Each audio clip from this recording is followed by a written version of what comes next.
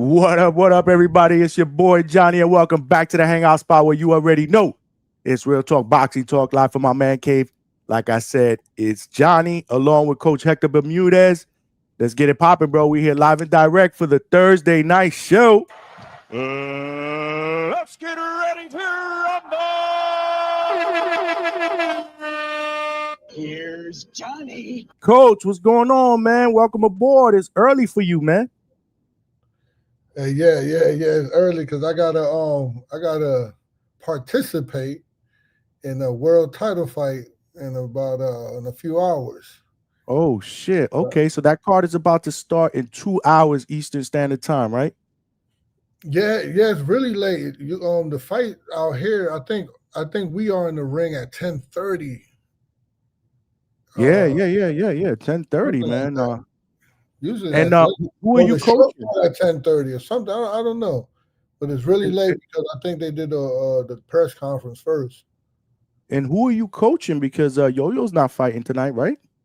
No, he's not fighting. Something happened with the medicals with his opponent. Last minute thing. They didn't couldn't find an opponent. Nobody trying to fight that boy. Hey Johnny, ain't nobody trying to fight that boy, Johnny. I don't blame you. I don't blame them, bro. I don't blame them. Man. And there was I don't blame the people that was supposed to accept. I don't blame them for not taking the fight. That's crazy, man. So who are you gonna end up coaching now? The main event, which is a WBO world title fight, is Camacho. Asquaga. How do you pronounce his name? Anthony Olasquaga. Olasquaga, yeah, versus Juan Carlos Camacho, El Indio. So I'm not the guy's trainer. I'm helping his trainer. They see that I was here, and they see that Yoeli wasn't fighting, and you know what it is. In football terms, what would you say this is? Man? Interim coach. You know what I mean? They pull the substitute teacher. Yeah, That's what's up, man. They saw me, so they want the best team possible. So okay, so you're gonna be going up against La Princesa. I think that's what they call him, right? I don't know, really. They call Anthony Olasquaga La Princesa. We were talking about that last night, man. That sounds crazy, but yeah, it's a tough task. I mean, we definitely the underdog. I would definitely say we're the underdog. Yeah, no doubt, man. So what's going on, man? What's going on? Welcome aboard, chat. We are live and direct here at the Hangout Spot Live Thursday night show. This is the betting night show. We are less than 48 hours, man, from the big card that is going down on Saturday night in Vegas, Allegiant Stadium. Main event, Terence Bud Crawford against Canelo Alvarez. Coach is in Vegas right now. Coach Hector Bermudez, he will be assisting in the main event. That's not my guy on the chat, Broadway Joel. You got Broadway Joel on the check-in? Oh, Broadway, you got to jump on for 5 minutes, Broadway. It's crazy. Joel, jump on for a couple minutes, bro. Hey, yo, the crazy shit, right? I'm in Vegas, right? Mm-hmm. I sent Joel a video. I'm in Vegas and I walk by and I'm in the Apple store. You know, they got a whole bunch of laptops out and iPhones out and I see I'm walking by and I see somebody looking at the at Broadway Joel podcast at the Apple store. Where? That's what's up.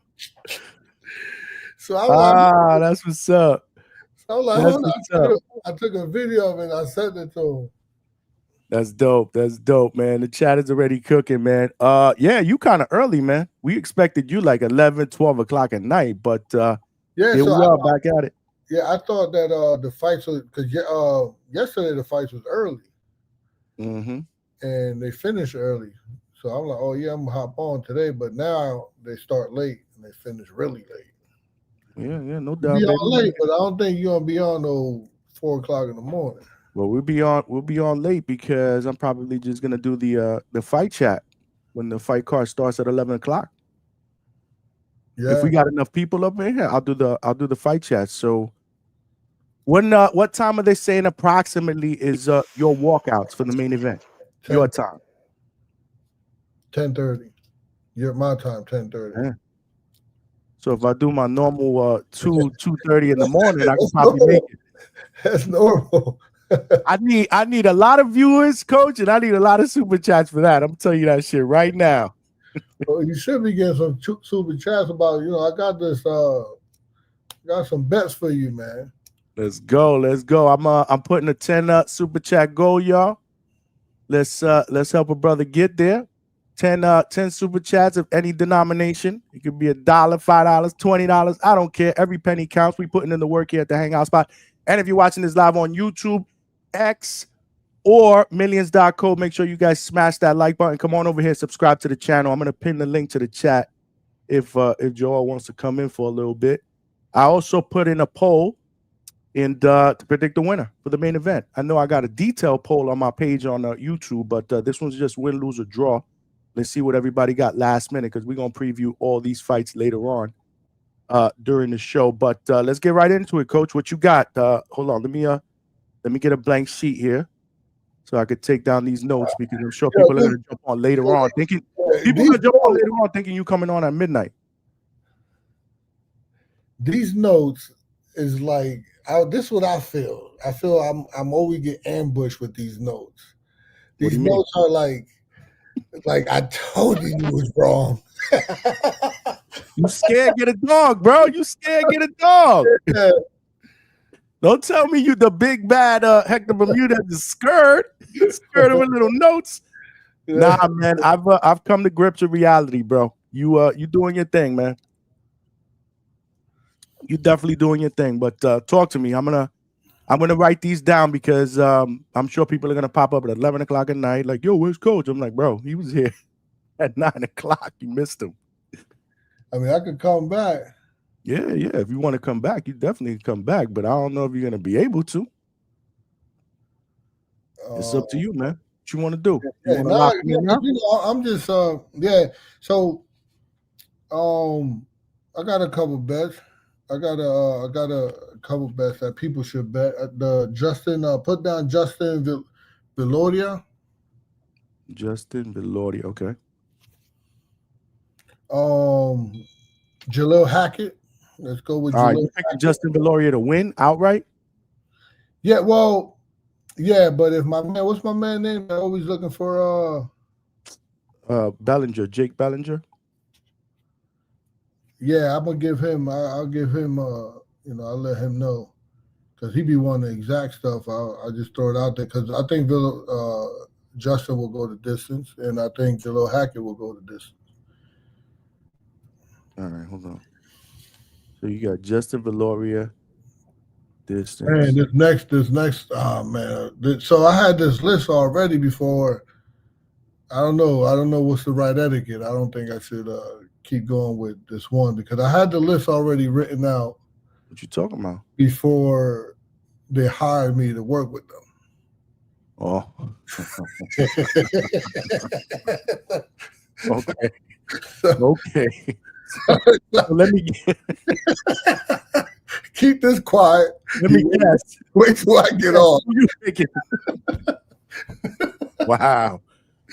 All right. Wait till I get off before you say this one. Oh shit. But, okay. You already know. You got La Princesa. Yeah. So we go with Patty Donovan. Hold on, you skipped one. Yeah.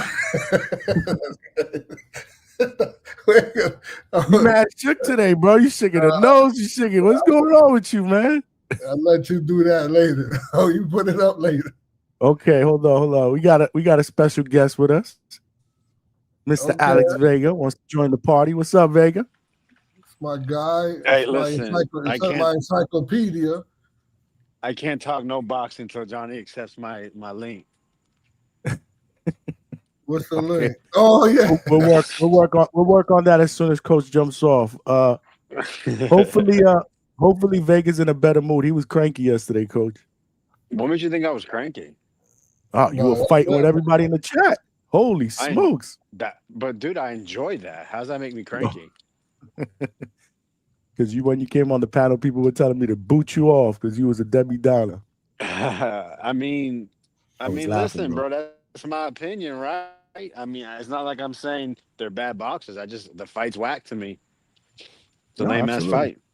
What fight Hey, is I didn't think nothing of it. I ain't boot you off, did I? What? Nah. I mean, nah, they thought you did because that's hilarious. As I soon as you know, said because when that, I I said got that, you off. got they thought I did, yeah.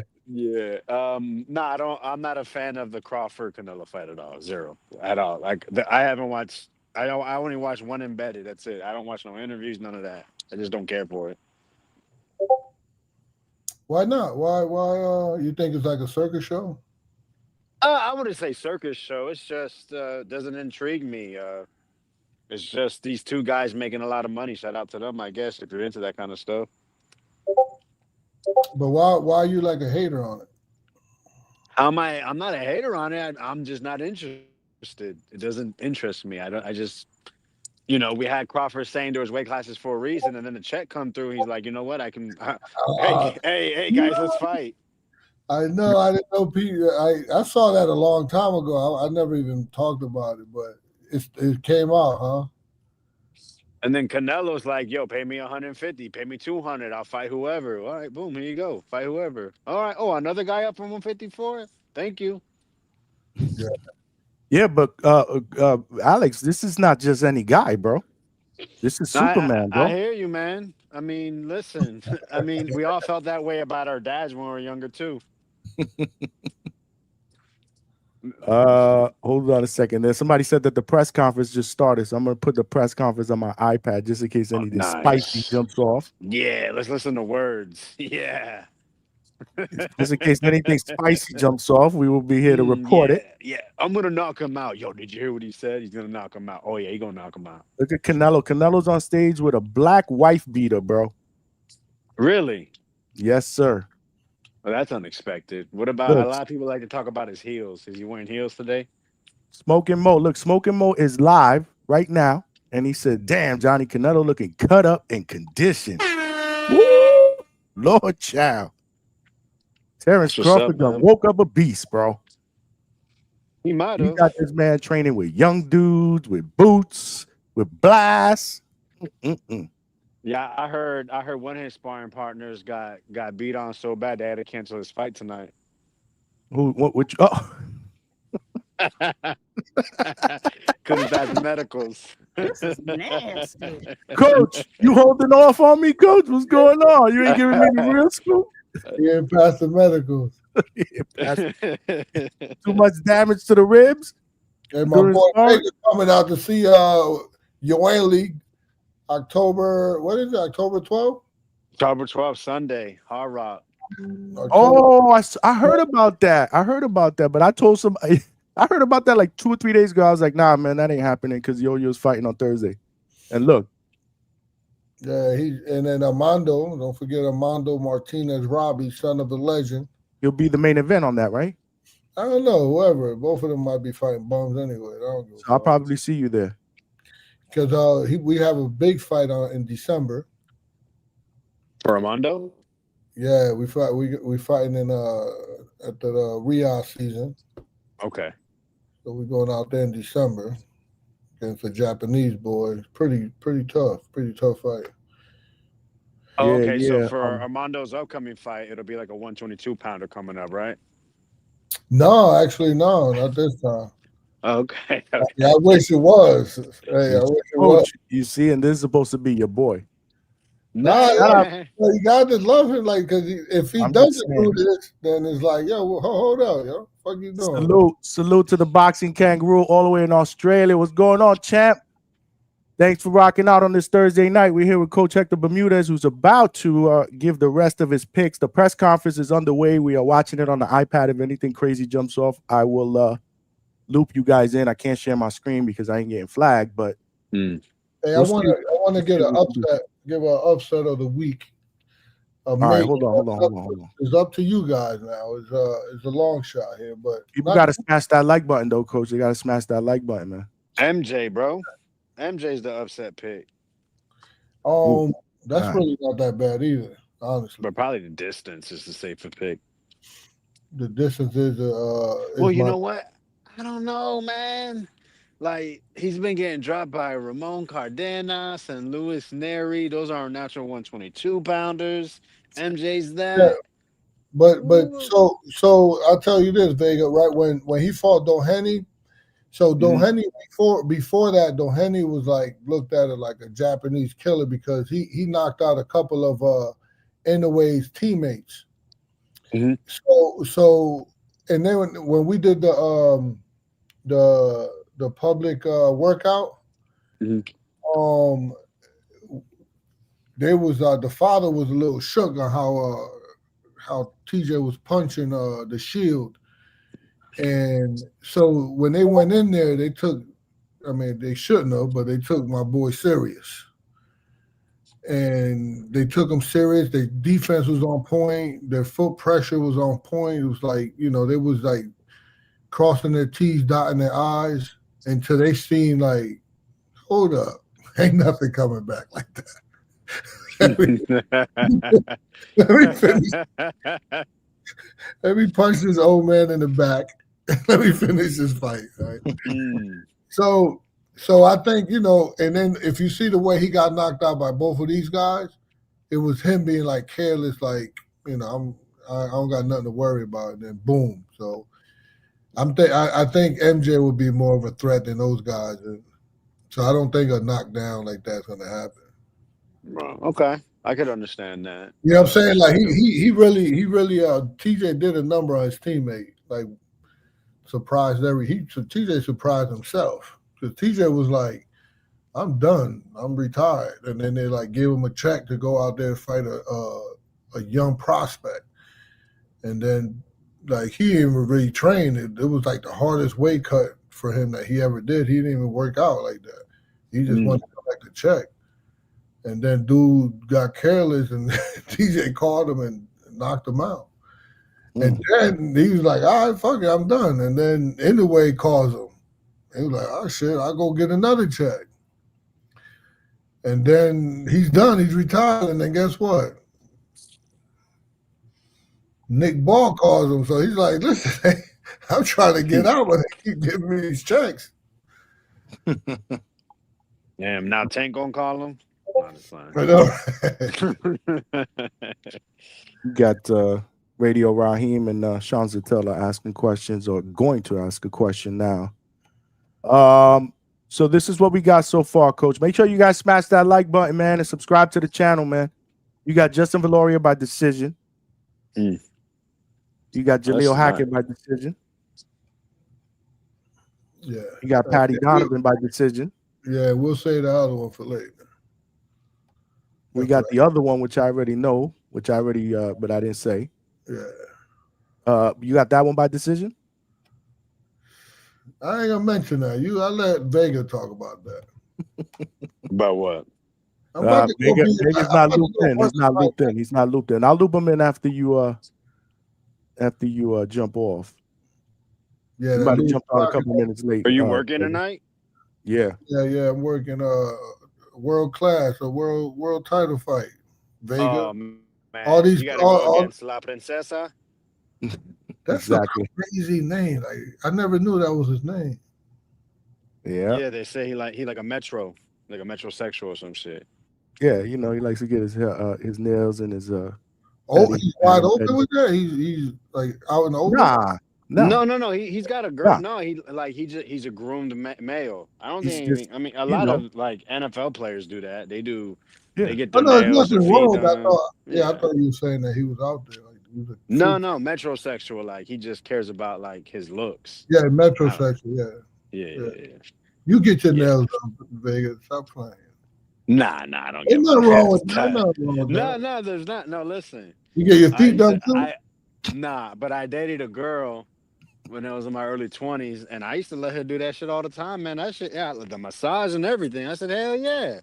So I don't see anything wrong with it. And it was for free. I mean, obviously it's for my girl. He said it's for free. Yeah, I don't blame anyone that wants to afford that. Like you and your girl go for it, buddy. Yeah, for sure. So you're working the Puerto Ricans' corner or someone else's? Because that's the only world title fight, right? Yeah, working the Puerto Ricans corner. I actually helped them cut the weight. They couldn't make weight. It was about to be off. Damn. And then they saw me, and you know what I do. So he's getting stopped, right? Because that's what I think it's like minus 300. Now, don't obviously I don't expect you to answer that, but I know he's favored to get stopped. We're on a live show now, Vega. I'm pushing my man to win, man. We're in a live show where people right now are probably clipping this segment. Throwing it out on X as we as soon speak. as I said that, I said, Talking about fights are fixed. Yeah, we don't want to do that here. So what else you got, Coach? I got board check, but I will say that if there's an upset, it'll be Brian Adams. Either right. So you picking Brandon by upset? No, that would be my upset of the week. Special. Yeah, but on the parlay, I will pick board check. And the Christian Billy, I ain't gonna front, got me a little nervous when I think Shakur tweeted, put the bag on Lester. Did you see that, Bigger? Yeah, it's a 10 rounds too, so that helps Lester. Oh man, I thought it was. You sure? Yeah. WBC interim title fight, 10 rounders, man. Shout out Cepeda Farmer too. Same thing. Wow. So we thought yesterday when we were on the show, we thought that was a mistake by BoxRec. Nah, man. It was for intern title. So I'm thinking, that's got to be 12 rounds. So drop 50 on Camacho. All right. And if I don't, then you'll give me 100. Okay, cool. So even though it scared me a little bit, I'm gonna still go with M. Billy. You gonna go with M. Billy by what? Stoppage? No. I'm just picking money line on him. Put it in a parlay. And go with Callum Walsh. I saw the Vargas last fight. And getting out box. Yeah, it was just like getting toyed with at first, and I'm looking at they was like happy in the corner. The other guy was happy in the corner. Oh yeah. They was doing good, and then he got dropped, and then Vargas came through, dropped him, and then dropped him again in the ref. I think it was a little premature stoppage because they knew he was in trouble. He was kind of getting played with. Colin Walsh is a big puncher. He could box a little bit. He got holes in his defense. But I think he's just been groomed, and I think, and I also think they've been babied, so it's like they ain't gonna pick nobody that could beat them. Better foundation too. Yeah. I actually had somebody that went up against him, and the reason why I say the defense is Villarreal. Or no? No, I actually helped somebody cut weight to make the weight. They always calling me when they can't make weight. They can't call me early on where I could give them like a whole diet to follow. They always call me like, my fighter can't make weight. Can you help? So I helped a kid from Ohio, Toledo, Ohio. Oh, Albert Bell? No, Albert Bell. Where that button at? Hit the button. Albert Bell against Walsh. What was it? Tucker. It was Tucker. Tucker. Somebody says Sean Zattel is spitting, but I can't hear the press conference. I can only see it. So far, no fireworks, just reporters standing in line in the middle of this. I'm still on this La Princesa Camacho. I got that shit up. I'm staring at it. I don't know what to do, man. You're on your own there, buddy. That's it. Yeah. We got Callum, and we're gonna go with the big guy, Saul Canelo Alvarez. You're gonna go Alvarez? Oh, I think it'd be crazy not to go against. It's crazy how people. I've been shut this whole time, but I just say it's crazy how people would pick Bud. What information or what knowledge are you going off of? Is purely emotional. So purely people are hating on Canelo and they're being emotional, and they're reaching because what would tell you that this guy would beat Canelo? Vega. There's a Vega, ton of people that have been on the panel calling in that would probably disagree with you. Yeah, I know that, but tell me, like how would what information they're going off of? But that's what I'm saying. If you were on here, when you're sitting here looking at bet to make a bet, and so I have to make a bet. I have to tell people what to bet on. So I'm here studying the tool. So what would convince me that this guy, when he said that this weight class for a reason, the highest that he could probably go, and he wasn't even sure, is 154. And now you're going to 68, and then you can't erase what happened at the Magomedov fight. How even though he was getting hit with lead backhands, even though Canelo don't throw lead backhands, but he was still getting through the guard. So I mean, kudos if someone picks Bud and they get it right. Just I got Tellez wrong, right? But what would tell me that the African kid would have beat Tellez? So I could be wrong. But nothing's telling me that Crawford could move up to beat Canelo on Mexican Independence weekend.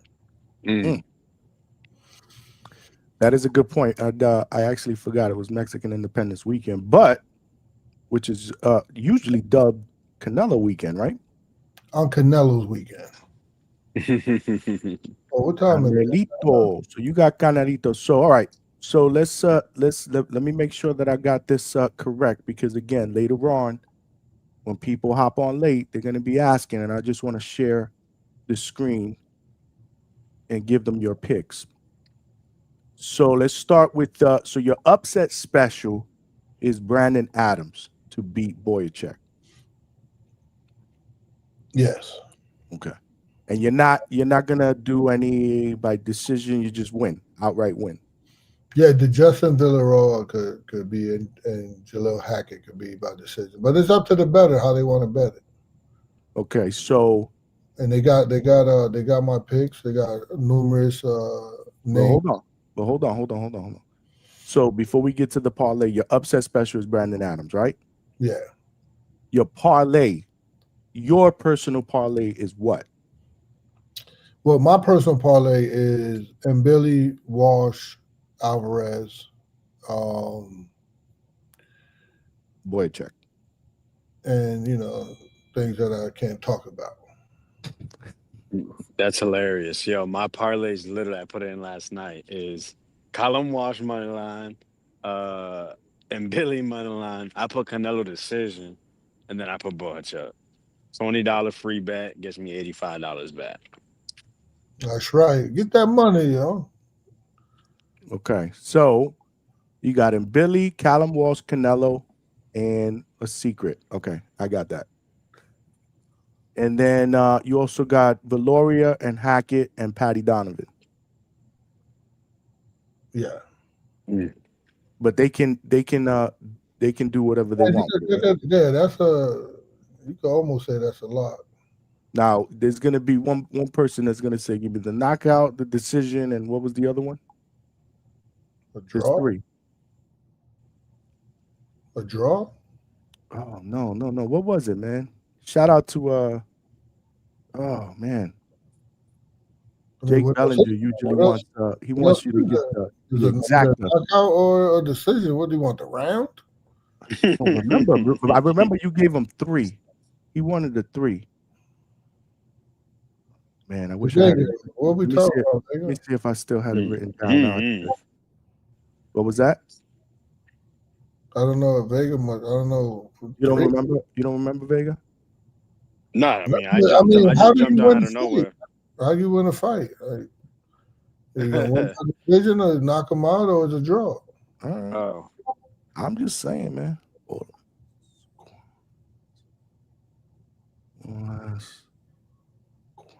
Yeah, I felt the same exact way like you did about that Vargas Jr. fight. It was getting embarrassing for Vargas, but he's got good power, man. You got to give him that. Yeah, he does, right?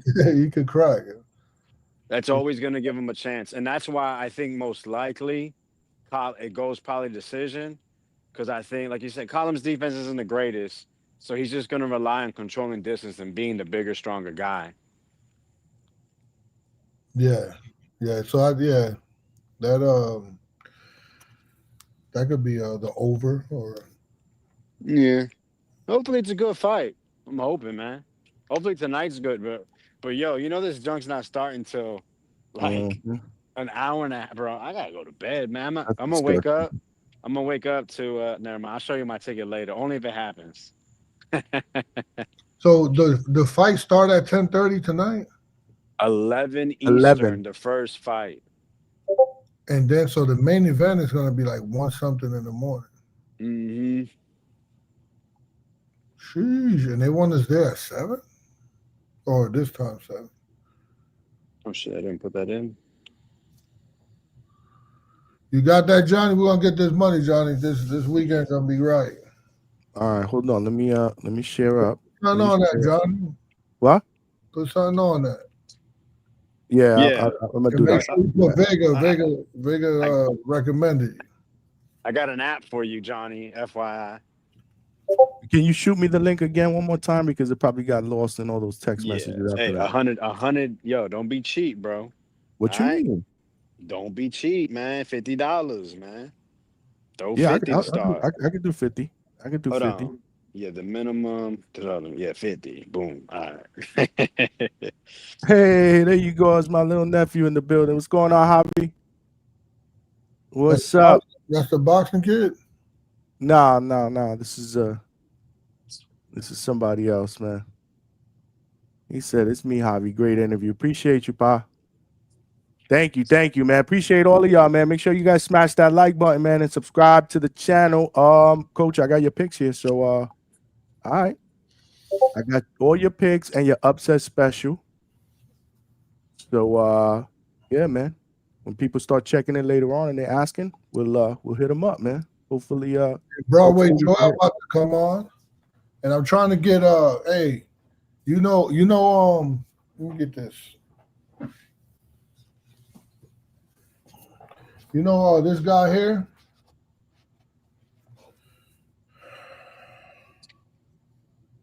Jose Corpas. No. I don't know who he is though. He wrote this book. He wrote the book. This is where'd Vega go?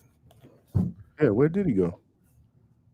He wrote this book and he's gonna be on with Joel, hopefully. I'm trying to get him on to hop on. He's a monster, he's a historian, he's a beast, man. Okay. That's what's up, man. That's what's up. He's a beast. I'm texting him, telling him to come on now. Who, Joel? Yeah, both of them. So get your questions ready. Anything history, let them know about. Man, I don't even know who this guy is, bro. You put me on the spot like that. Okay, so he wrote this book because I guess he got tired of people.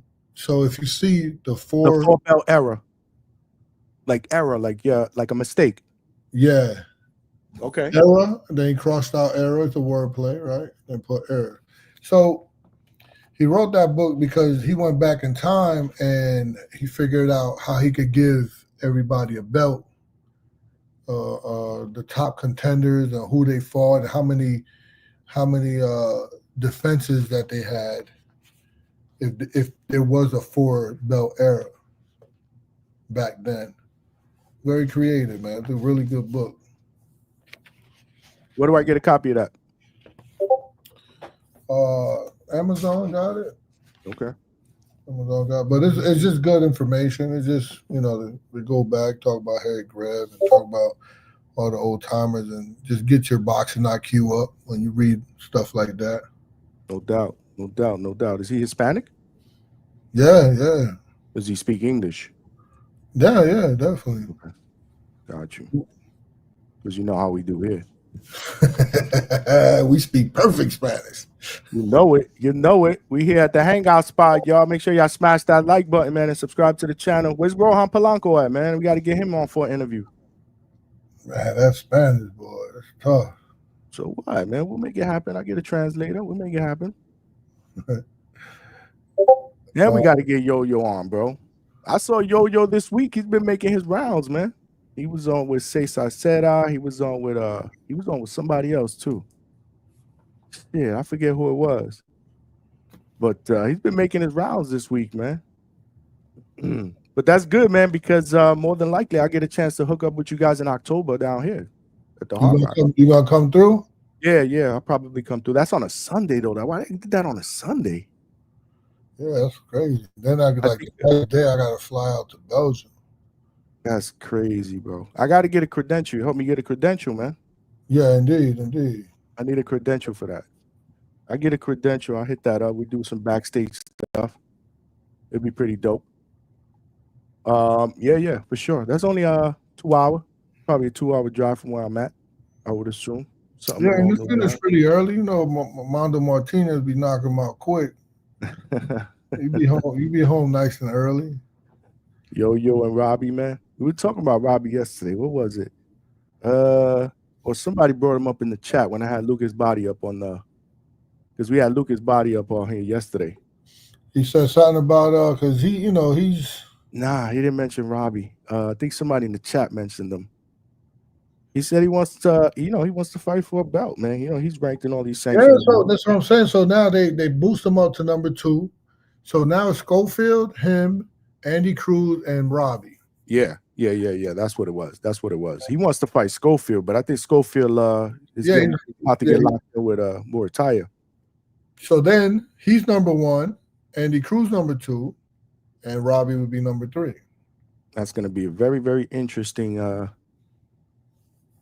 He said, "My bad, lost service while walking the dogs." What kind of dog you think Vega got? Small dogs like mine. You guys with these small dogs that can't protect nothing. You guys need companion. What the fuck? Why would you have a little dog for? You don't even know, bro. Try to come in here and see what happens. See your ankles. You walk out of here with no ankles, bro. Actually, a fun fact about me is that I train dogs too. That's a hobby of mine. I like doing that. You look like a dog trainer because you're serious. Yeah, I like it. Yeah, you look like you can train dogs, bro. I ain't gonna lie. Damien, what's good? Respect, Johnny. What up, Coach? What's good, Damien? We are chilling here Thursday night, bro. Less than 48 hours, Coach. We will be here live and direct for the live fight chat. Are you working Saturday? No. So you jumping on for the live fight chat or what? Yeah, I could do that. We call some fights?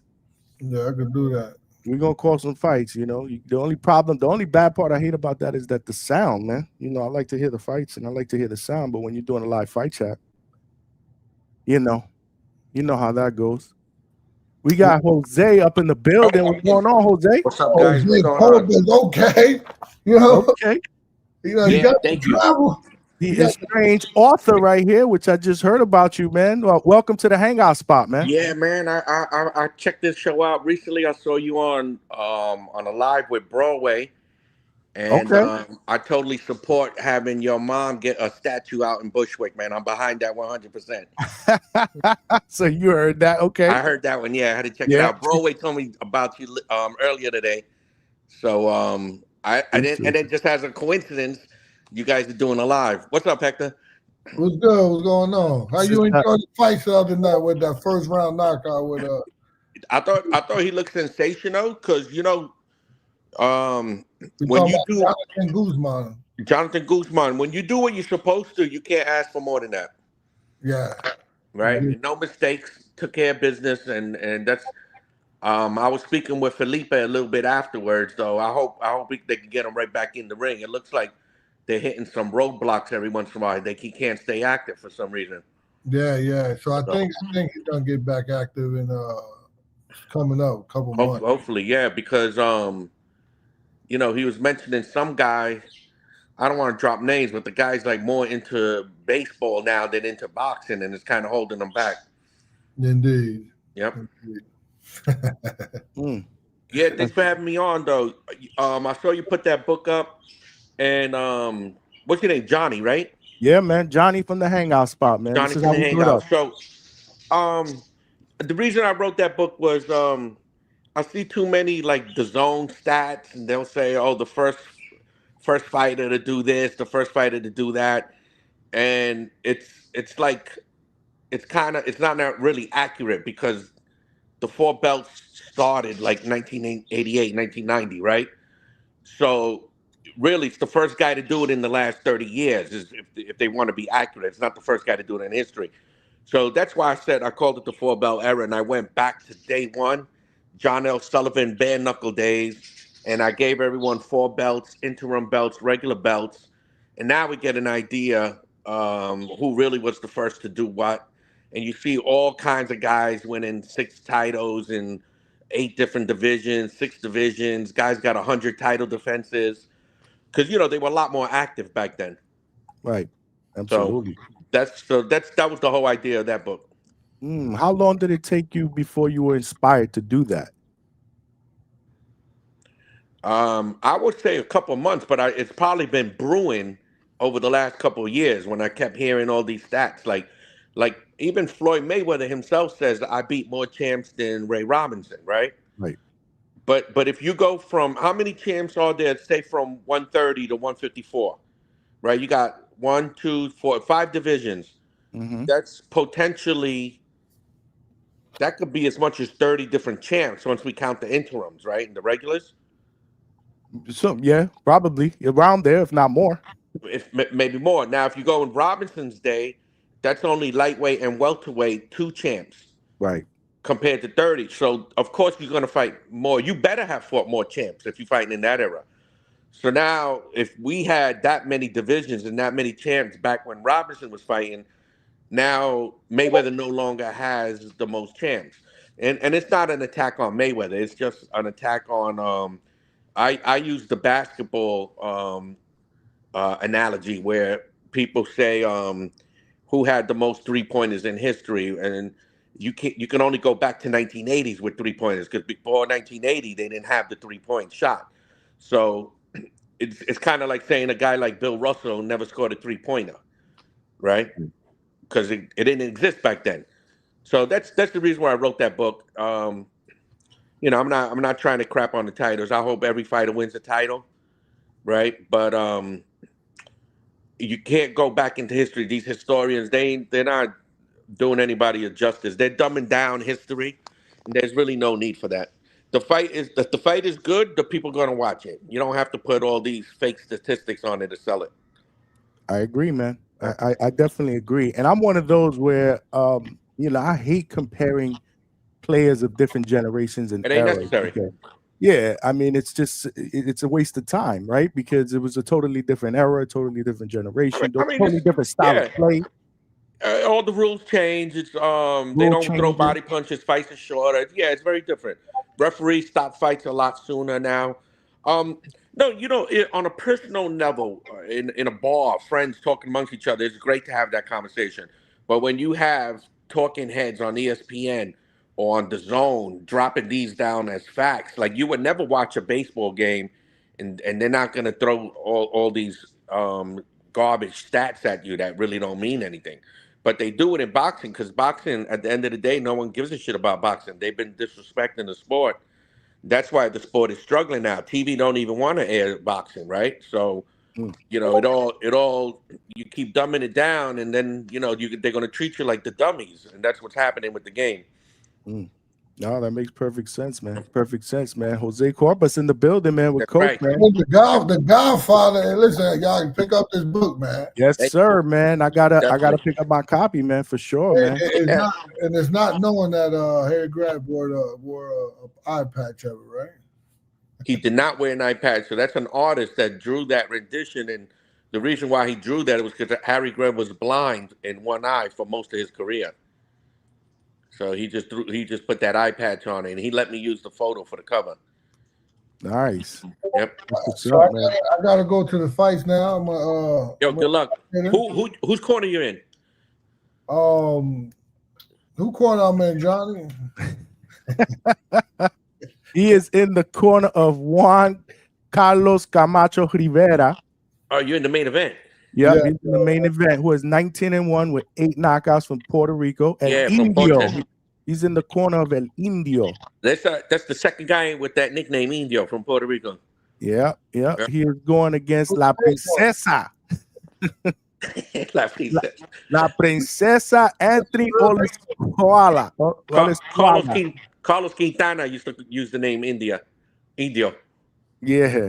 That's what's up. Hey Johnny, man, you got a powerful man on with you, man. You can ask him some stuff, man.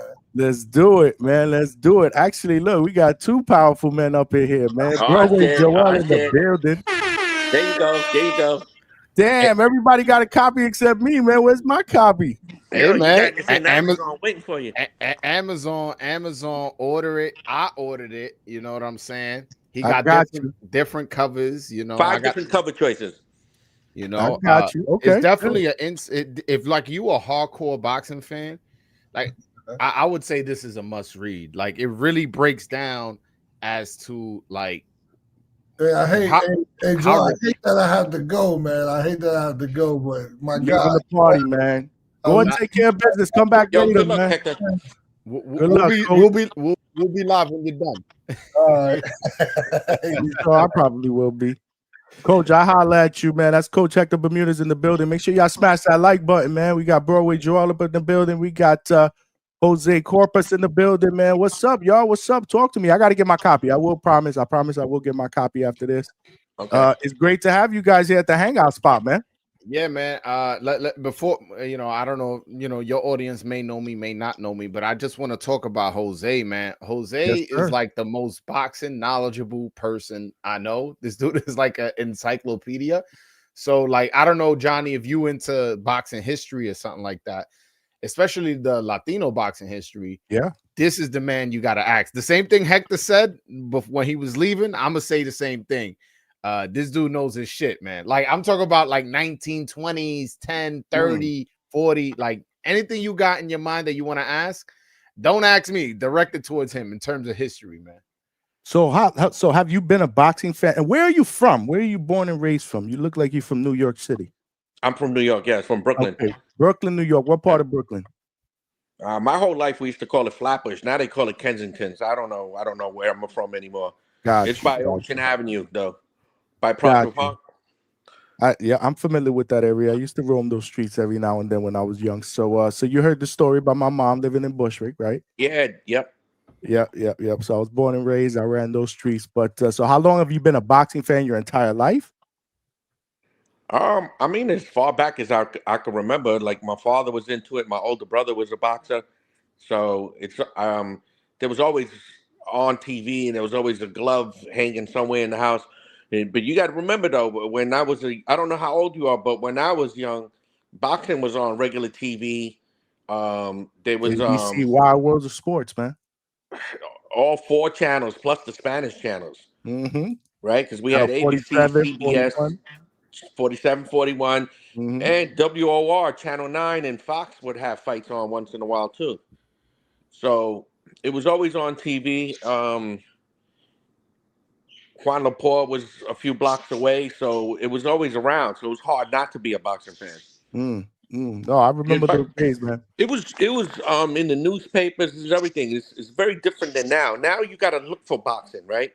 And you can't buy a newspaper and read about boxing. You go on these websites, like these sports websites, and you want to look for boxing news. It's like under the other tab, right? You see MLB, NFL, other, right? 30 years ago, it'd have been one of the main ones up there. So I don't remember anyone not liking boxing back when I was young. Yeah, man. I grew up in the sport as well. Yeah. Oh, it's different, man. I mean, look. I mean, who would have known, man? We're watching boxing on Netflix, bro. Netflix. We watch it Inoue on Facebook. Facebook, bro. Like what happened to HBO, Showtime? I mean, we grew up on all this stuff, right? Netflix ain't bad though. That's a nice. That's a good. That's a good look. That's a nice one. But who would have ever thought that though, right? I mean, I know. A streaming platform now is it's like no platform. Yeah, no, it's a totally different era. Like we talked about a little bit about before you jumped on, Joel, just a different era of sports in general. To the boxing that I grew up, the golden era of boxing, man, in the 80s and the 90s, man. Yeah, nah. How far back you go, Johnny? I'm 52 years old. Damn, so you you 52? right there. You're right there with me then. Okay. I'm 52, man. I just turned 52, man. Yo, you got to give me your diet. Yeah, whatever you doing, man. You don't look 52, man. You gotta talk to the lady in Bushwick. That's why she's getting a statue up there, bro. Okay. You know, we need that a lot of address people say I now. get that from my mom because she doesn't, you know, a lot of people say she doesn't look her age as well. You know, I try to keep myself in pretty decent shape, I guess. Yeah, man, you look Live life, good. be happy. You know. I thought you were honestly, I thought you were like 41, 42. Oh, bless your soul, man. I'm being serious, not even just. I would not have guessed 50. Well, I don't act it. I certainly don't act 50. That's for sure. I don't act my age. I think getting old is overrated, man. I'm not trying to act my age, man. But I go far way back. Like I said, you know, I was watching boxing in the mid 80s, late 80s. You know, I compare eras all the time, and I stopped doing that. Because you know, at the end of the day, it isn't doing any justice because this is the sport that we are. This is where we're at today. You know, and if you're not adaptable to change, then you're not going to be able to enjoy what we have in front of us, right? And you know, boxing can be. I tell people this all the time. Boxing can be what it was. It can be what it was if the guys that we wanted to fight each other fought each other, right? Because that's what made boxing so great back in the days. It was about legacy, right? Yeah. Well, the thing is, money was always a part of boxing, but it's become so much more about the money than it is about who's being the best. I made this comparison yesterday on my channel. Like, right, last year, the Yankees and the Dodgers met in the World Series. It generated high views, high money, and all this. And we figured out that the best team last year was the Dodgers. Okay, cool. But the Dodgers and the Yankees haven't met up since 1981. Just because that's the money maker, that's not always going to be the World Series. And boxing is like that. It doesn't matter that the Yankees that you know, so and so and so and so aren't the best. All right, it don't matter. That's a fight that has to happen because it generates the most money. Mm-hmm. And at some point, there needs to be an organization as to the sport of what it is. You know, the rankings have to matter. And I understand this is a business, but there needs to be a balance. Like for example, Tank Davis fighting Jake Paul when he could be fighting Lamont Roach, a rematch when he could be fighting a unification with Shakur Stevenson. That's the sport of it. Now, guys like Mayweather that want to fight Logan Paul and stuff like that, you retired. Even Muhammad Ali did it. You know what I'm saying? You retired and this is on your side. But when you're taking away opportunities from other fighters, you're taking away from the sport, you know? And what they'll tell you is you can't feed your kids with legacy. Like if these dudes are starving. We're getting a little bit of back feed from somebody's mic. I think that might be Jose. Yeah, let me mute my mic. Yeah. You still hear it? Yeah, I still hear it. That might be it's you, Jose. It's you, Jose. How do I fix that? Because I'm on my cell phone now. You have a pair of headsets or earpods or something like that? I can plug those in. I don't have earpods. Let me see if I can get something. Well, I don't hear it now. I think you might have been covering the mic. I don't know what I was doing, guys. Stop accusing me of things. Yeah, it sounds good now, right, John? I mean, the headsets will help though if you got earpods or something like that because it may come back and forth. Yeah. Nah, I'm not letting you guys attack me. I think one of y'all were having the feedback, not me. Nah. Yeah. I mean, man, this is the late night spot over here, man. Mm-hmm. We got another guy here. What's up, guys? This is my guy, man. This is the boxing maniac in the building. What's going on, Cat? What's going on, man? We got an echo in the background, man. Yeah. Is that me? No. I think it's Jose. Jose. Yeah, it's definitely you muted you all of a sudden it's gone. Hop out and hop back in. All right. Yeah. What's going on, maniac? What's going on, man? You already know this Mickey Mouse fight, man, coming up Saturday. The casuals fight, man. The fantasy fight. You get it Saturday. They get it. Not excited for this fight, man. Come on, man. So you're not even intrigued. Like I said, this fight is full of intrigue, man. You got Super Bud moving up 2 weight classes. You got Canelito, the face of Mexican, and some people may say the face of boxing is in general.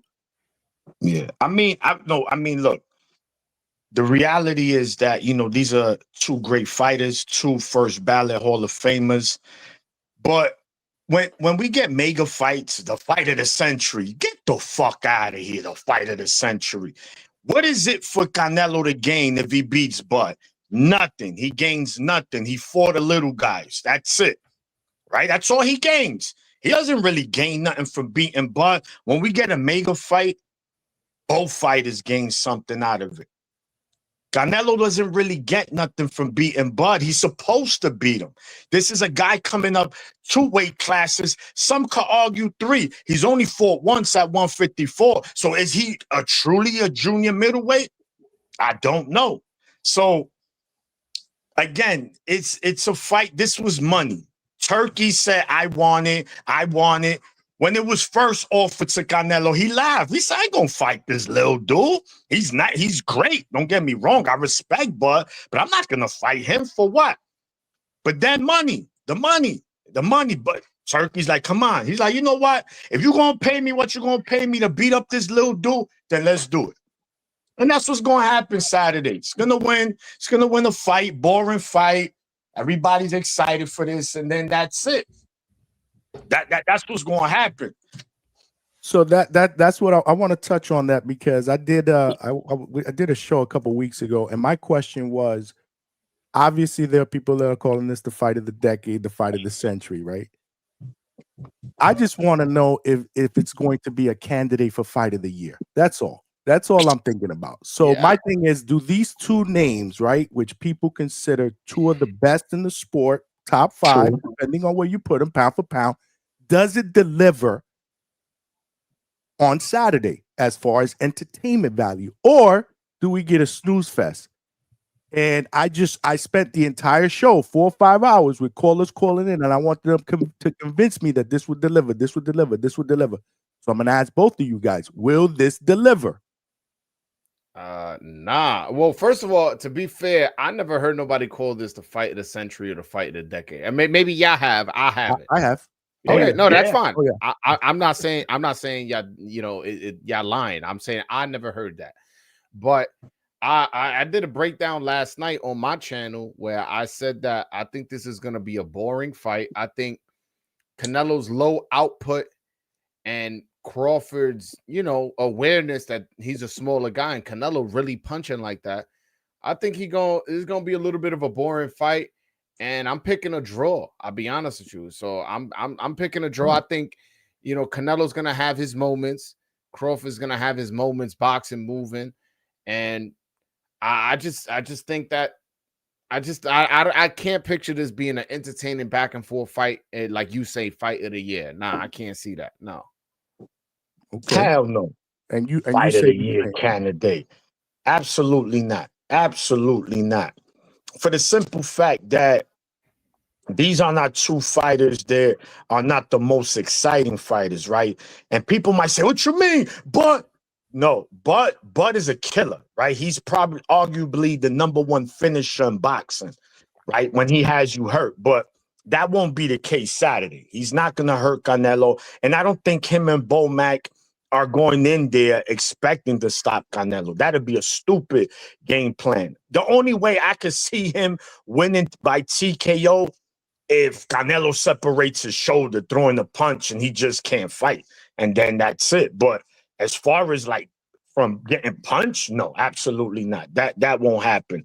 Now, can he outbox Canelo for the entirety of the 12-round fight?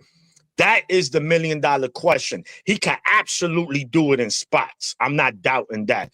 Bud is very talented, but we also got to take into account how would he the weight, right? Is the weight going to play a factor as we get into the 6th round, the 7th round? He's never fought this high. People got to stop acting like they know. We don't know when it comes to Bud. We haven't seen him at 168. Look, I tell you this, and people could take it how they want.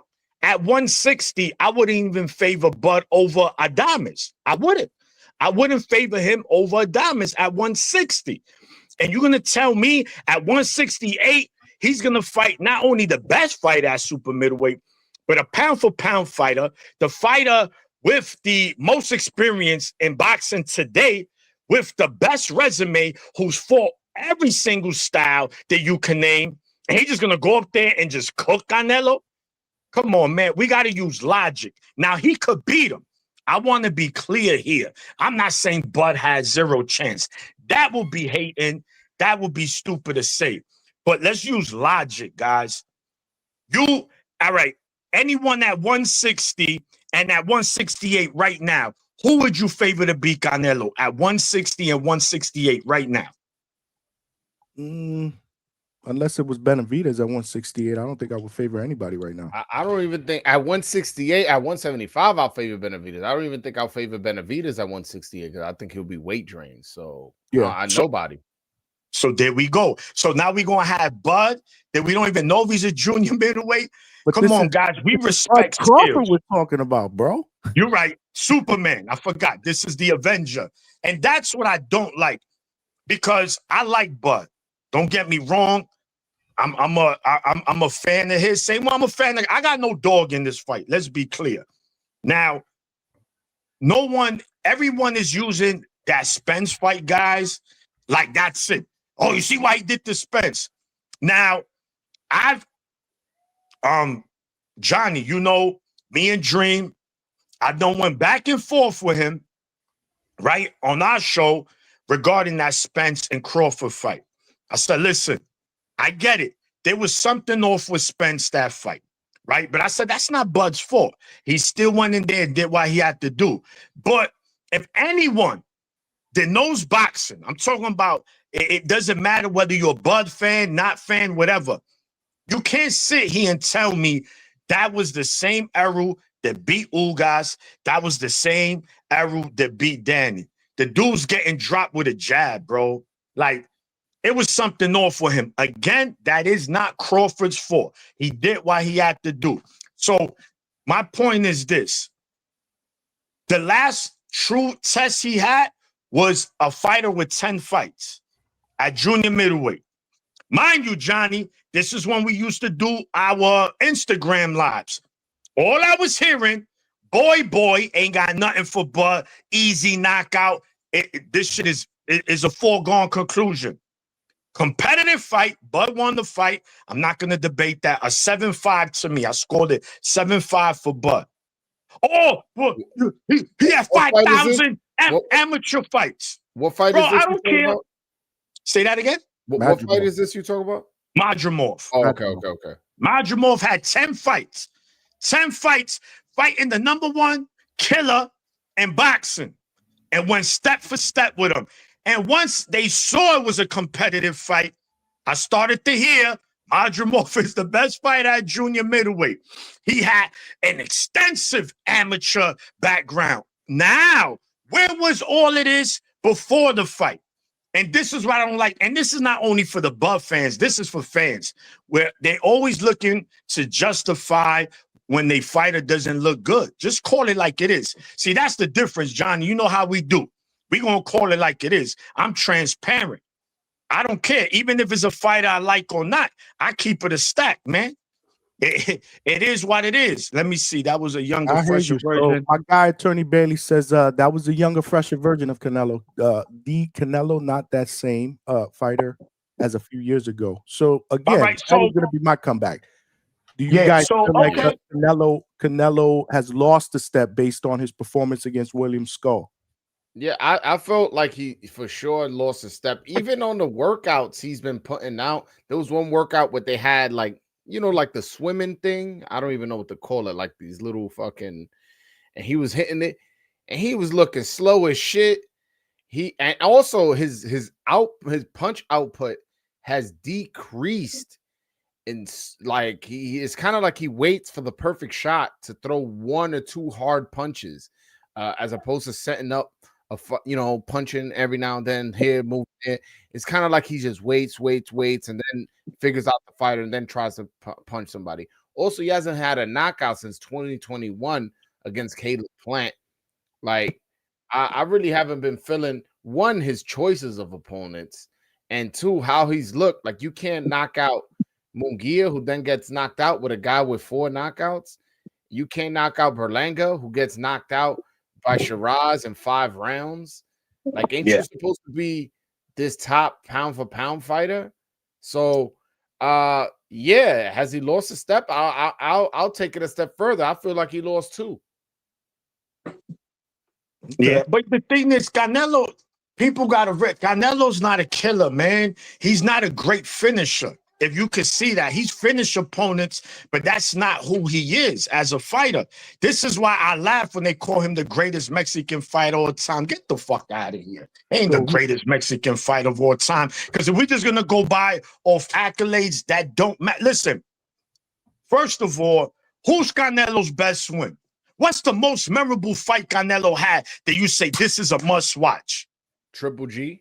Any of the 2 Triple G fights? Definitely the second. And those were good fights.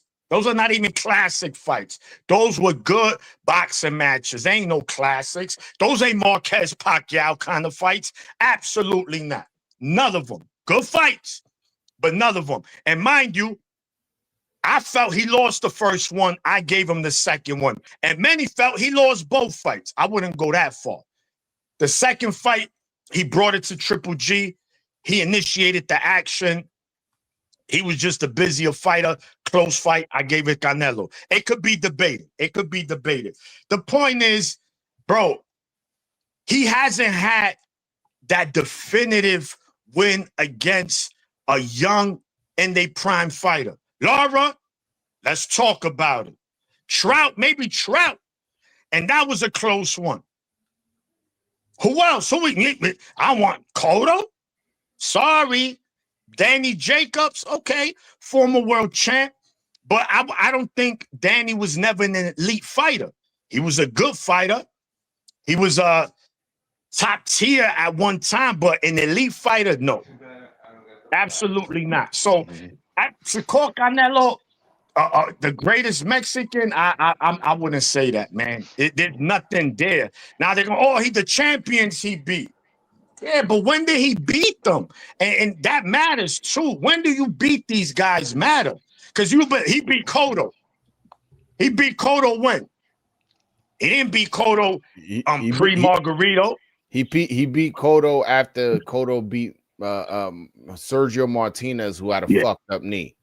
A super fucked up knee. And mind you, Cotto is my favorite fighter all the time. And I tell you, the only reason I throw that win in people's faces, because they were disrespecting Cotto going into that fight, knowing Sergio had that knee. It don't matter. He gonna knock his Puerto Rican ass out. Okay, because he's Puerto Rican. Let's let the hate start. And he fucked him up. There you go. Hold that. Fuck out of here. But anyway, his knee, that shit matters. So, again, boxing, people pick and choose who to call great. People pick and choose. Nah, bro. We could pick apart everybody's shit. Nah, I'll say this, though. Canelo is an all-time great. Now, is he fucking top 10 all time? Nah, one, no, that's not my opinion. And two, we got a boxing historian here in Jose Corpus who could probably break down the Mexican boxing history way better than all 3 of us combined. So I think maybe we should shift the conversation to that. Jose, so what do you think about Canelo, where he stands as far as best Mexican fighter of all time? He's not the best of all time. He's in a real good position, though. I mean, he got nothing to be embarrassed about. Is he in the conversation based on his accomplishment?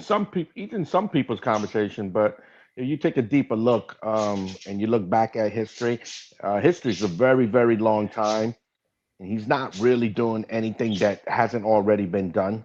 I don't want to sound anti-Canelo. I think he's fantastic for the most part, right? He's very careful what he does when he does it sometimes. But let's just break down how many Hall of Famers he beat, right? Well, he got Cotto, and I think that's it, right? Well, Golovkin will probably get in, right? That's two. Help me out. You got any more? You think Larry's getting Maybe in? Mosley, Mosley? but we know Mosley was Yeah, arrested. that was a done Mosley. I'm So- not. I don't even want to give him that one. And the Cotto that was not the best Cotto either, right? It wasn't the best Cotto. He wasn't totally washed, but it wasn't the Nah, best. he was at it. It wasn't his best division, Cotto was right? totally washed in that fight. And he was small. Cotto was in no man's land. He was too big for 147 at the time, and not that big for 54. He fought Mayweather at 54. Mayweather was bigger than Cotto at 54. Just imagine that. Mayweather bigger than you at 54. Come on. Is Kovalev? Hold on. Is Kovalev a Hall of Famer? I know. Is he Hall of Famer? I'm trying to think. I'm not saying yes. I'm not saying no, but he was. He was wrecking shit for a little bit. Debatable. I think it's debatable. It probably is. Where he was the best. Where he was the best in his division for a few years. But I'll tell you what's not debatable. You look at a guy like Baby Arizmendi, who was a champ in the 1930s. He has 6 Hall of Famers that he beat. So if you want to go by quality of opposition, he ain't matching what he did, right? This is a guy that beat Henry Armstrong. He beat Freddie Miller. He beat Manuel. The bantamweight. I can't even think of the bantamweight's name now. So his record don't stack up as the best when you match him with history. I don't even think his record stacks up with Sanchez, even though Sanchez died young, they both had about the same amount fights, but Sanchez took Lopez out twice, Wilfredo Gomez and Azuma Nelson. Now, at the time that he beat Gomez was considered by many 1 or 2 pound for pound. I don't think Canelo has a head like that on his record where he beat someone who was number 1 or 2 pound for pound. Exactly, Jose. That was my point. Like, we got to be honest. See, I don't take nothing from Canelo. I'm not saying, he's an all-time great. He's good. You could call him that. You could call him that based on accolades. Yeah. But yeah, I mean, based on longevity and who's he beating. But if we want to dig deep, you look at it, it's like I'll give him this. I'll give him this. He was lineal champion at 54, lineal champion at 60, and lineal champion at 68. Now we like, he got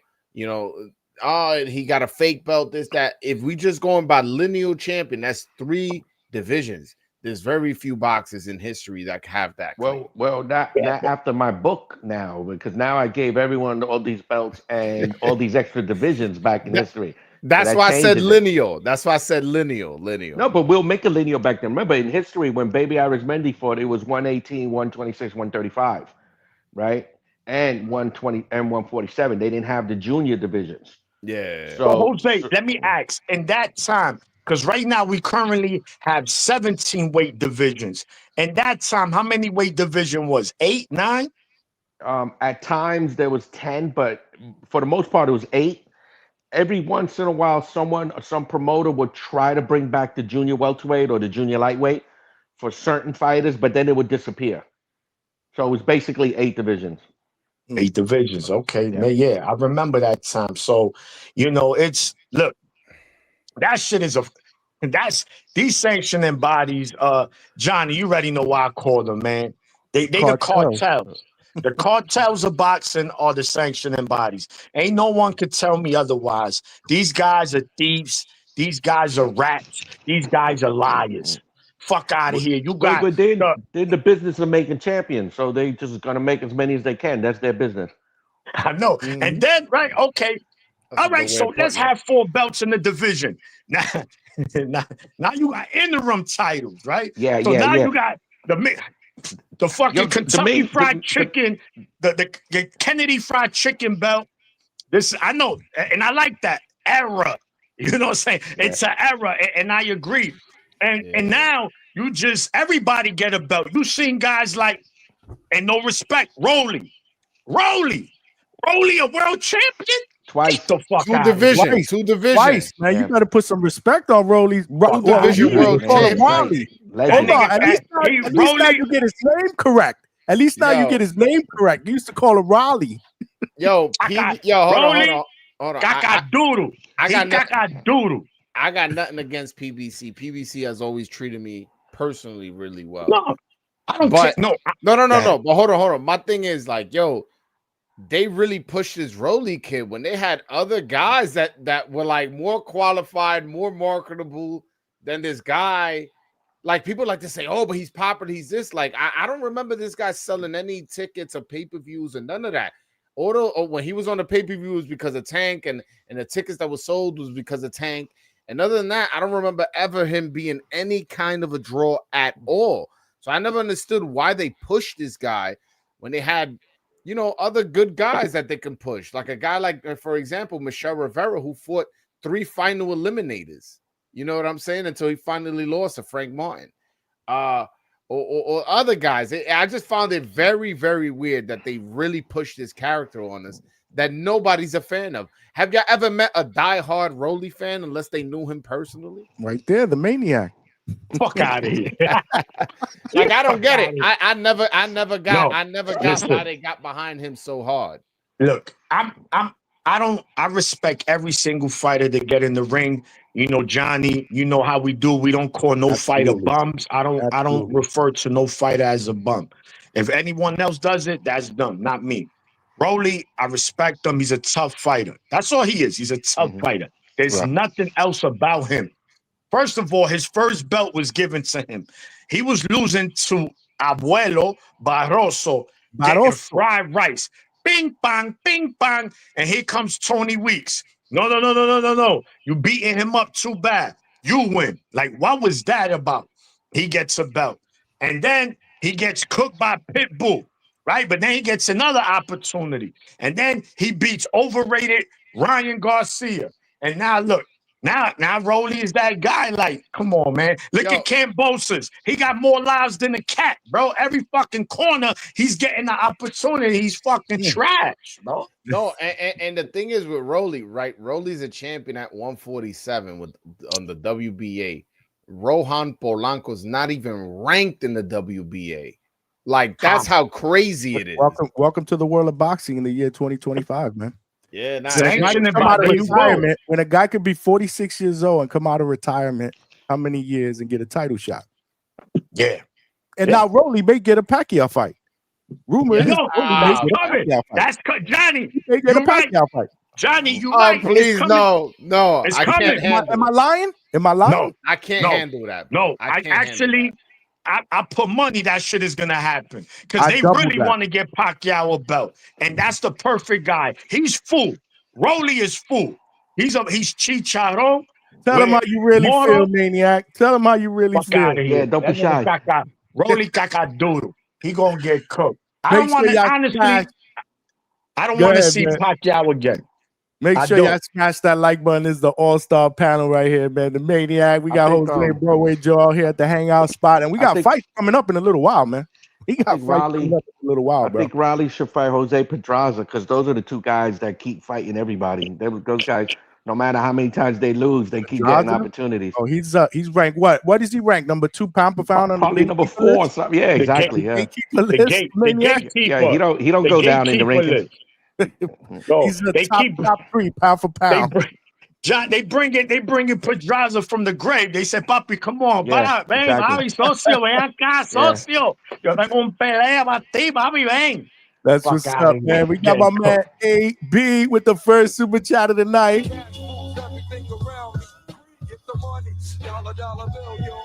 Appreciate you, my brother. AB is a historian, man. So with the $10, appreciate you, my brother. He said, Jose, agree with you totally. We call it greatness. But imagine fighting a killer in a 15-round fight versus 10 or 12, 15 rounds. Why do we celebrate 50-0 when Robinson won how many fights before his first loss? Yeah, go ahead, I mean, 50-0 sounds sexy, and that's what they keep pushing. They first started it with Larry Holmes when Larry Holmes was 48-0. They were trying to get Rocky Marciano's record, and ever since then, that's they kept sticking with it. It sounds sexy, and to be honest with you, the promoters don't have too much creativity. So if they saw it work for somebody, they're gonna keep doing it. That's why it took 2 guys that had no background in boxing to come and blow them out of the water, Jake Paul and Turkey Alashiki, that once again reminded them how to really promote, because these old promoters got fixated on 50-0 and belts and all of this.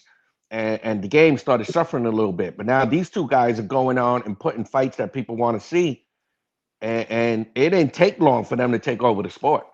No, So 50-0 is sexy, and that's why they selling it, and they don't know any other tricks. That's why.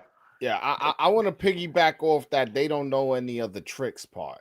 Yo, that is so true. These promoters are, and I'm not specifically calling one of them out. I'm talking in general. Like, yo, a lot of these guys are just stuck in the 80s and 90s.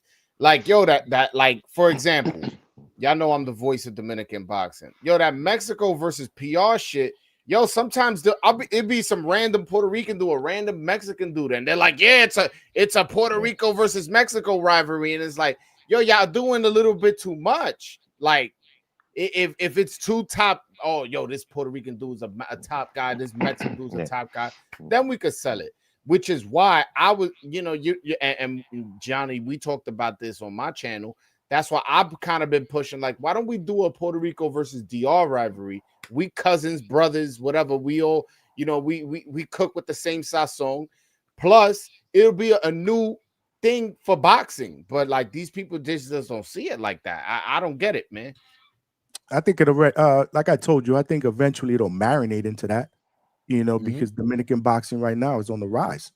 It's on the come up. There's a lot of great young Dominican talent right now that are making. But I'm the only one marinating it. I'm the only one. Like, my thing is that the promoter should be doing this, not me.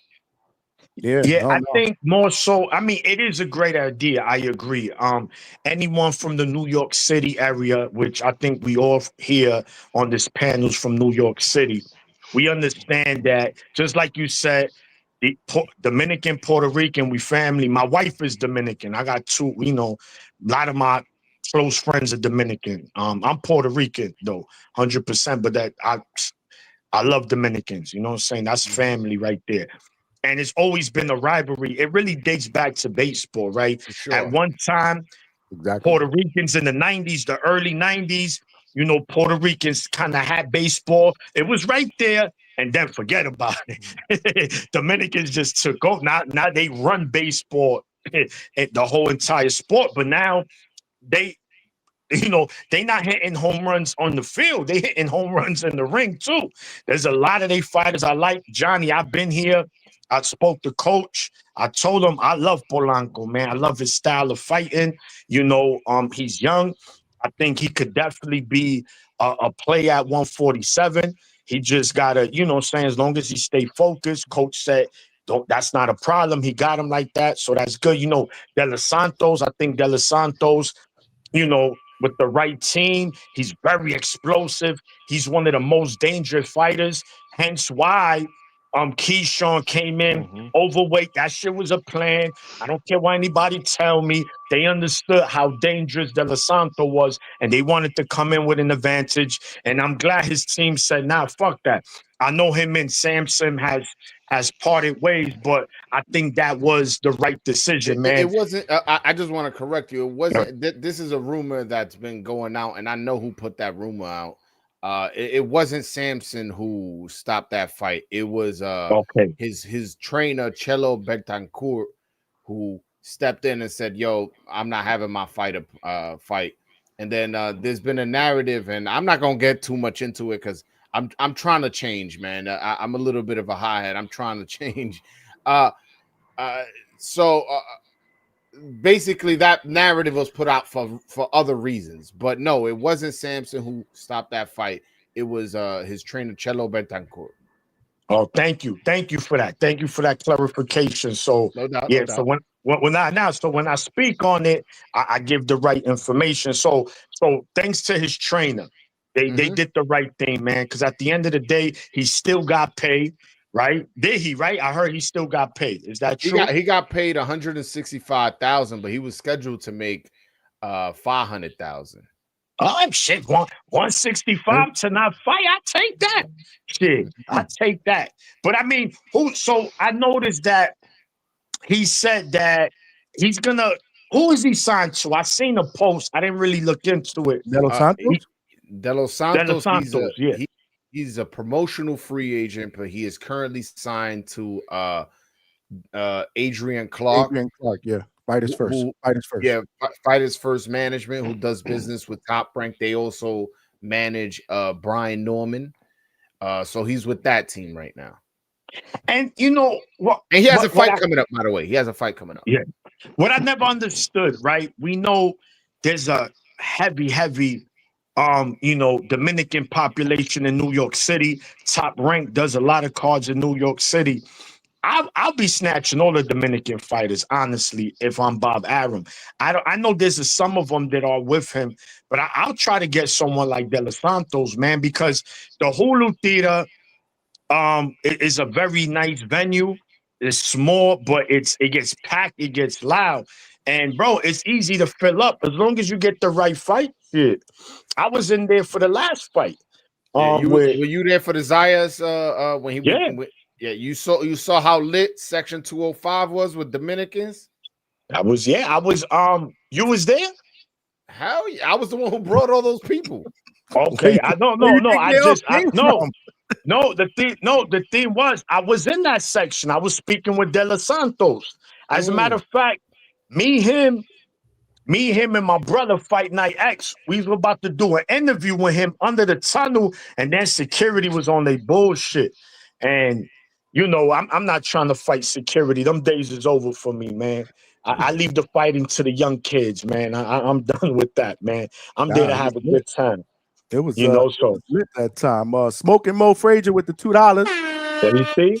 He said Rocha or Curiel will pack up Polanco with the fire the Mexican flag to get the fuck out of here. What y'all think about that? I mean, he'll pack him up a fucking dinner or some shit like that. Like, these dudes ain't beating Polanco. These dudes is not. I'm sorry. Mo said Polanco a crude fighter, okay puncher. That's it. Yeah, that's it. He don't. He always getting dropped and cut in all his fights. You're right. You know, he a very terrible defensive fighter. You heard that, Mo? Has a punch, right? That's it, right?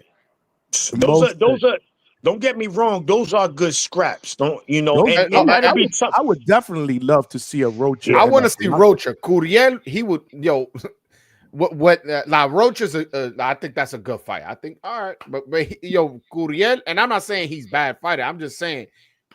Rohan would smoke that guy. He would smoke that guy. Rocha's a good fight. I would love to see that fight, but Rocha is not going to take that fight because he's ranked number 1, number 2 or 3 in the WBO. And my man, if you're gonna be sending super chats, don't be sending a little bullshit $2. Step up your game. Send $5. Stop being broke. You're getting free content. $2, bro. Yo, we got.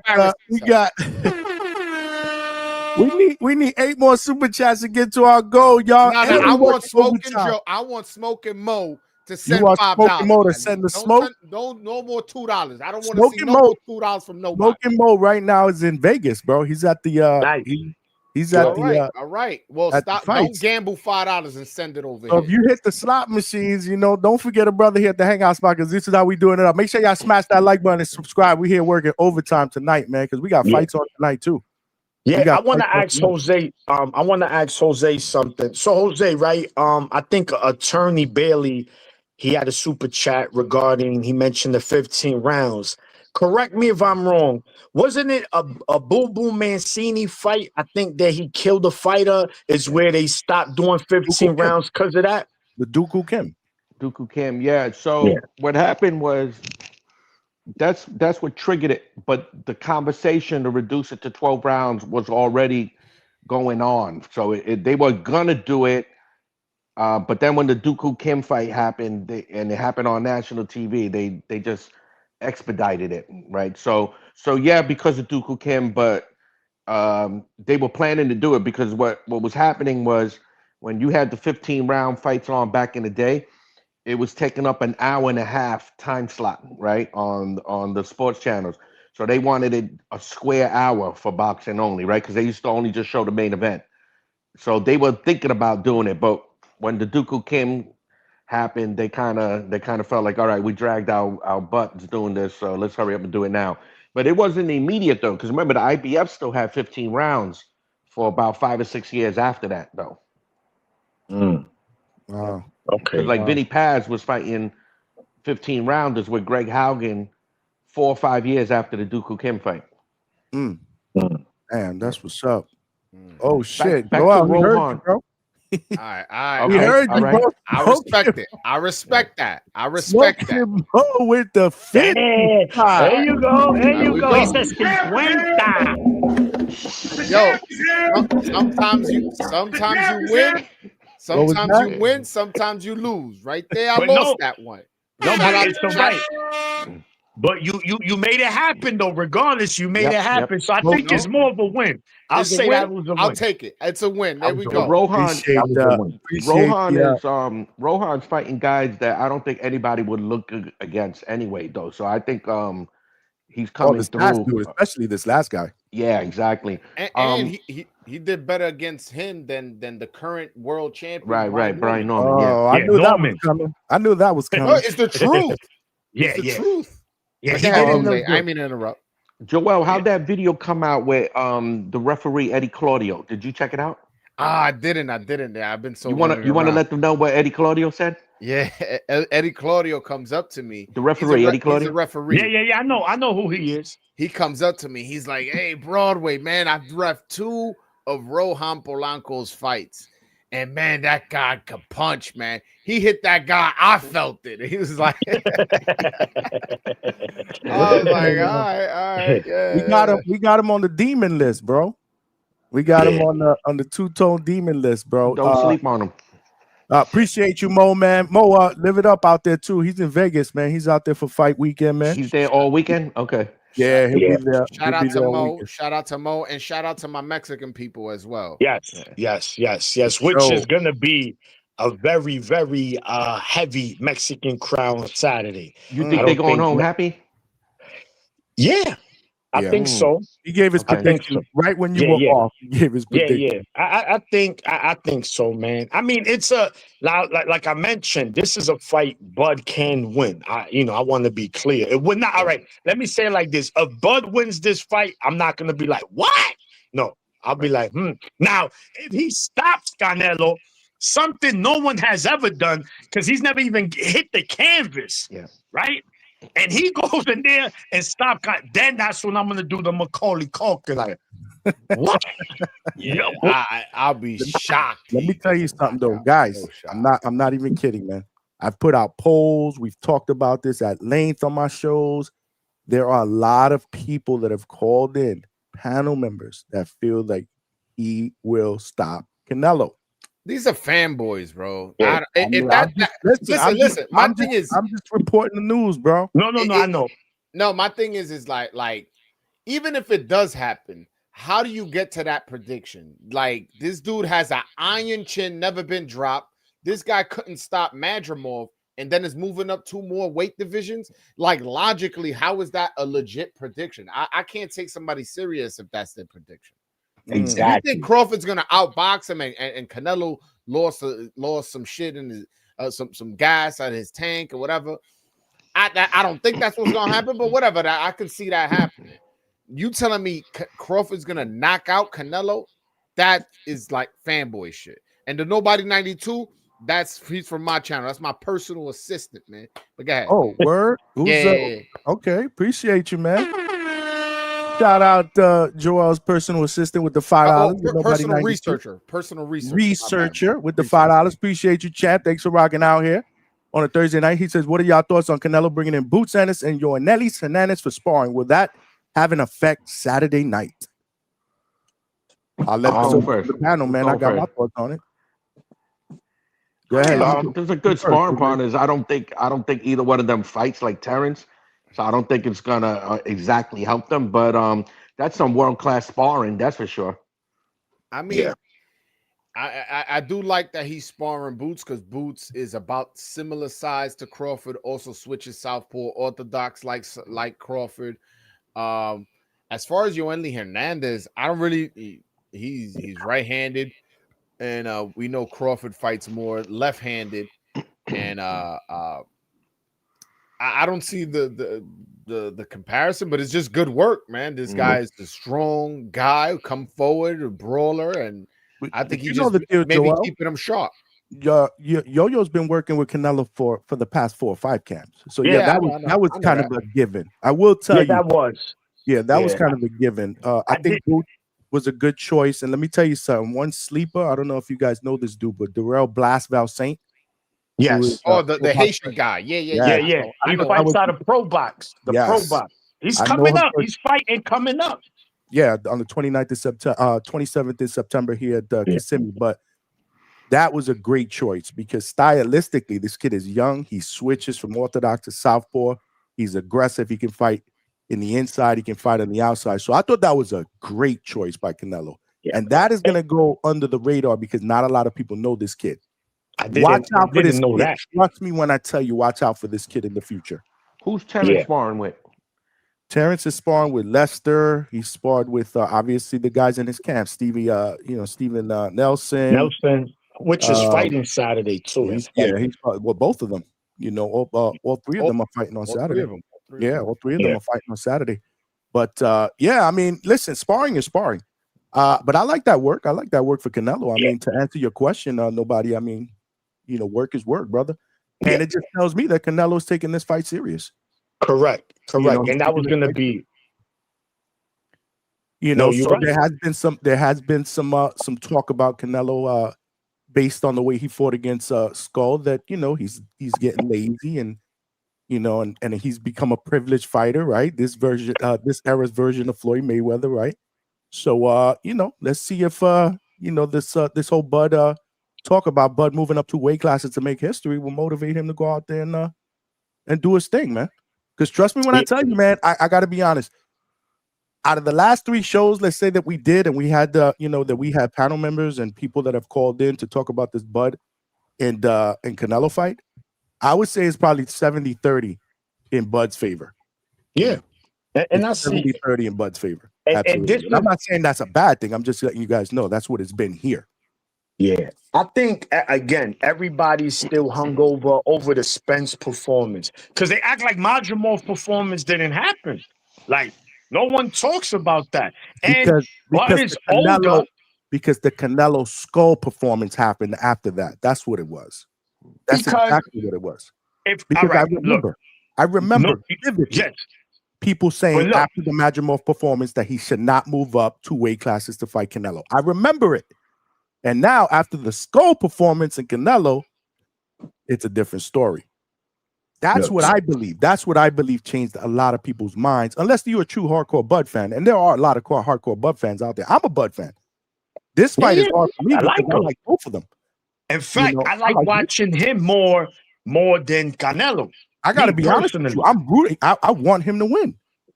I don't know. It don't matter. It don't matter. Like I said, I don't got no dog in this fight. He will.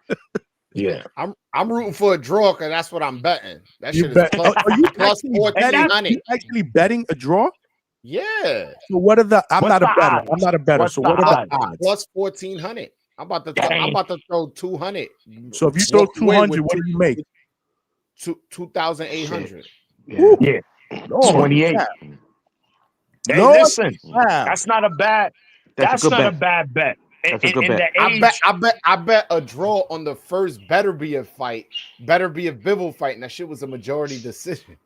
I would have made like 900 or something like that on that one. Hey, bro, that's money. So still. you're betting a draw. So I have a poll out there that I put out there. Just win, lose, or draw, because I did have an in-depth poll, and I'll give you those results that I put out earlier this week. But right now, with the votes that we have in this poll, we got 55% that believe Canelo will win, 43% believe Bud Crawford wins, and 2% believe that it is a draw. However, on the poll that I put out earlier this week, where I put KO decision, 32%, and this is what I'm talking about, like from the fans' perspective, guys, from the fans' perspective, this is a 50-50 fight.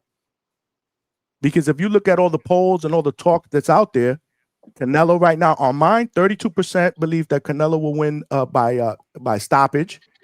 27% believe he win by decision. Only 13% believe Bud will win by stoppage, but 28% believe that Bud can win by decision. So if you really look at it, 32%, 28%, whatever it is. I mean, So what you're saying is people are looking at this as an even 50-50 draw type fight. That's what you're telling me. That's what you're telling me. Your statistics are saying. That's what the polls are saying. That's what I'm seeing out in social media. Hey, and that's why I'm gonna walk away with 2,800. Maniac, which is why I'm gonna circle back to you. Because you said if Canelo wins this fight, he shouldn't get any credit for it. No, I didn't say so. I didn't say he shouldn't. I say he won't. He doesn't get so. All right, as boxing fans, all right. When us hardcores, right? We're hardcore fans here. We're not casuals, right? The casuals will be like, "Yo, he beat Bud." For us, we looking at it more in depth. We're gonna say, bro, all right, he did beat a great fighter in Bud. Bud is a great fighter. Let's be clear. But he has done absolutely nothing at 168. So we don't have no sample size of what he could be or possibly do at that weight. We don't know. And on top of that, there's no catch weight. They fighting at the limit at super middleweight, 168, no rehydration clause. So Canelo's going to come in maybe 180, 185-ish, right? Who knows? And he's supposed to win this fight. Let's be real. Based on skills, based on experience, yes, Canelo has lost a step. Even like you said, maybe he lost 2 steps. Even with that being said, he still should be able to beat Bud at this weight because he's not like he's washed. He might be a little slow, but that power ain't going nowhere.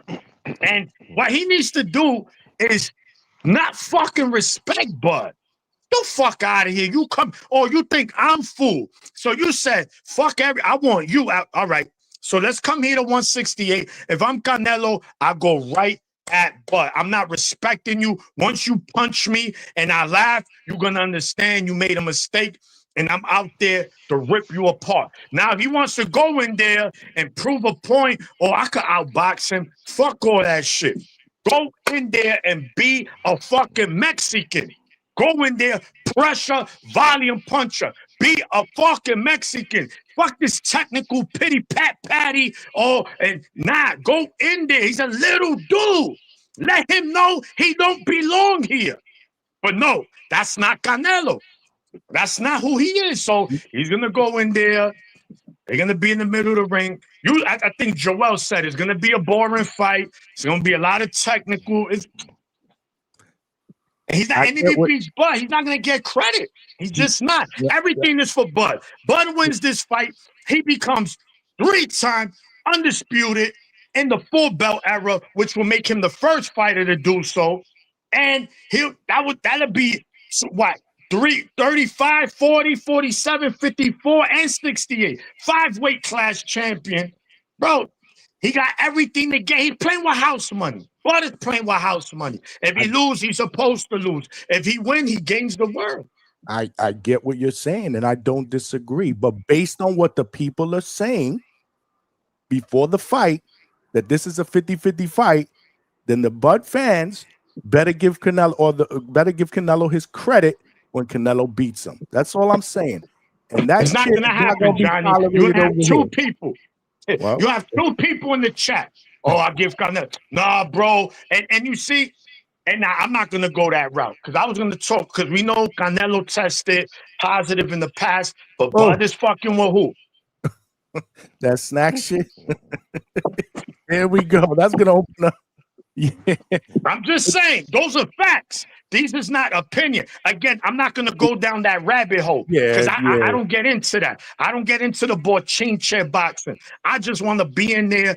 I want to see fights, and that's that. But this fight, I'm just not excited for. I'm just eager to see how it plays out. Let me see how it looks. But it's intriguing. It's intriguing. Yeah. Attorney Bailey is back with a $10. He said, not fanboy stuff. Anything can happen in boxing. Anything. Nobody saw Holyfield KOing Tyson in the first fight. Nobody saw Pryor KOing Arguello, then making Arguello submit, quit in the second fight. So I know Attorney Bailey is rooting for Bud. There's a lot of people rooting for Bud. Like I said, man, and I like fine. Bud. And that's fine. Those guys were at the same weight. They were naturally in the same weight class.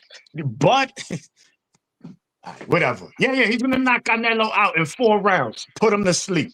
Put the house on him. And the saying like anything can happen. Sure, anything could happen. I could hit the lotto tomorrow. Like I could, right? That is a possibility. But like you got to look at the odds and be a little bit more realistic.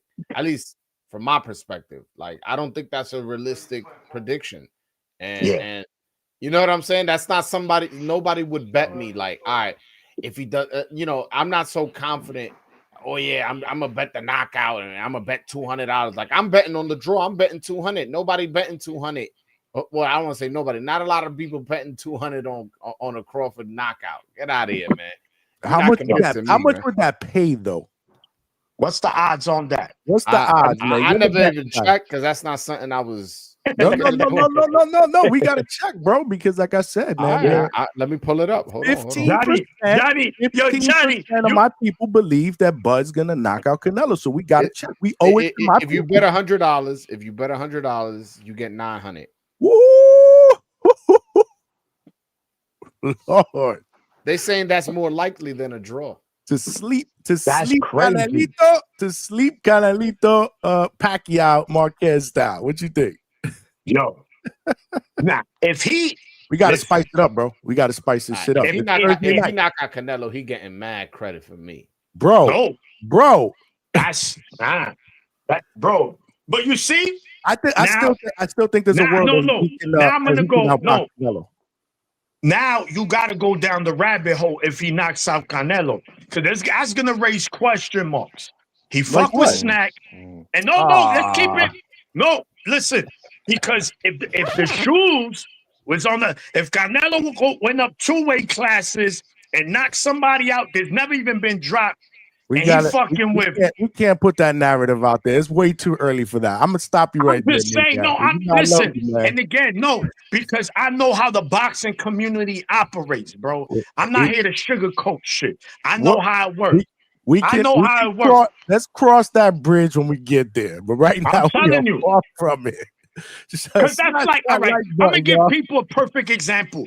This is like Benavidez going up the heavyweight to fight Usyk. Yes, Benavidez is a monster. Yes, Benavidez is undefeated. But let me ask y'all this. Since he moved to 175, has he looked like the monster? Well, he hasn't stopped anybody. Why? You know why?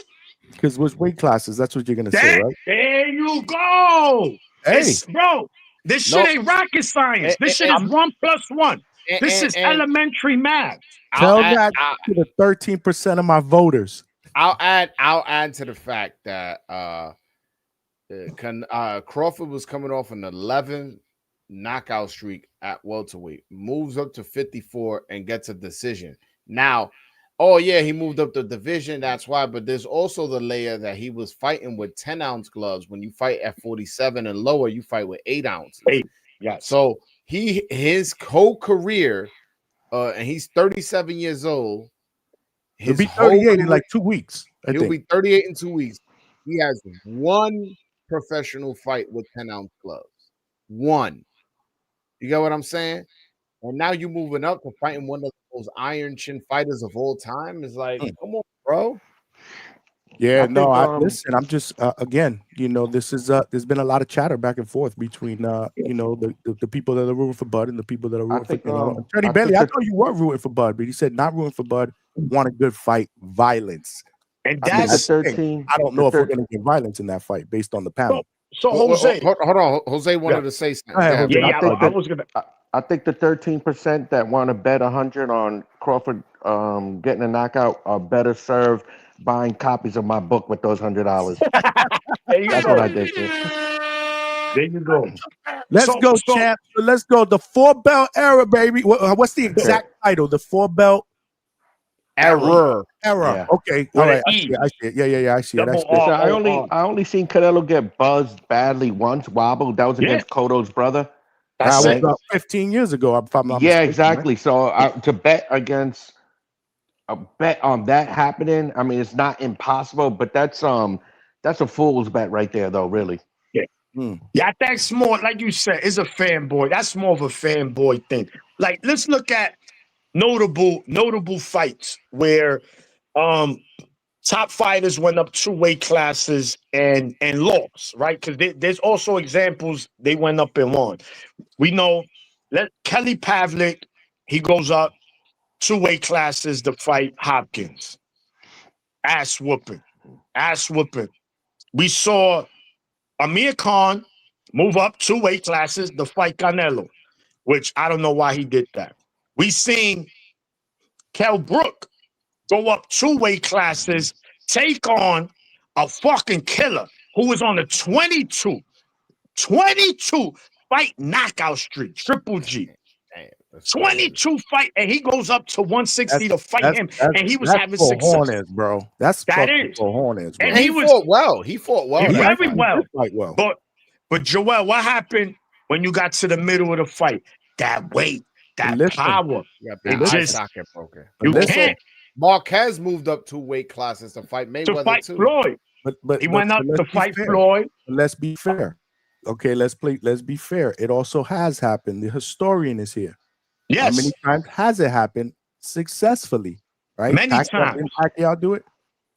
Yes. I don't know if he just jumped up 2 weight classes. Did he not? He went from 35 to 47 to fight De La Hoya. But De La Hoya was a corpse. No, De La Hoya moved down from 54 too. So that also you got to take into account. And it was the last fight of his career. Who else? There's been a ton of people that have done it. I can't think of anybody who beat a significant fighter. Spinks. Sugar Ray Leonard. Mia X was doing it the other day. He had the list. There are a couple of examples where let Jose go. Do you have someone moving up 2 divisions and winning? 2 divisions. Yeah.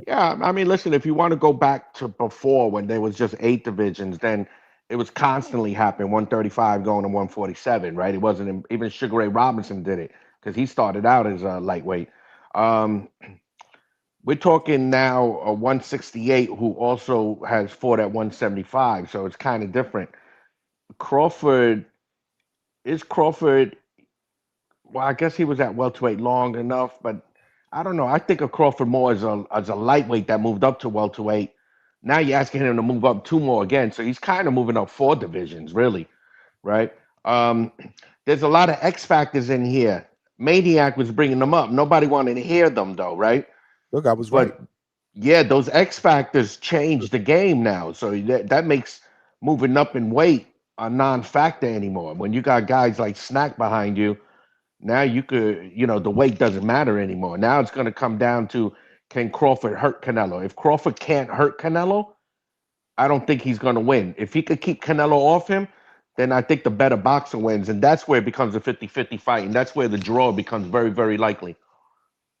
We've had Roy Jones. Roy Jones did it when he moved. Roy Jones did it against Ruiz. Pacquiao did it. James Toney went up to heavyweight. He beat Ruiz too. They just took the decision away from him because he tested positive.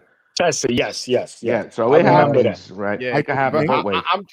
I'm talking about you beating the top guy in the division, which is was it Duran? Was it Duran over Sugar Ray?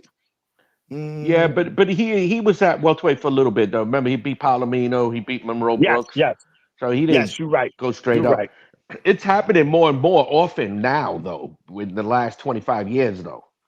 Yeah. So I'm gonna go back to Maniac, man. I don't think we could ignore the X factor because why is it happening more often than it was before in the past? Right. Yeah. So something's going on. Okay. I don't think weight is the issue in this fight. I think it's who's going to hurt who and who got the better defense. I think the better defense is going to win. Well, if that's the case, I think Canelo got better defense. Yeah, he has underrated. It is close. And his defense is underrated, man. He has very good upper body movement. Yes. And they both very good counter punchers. Yeah. They good in exchanges. I think Canelo tends to sometimes he puts too much in every punch, which I mean he kind of loads up. But I think in this one, he need to use the jab a little more. Got to use the speed. Set it up. And I'll go right to the body early. Don't mind assault. Make those deposits. High guard, walk him down. I can see that. And hit to the body. He's got to hit to the body. Got you. Obviously the smaller guy. And I agree. His game plan should be what you said, Maniac. He should take the fight to Crawford and do it early. Shoulders, arms. Exactly, man. And you know what? I was watching the highlights of the Charlo fight, right? Because I remember I was there for the press conference when they came to New York, right? They had it in the what's that shit in Times Square? I forgot the name of it. The Palladium.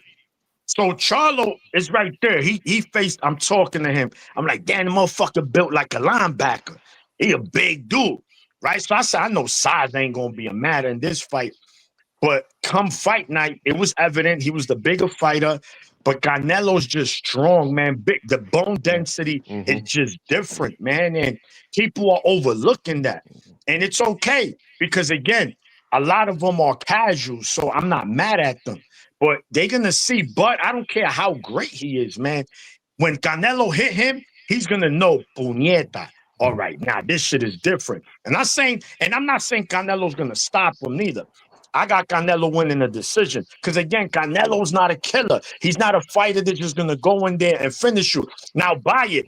If Benavidez was still at 168 and Bud was going up to fight Benavidez, which I know they will never do, I would have gave Bud a 1% chance of winning. Okay. Why? Because of the style. Benavidez, he's gas. He's all gas, no brakes. And there's no way Bud is beating someone like Benavidez. Absolutely fucking not. I don't care what anybody says. I'll bet my life on that fight that Benavidez beats Bud if it was to fight at 68. That's how confident I am. But we know that fight will never happen. I'm just saying. So he's looking at Canelo like, fool. You got to take that personally, man. Like, oh, me.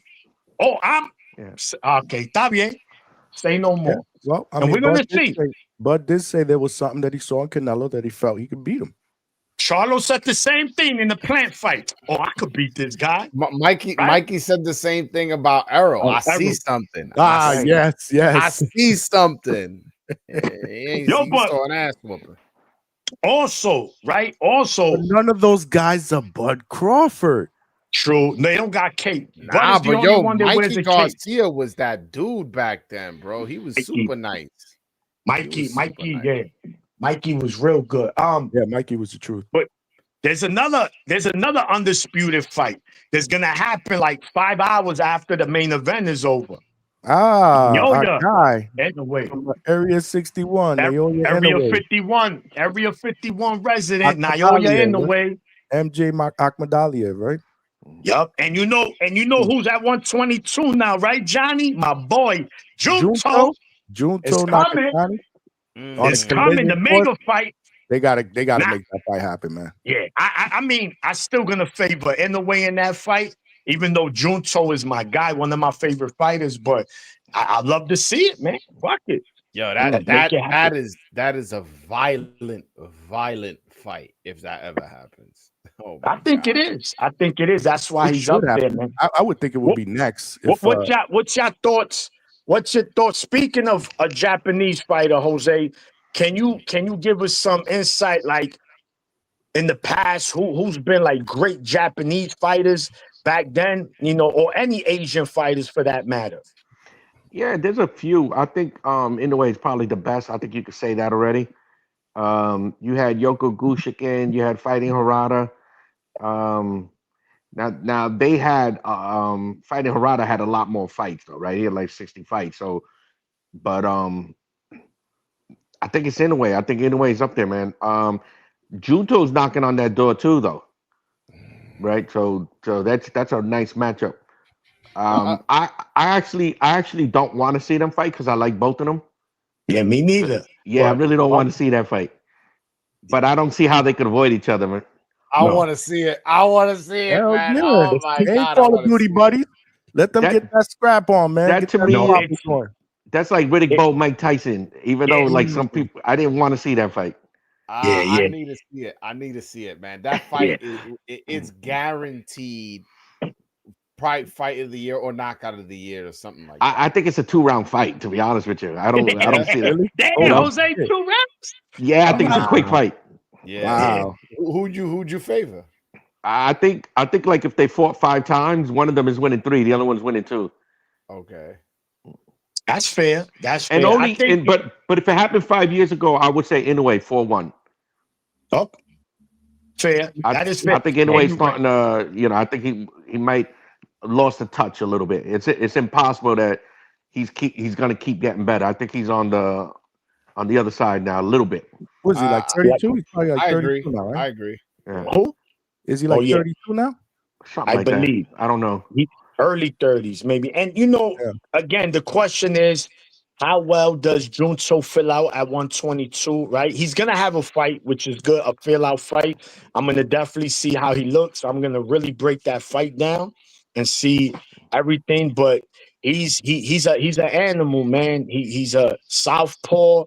He hits hard. He could box. He goes to the body. He's a complete fighter, man. He's a pound for pound fighter, deservedly so. And him and Inoue is a mega fight, man. And it's gonna happen in Japan, and that's like Errol versus Crawford when it happened. That's the kind of fight it's gonna be over there, but bigger. Like they're gonna It's gonna be bigger than that. Bigger than that. Yeah, Absolutely. it's gonna be bigger. Yeah. I can't think of a better fight to make. Like in terms of entertainment value, I can't think you can match if you could make any current fight right now. I don't think there'll be a more violent fight than that. I really don't. The thing I don't like in that fight is the way Neri had a lot of good moments against Inoue, and I think Junto's better than Neri, so I could see him doing that, but doing it better though. I just think that like kind of knew is like, yo, this guy's not in my class. I'm gonna just walk through whatever he throws at me. And he got clipped, dropped, and I believe it was the second round. The third round, he came out and dropped him and just continued the domination. I think he's just so arrogant. And that's why. But when he wants to be defensively responsible, he is. But Neri had a lot of big wins in Japan, so he shouldn't have thought Neri was, someone he could just walk through. Neri tested positive for that shit. He's on the snacks, exactly. Yeah, on the snack. Yeah, exactly, man. We can't get away from it. We can't get away from it. Yeah. This is why that fight was personal. Inoue mentioned that, like, this shit is a personal fight. He beat one of my fellow countrymen, he was on that shit. And that's why Japan was like, yeah, come fight him, fight our best fighter. They lifted the lifetime ban just so he could come fight Inoue. Exactly. They wouldn't have lifted it for anybody else. Packed his ass up after he knocked They did him down, dirty. Bro. They took him on probation, Johnny. They said, yo, you're right, man. We're going to take the handcuffs off because we know what's going to happen. But you're fighting a lion, though. Exactly. Solitaire, bro. Cardenas dropped him in the gulag. What a fight that was. They threw his ass in the gulag with Inoue, bro. You can't do that, bro. He's a killer, man. That little guy is a killer, man. I love watching him fight, man. Yeah. He is. Look, man, right, us here, we speaking on it, but there's a lot of people that unfortunately call themselves hardcore fans, but they don't watch these smaller weight classes. How is that? That doesn't make sense for me. That's like you say, I'm an NFL. I watch NFL. I'm a fan of the NFL. No, I only watch my team, whatever your team is, bro. Then you're not a fan of the NFL. You're just a fan of your team. You only watch when they play. A fan is watching every game, whether your team is on or not. Same thing with boxing. Anybody, every weight class. I'm watching it. It's boxing. In fact, these smaller fighters be more skilled than these bigger fighters, man, most of the time. So I don't know why people be in their feelings. Oh, I don't watch those little weight classes. So you telling me you're not watching Bam Rodriguez? Oh, my God. Because it's about name recognition, man. Yeah, the thing is once they get too small, they be fighting in Japan and in Thailand and because all them little dudes, man, 6 o'clock in the morning. That's really what it is. I feel at least for me it is. But I watch Bam. I watch Nakatani and Inoue. I wake up at 6 in the morning. I'm that crazy fan. Me too. I'm on my way to work. Oscar Goyaso, who's probably the best Puerto Rican fighter that we have right now. Probably the best Puerto Rican. That dude is the best Puerto Rican. Depending, well, I agree. I said that. And I got flack. Shout to my brother Low Nose Boxing. Me and him were going back and forth over that. He said Matias is. I said, nah, Colazo. Oh, he said that bullshit here too. Yeah. No, shout to him though. He's entitled. everyone's entitled to their opinion, but I just disagree with it. Collazo, and he's only getting better. And the reason is that Collazo, he is your typical, he's the epitome of a Puerto Rican fighter, that boxer puncher. Perfect mode. He could do it all. And he's unified, and he's lineal, he's undefeated. Yes. He's clearly the number one guy in his division. I don't think it's clear Subriel is the number one guy in his division. No. So no, that's not clear. Yeah, you know what I'm saying? And no disrespect to Matias. I fuck with Matias. Don't get it twisted. But he just, I personally, this is my opinion, Broadway Joel's opinion. I got Goyaso as the best Puerto Rican right now. I'm with you. I've said that. He fights next weekend. Yes, I know, on the 20th, Yes. So it's gonna be, look, man, and let me ask you guys this. I know it's about a month and a half away, but right now it's the best card coming up. I'm pretty sure you know which card I'm gonna mention here. So we got the Benavidez, Anthony Yarde. We got, Devin Haney, Brian Norman Jr. And this is the fight I want you guys' opinion on. Because, again, Haney's moving up to a weight class, just one weight up. He's never fought at 147, but he's a big dude. I think he's going to fill out fine. But how he punches up there, how he takes a punch, those are questions that need to be answered. Do you guys give Haney a chance of winning this fight? Or do you have Haney winning this fight against Brian Norman Jr.? Do I give him a shot? Absolutely. I mean, I give him a shot. I'm not picking him to win, but I look at this fight a little bit more closer than other people. I think I think Devin Haney has more skills than Brian Norman. Now, does he punch as hard? No. But I think he has more skills, and I could see a scenario where he's boxing and moving and wins the fight that way. Now, is that what I'm picking? No, but I could see that for sure.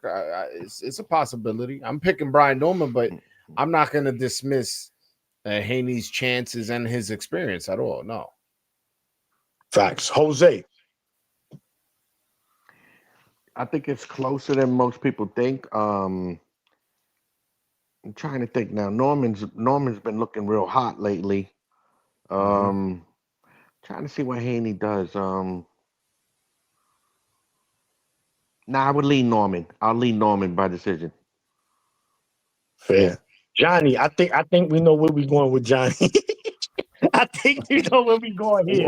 What's up with Johnny? Why do you say that? Team Norman, baby. Team Norman. When they call, some of them was calling the Norman spot. Norman spot. Oh, okay. The Norman spot. Johnny's not talking. The chat be cooking me, man. I rock. Junior's my dude. I rock with them. I'll actually be in camp in a couple of weeks. Okay. I'll be in camp for a couple of days, watching the champ prep, and there goes Vega. See, So we know. So we know where you're going. Is basically what you're saying. Yeah. Come on, man. I think that you guys. Listen, I'm with you guys. I respect the shit out of Haney, bro. I respect the shit out of Haney and his skill set. Of course. It's going to be a difficult fight, but I mean, I'm leaning towards my guy. Yeah, for sure. That's a good fight. I think then on that same card, speaking of Bam, he'll be fighting for his third title.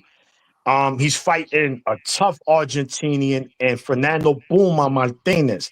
That's gonna be a fucking good scrap. I think Bam gonna fold him. He gonna laundry him. He gonna fold him, but I think it's gonna be good while it lasts. I agree, man. I find it hard to bet against anybody to beat Bam in that division. Right. Yeah, no, he's a gifted fighter. I think Bam about to really. I call him, and Maniac will tell you, I call him the boxing version of Tim Duncan. He's the big fundamental man. He just does everything pretty well. You talk about Bam? Fundamentally sound. Bam is too aesthetically pleasing to compare him to Tim Duncan. But I'm talking about technically, like the footwork, the angles, it's just Tim Duncan played the position of power forward his footwork, his defense, his offense, just like the way you're supposed to play it. To me, Bam is flashy, and I don't look at Tim Duncan as flashy. I got you. Yeah. You're looking at the flashy sense. I'm looking at the more technical sense. I got you. Yeah. No, I mean, That's regardless, he's a fucking animal. I wish him and Inoue would be able to scrap, but obviously that's a tall task. And I also wish that him and Collazo could get it on, but that's also a tough task. Right. It's almost like one is here, and one is in the middle. Right. That would be nice. You know, but yeah, Bam is a gifted fighter. I love watching him. Again, another fighter at a smaller weight class that isn't talked about as much because of where he fights at. It's frustrating. It really is. And you know why? Because we in the era, we in the social media era where flashiness and arrogance is what gets all the attention. Like too much attention. About star appeal, man. So much. And that's the problem.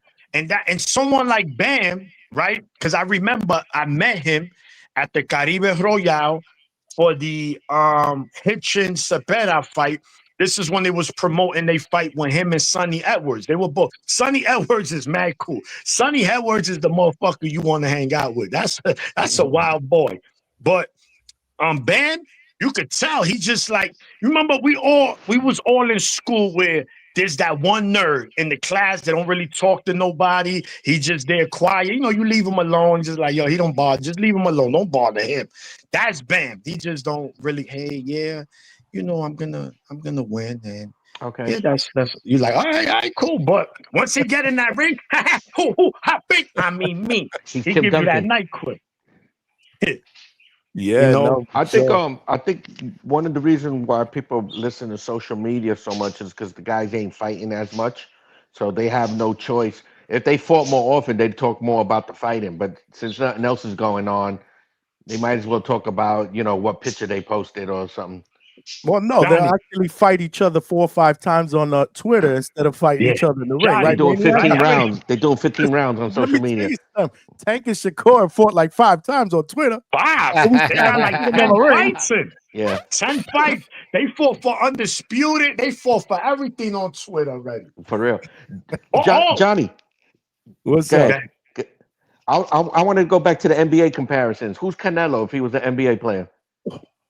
You know, somebody actually called him LeBron. It was I don't see that. I forget who it was. I forget who it was. It was that's good, yo, but that's good. I like that one. That's good. Yeah, because I like Usyk. I like Usyk more for LeBron. And called him LeBron. Usyk. I take that. Vegas says Charles Barkley. Charles Barkley. What? Oh wait, I mean short and lazy. I think. Well, I mean, Charles is one of the best players that ever played the game. Charles was different. Charles was fucking different, bro. That's my era. I don't really watch. And the only sports I watch: college football, NFL, and boxing. Right? Me. And it's not. I used to be a big baseball fan. I used to love baseball.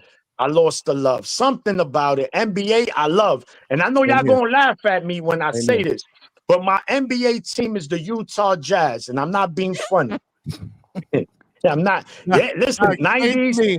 Explain to me where the fuck that came from. Johnny, I told you, man. Hold on. Stockton him alone. Do you even know a person from Utah? Right now, no. In the state of Utah, absolutely not.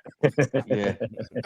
No, so hold on. During that time, everybody on my block was either a Knick fan or a Bulls fan. And we know why they was a Bulls fan.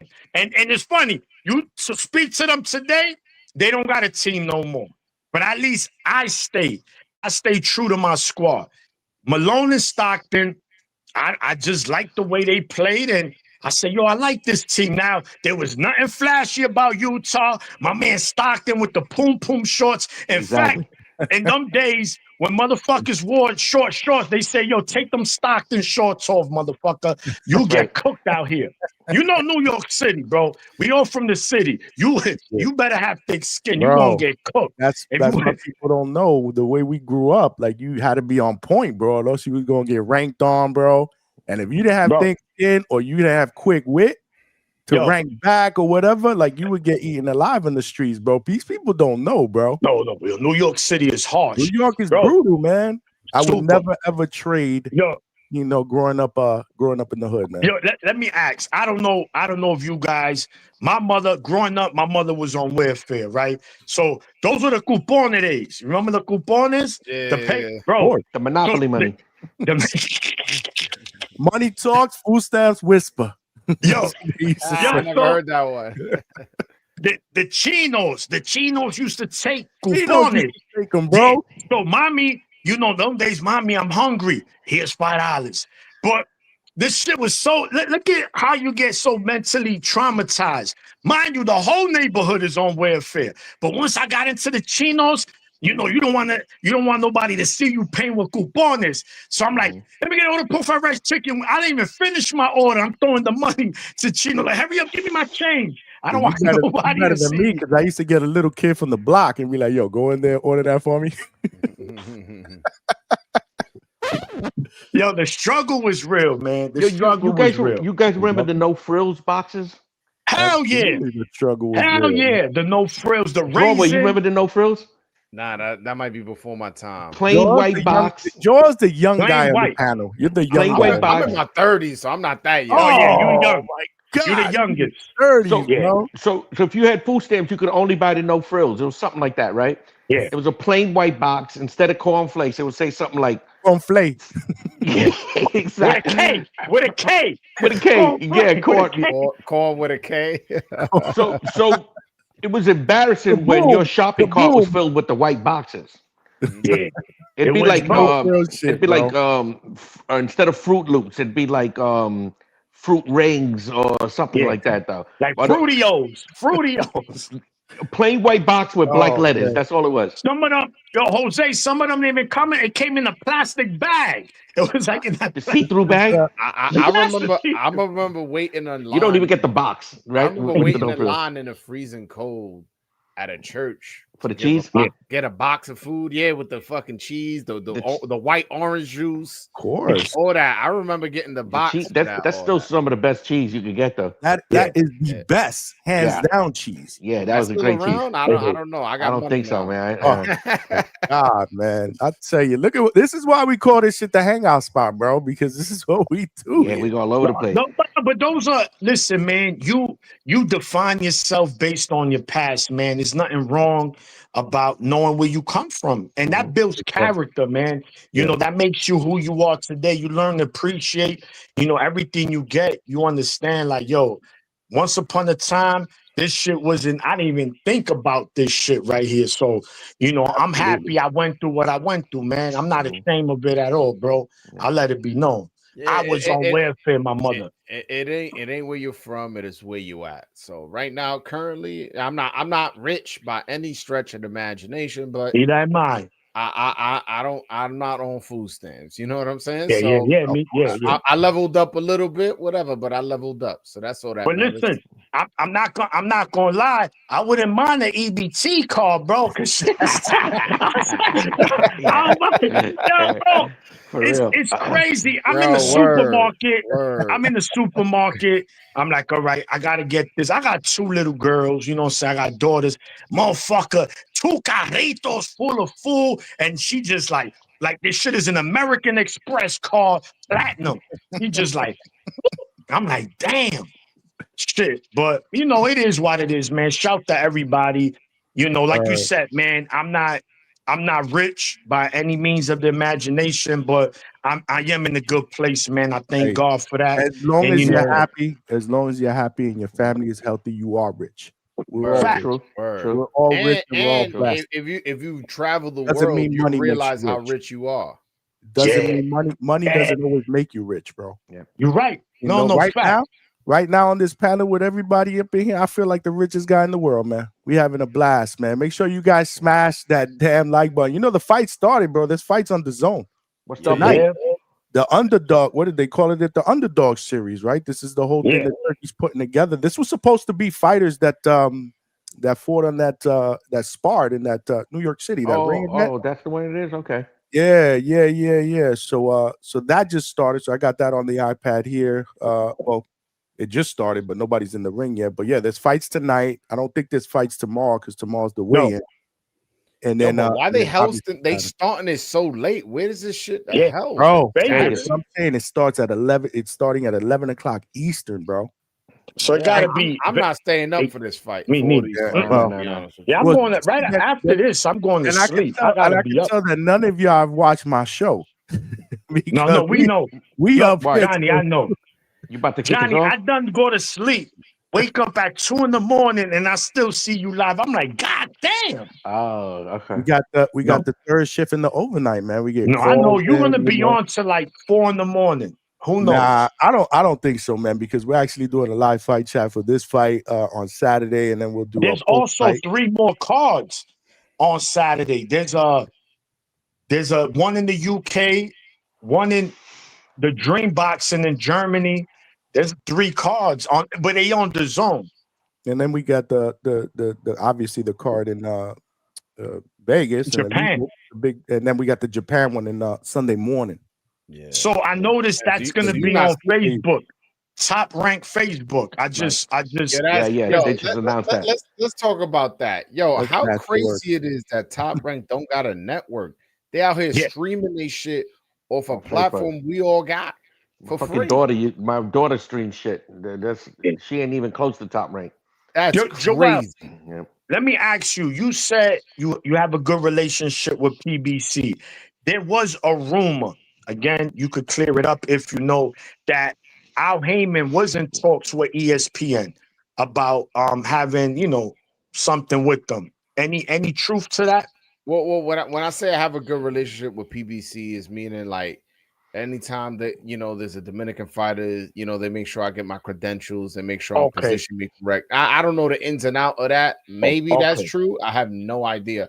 I don't believe it to be true, though. I have no disrespect to PBC.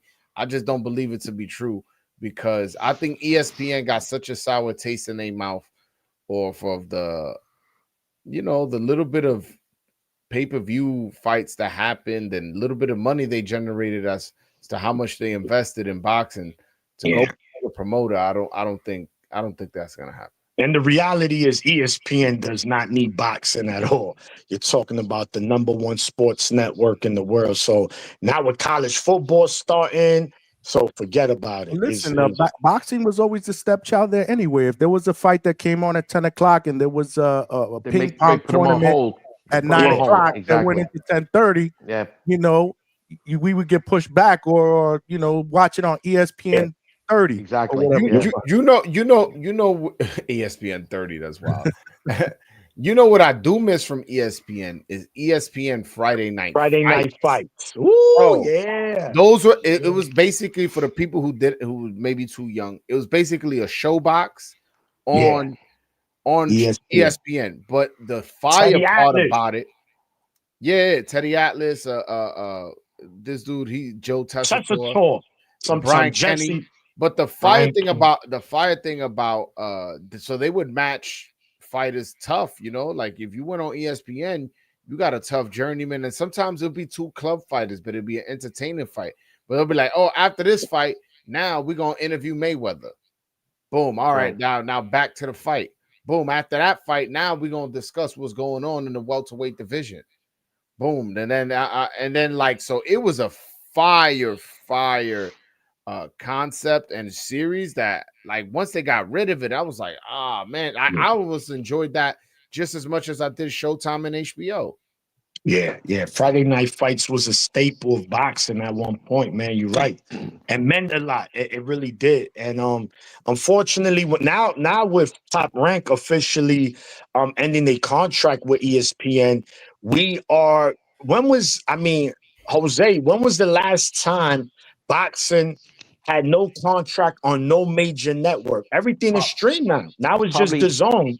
Probably 1935 when there were no TVs. Otherwise, it's always been on at least one channel. Exactly. Bro, listen, at one point, right, boxing was on ESPN, HBO, Showtime, FS1, BT. Yes, BT. Rock Nation. I remember. My man Andre like Ward 5 beat minutes, Sullivan right? Barrera. Like 5 Oh, minutes. yeah, that shit lasted, but it was It there.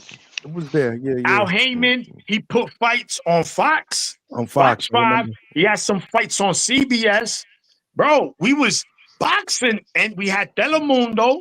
Telemundo had Friday, like their own version of Friday night fights as well. Now we ain't got nothing, bro. Nothing. That's crazy. There was a brief moment in the '60s when they had the scandal with the Senator Kefeva hearings when they were talking about organized crime in boxing, and then the Emil Griffith Benny Paret fight when Paret died, and the headlines the next day said we just witnessed a murder because Emil was gay and Benny Paret grabbed his ass at the weigh-in and said maricon, and then Emil turned around and said I'm gonna kill you. So he actually ended up dying, right, in the fight. So they said we witnessed a murder. So TV backed off for a little while, for about 4 or 5 years. You could only watch it on closed circuit. But then Ali's popularity and everything, they kind of brought it back. And other than those 4 or 5 years or 6 years, I think it's always been on at least 1 or 2 channels.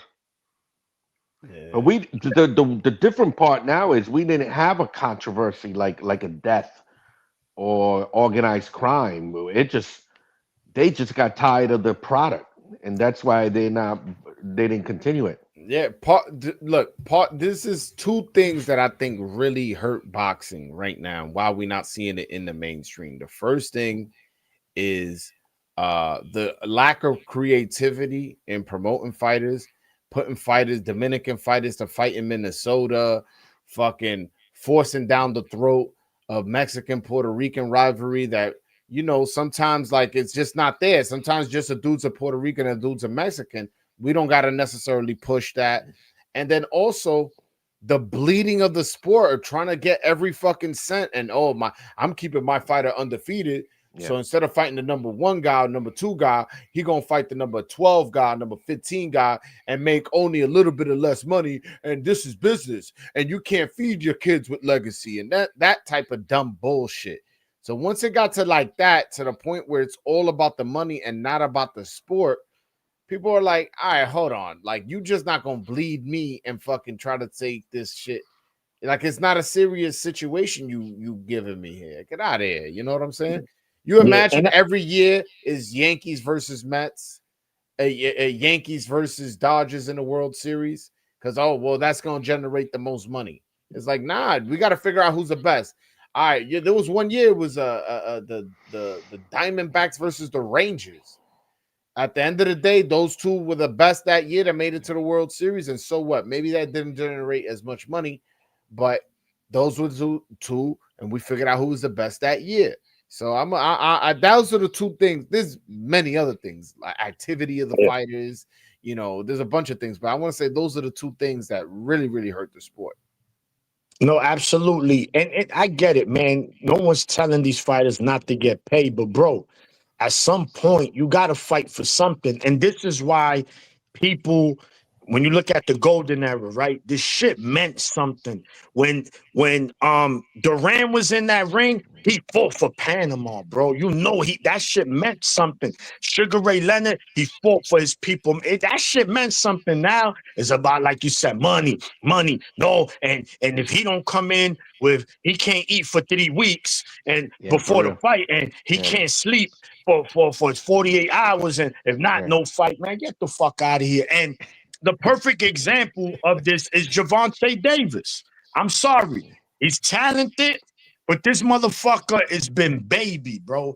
Baby, big ass fucking baby. And now look, he's gonna fucking fight. This is the epitome of a circus fight. And you know what people are saying? Yo, at least he's getting paid.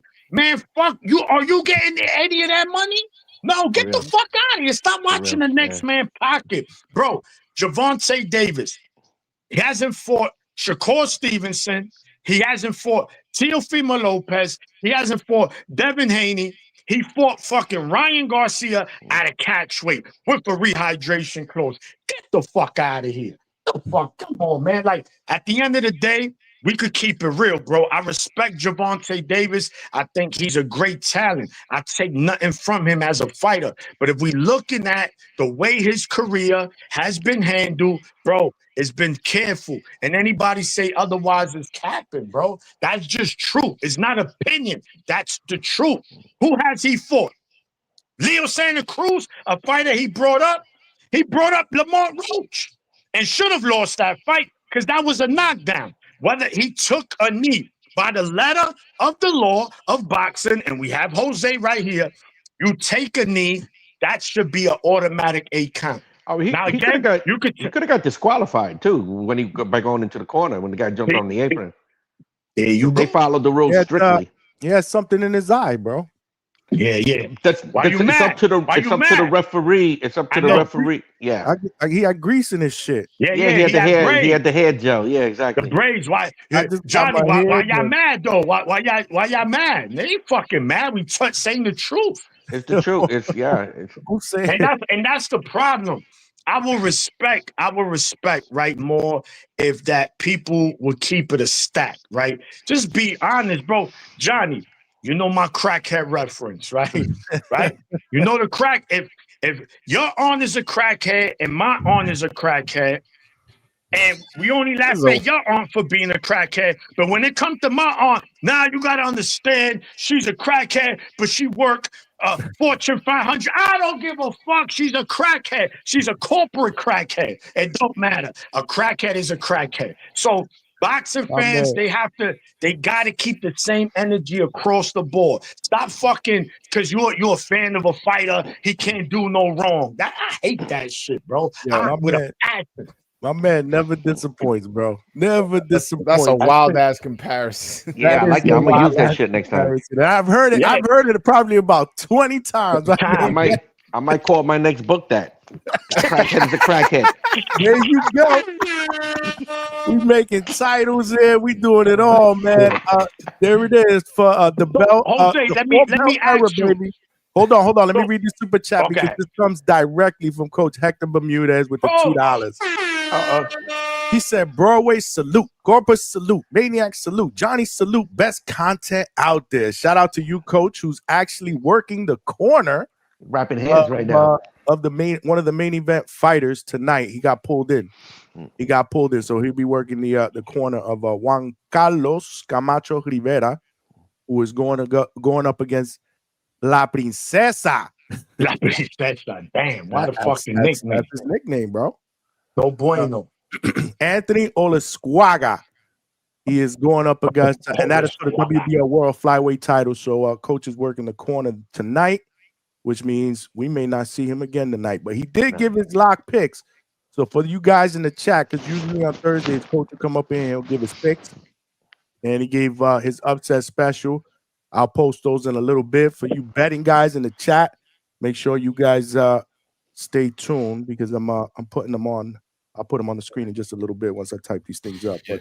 But yo, what were you gonna ask? Yeah, I just wanted to ask Jose. So I see what was it? What motivated you to write a book on boxing? Right? Because unfortunately, I had this conversation with Johnny and a lot of people. You know, it doesn't get the recognition it should. Boxing is not where it needs to be. As far as a sport, one time boxing was in the forefront of the sports world. Now it's in the middle of the pack. Just mega fights, people come out after that, they don't give a fuck. You know, so a sport that it's not getting the love I feel that it should. What made you want to write this book? This book or any of the books? No, this one in particular. In fact, how many books do you have? I got 3. Okay, so this one is your what? Your latest one? That's one written late. Yeah, came out. Okay, so let's start with the first book. What made you want to write that first book? And when did you write it? When did it come out? When was it published? 2006. New York City's Greatest Boxers. I basically wrote it because nobody else did. So I felt like someone should tell the story, right? And if no one else is going to do it, I know enough. I don't know it all, but I know enough to get the book out. The second book, basically the same story. I did the biography on the first Latin American boxing champ, Panama Brown, right? I see books about everybody. Let's put a book out about someone that we should be reading about, right? And no one else was doing it, so I did it. And this book was I just kept seeing. Listen, casual fans, as long as casual fans are talking about boxing, that's fine, right? As long as they're talking about boxing. But when you start seeing like news agencies like The Zone or Max Kellerman, and they start talking about oh, no one's ever won 18 belts in 17 divisions, right? I'm like, well, yeah, because it didn't exist in the past, right? So, but they still want to keep talking about stuff that didn't exist. So I wrote this book is I basically went back to day one and pretended that there were four belts. Now, Jack Johnson ain't the first black American heavyweight champ, right? For example, it's a guy whose his name was Frank Craig. He was from Harlem, and his nickname was the Harlem Coffee Cooler, right? Now, he would have been the first black American heavyweight champ. And he's a guy no one talks about, but we should know a little bit about him, right? It's not a lot of fights going on during the year. So let's talk about some of the guys from the past, right? To fill in the gaps. Or we could talk gossip, like you want to talk about the Twitter wars that are going on, or we could talk about something educational. So this guy Frank, just to give you an idea how cool he was. Not only was he a boxer, he used to produce plays and he used to act in plays. So just picture a guy fighting Usyk in January, and on April he's on stage performing Hamilton, for example, right? So that's who Frank Craig was. But he got his nickname because he walked into a bar, well, coffee shop, and another boxer was in there, right? And the other boxer started beefing with him. But this wasn't in the days of Twitter wars. These guys will settle it right on the spot. So the guy said, I bet you I'll order your coffee and let's step outside. I bet you I'll whip your ass before our coffee gets cold. Right? So they went outside. Frank actually knocked him out. Thank you. So Frank knocks him out, and by the time the guy came back to, he gained his senses. His coffee was cool, so that's why they call him the Harlem Coffee Cooler. Oh. So it was an excuse to not just make the four belts, but it was an excuse to talk about some of the guys from the past that probably should not be forgotten. Okay, and now when you say he should have been the first black heavyweight champion, if there were four belts back then, oh, he would have won. He would have been the first, and not Jack Johnson. Jack Johnson came on later on, so we would have had like Sixto Escobar's the first Puerto Rican champ, 1930s. There were two guys that would have won one before him. Jose Lago would have been the first champ from Puerto Rico had there been four belts. Dominicans, right now it's the late 60s. Carlos Teo Cruz when he beat Carlos Ortiz. But if we had four belts, interims, and all that, they would have had champs since the 1930s. A guy named Luis Emilio Perez would have won it. So this changes that whole game. With right now, we're comparing four belts with one belt, and of course, the guys with the four belts are going to have more records, right? So I leveled it out. I made four belts back from day one. It's fiction, but it gives us an idea, of how it might have looked.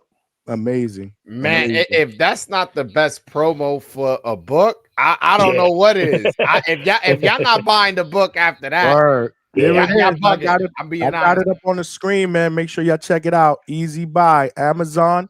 You get your copy, man. Support our brother Jose, man. He's doing it up, man. Five different cover options. Yeah. And you got different cover options, you said? Yeah, same book, 5 different cover options. Jose, are you still here in New York City? Yep. I'm probably where do you live, by the way? I'm in the Bronx. What part of the Bronx? The Fordham section. All right, so I'm down by Westchester Square. Oh, so yeah, I mean you're a little further out, but that's not crazy. Because now, if as a matter of fact, I'm gonna get the book, but I want you to sign it for me. I need that, Fuck that. We gotta support each other, man. Yeah, we gotta support each other. Thank you. And I know, and that's something it's interesting, and it's something that I know you put effort into it, and I like it. Right? It's something for the mind, right? And exactly. And it's funny because I didn't even really realize that right back then.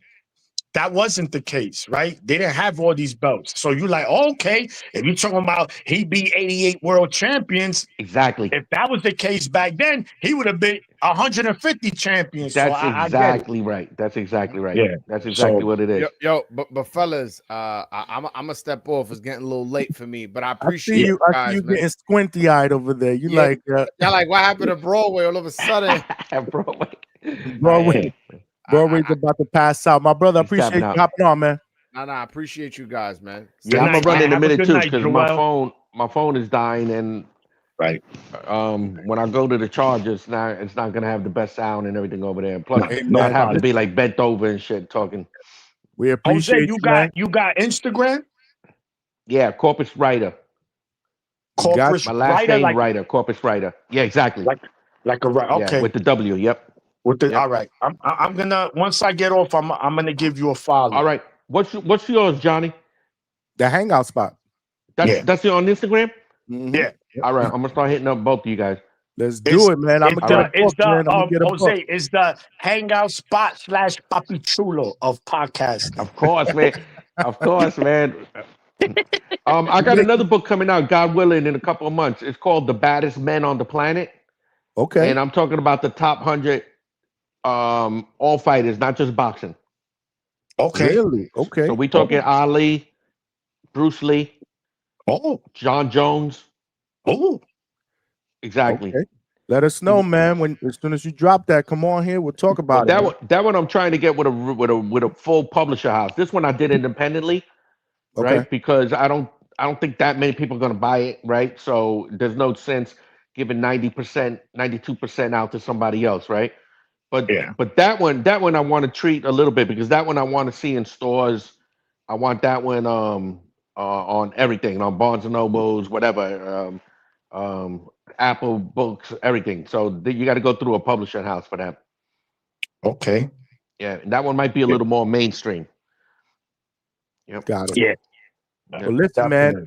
You know you're welcome back anytime, my brother. Yeah, let me know. Hit me up. Yeah, it was good, man. It was good. Nice Jose, meeting both of I'm y'all. gonna hit you up on Instagram, brother. Absolutely. Nice talking with you. Likewise, guys.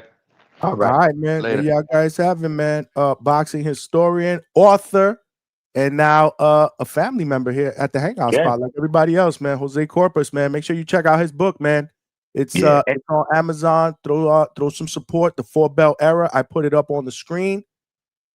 And yeah, man, we got to support each other, man. We got to support each other. But make sure you guys smash that. Speaking of support, make sure you guys smash that like button, man. How many people we got up in here? We only got like 40-something. Like, come on, y'all. It's free. Help a brother, help us get this channel out into the algorithm of other boxing fans. They got to know we rock out weeknights, 9 p.m., Sunday nights, 8 p.m. After post fights, we go live. We will be doing a live fight chat for the mega fight card on Saturday, whether you like it or not.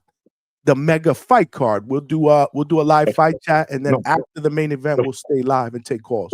The fight of the century. The fight of this. I can't believe Broadway Joe hadn't heard that though. Yeah, I said. You know what? I just saw it. I should have screenshotted it. You know who said that too? Not that long ago, Najee, bro, from Cigar Talk. I saw a tweet that he put up or something like that. Fight of the century or something. Listen, man. Whatever. It is what it is, right? I mean, that's you're right. You're right. My thing is this. My thing is this with this fight. I didn't ask for it. No. I'm not going to pretend that I did ask for it. I said it on the last show. The fight that I would have wanted to see on Saturday would have been Canelo against David Benavidez. Oh, I mean, come on. But what I have done is I have accepted this one as a very good consolation prize. It's a consolation prize, right? And I've also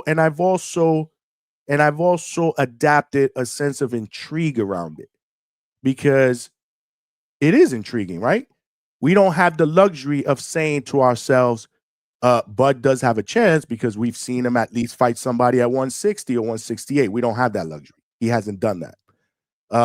We don't have the luxury of saying to ourselves, well, even if he didn't, fight at 60 and 68, he sparked out the one guy that he did fight at 154. He didn't do that, right?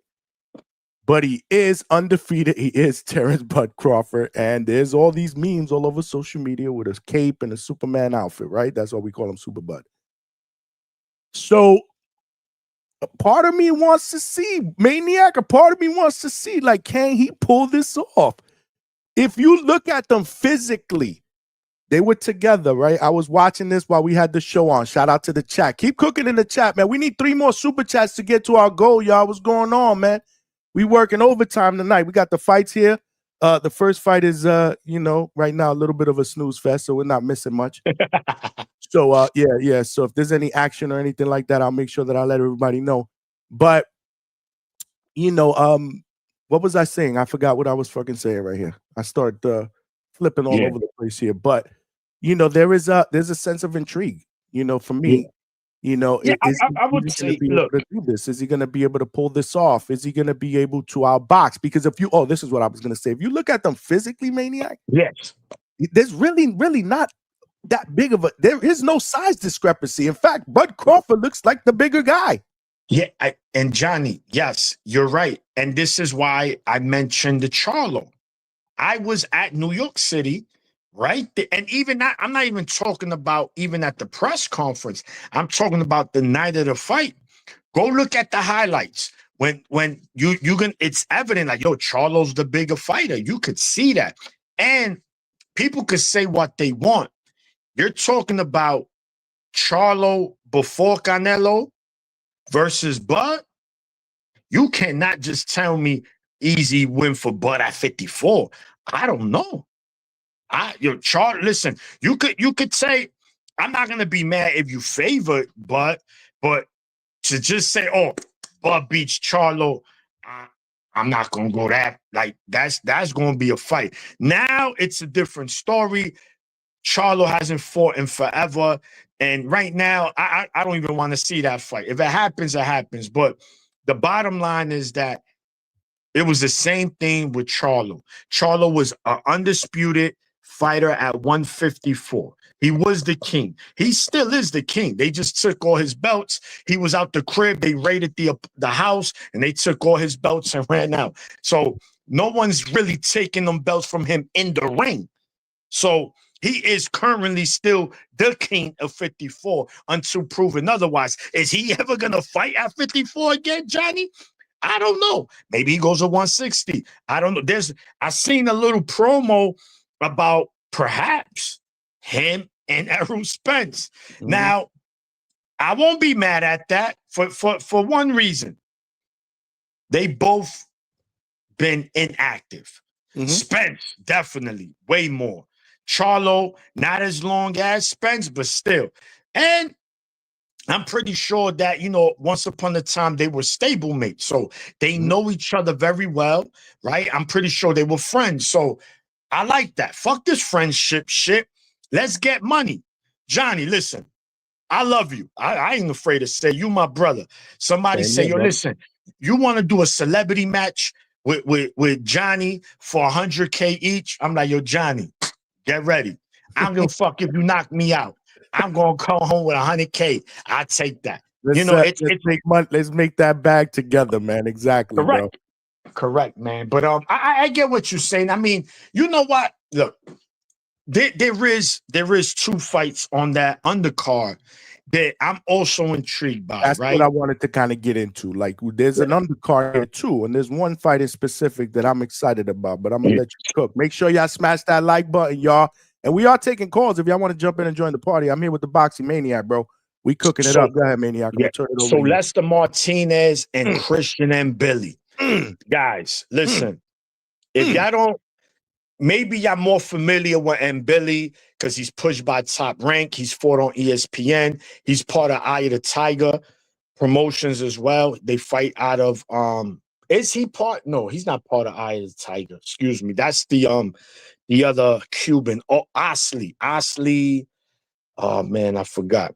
But he fights out of Canada, and Billy. He is, I love him because he comes to bring it. Yes, Vega. Yes. That's the fight that I think a lot of people are overlooking. I know for a fact this fight is ending in a knockout, Johnny. I could promise that. If you're going to bet money, I'm not going to say who wins, but if you could just bet on the knockout on this fight, do it. Because Lester comes to bring it, and Billy comes to bring it. These guys, once you serve them they plates, they not there. Let me see this rice with the I don't got time. They're gonna go in there. They may not even use a fork and a spoon, Maniac. They may use the fingers, bro. Fucking Tasmania. They're gonna, and that's gonna be like, oh shit. That's gonna be the oh shit fight of the night. Oh shit. Oh shit. Yo, hold on. You're gonna you better grab your beer, your Hennessy, whatever you're gonna be drinking Saturday, and have that shit right next to you when they get in the ring. Because that shit is gonna be from round 1 till it's ending. Bing bang, ding ding, ding dang. It's gonna happen. I promise you. I agree. I said that a couple weeks ago, man. As soon as I saw that fight got announced, it caught my attention. And I got it circled on the schedule. That's the fight that I'm looking forward to. In fact, I would have wanted that fight to be the co-main. But obviously, they got Callum Walsh, they got Fernando Vargas Jr.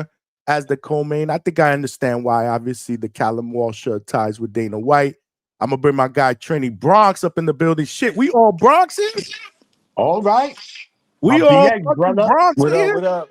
Respect, What's going on, Trini? Trini Bronx. Man. This is my guy, the Boxing Maniac. We cooking up in here. Before I let you cook, though, let me just finish my point.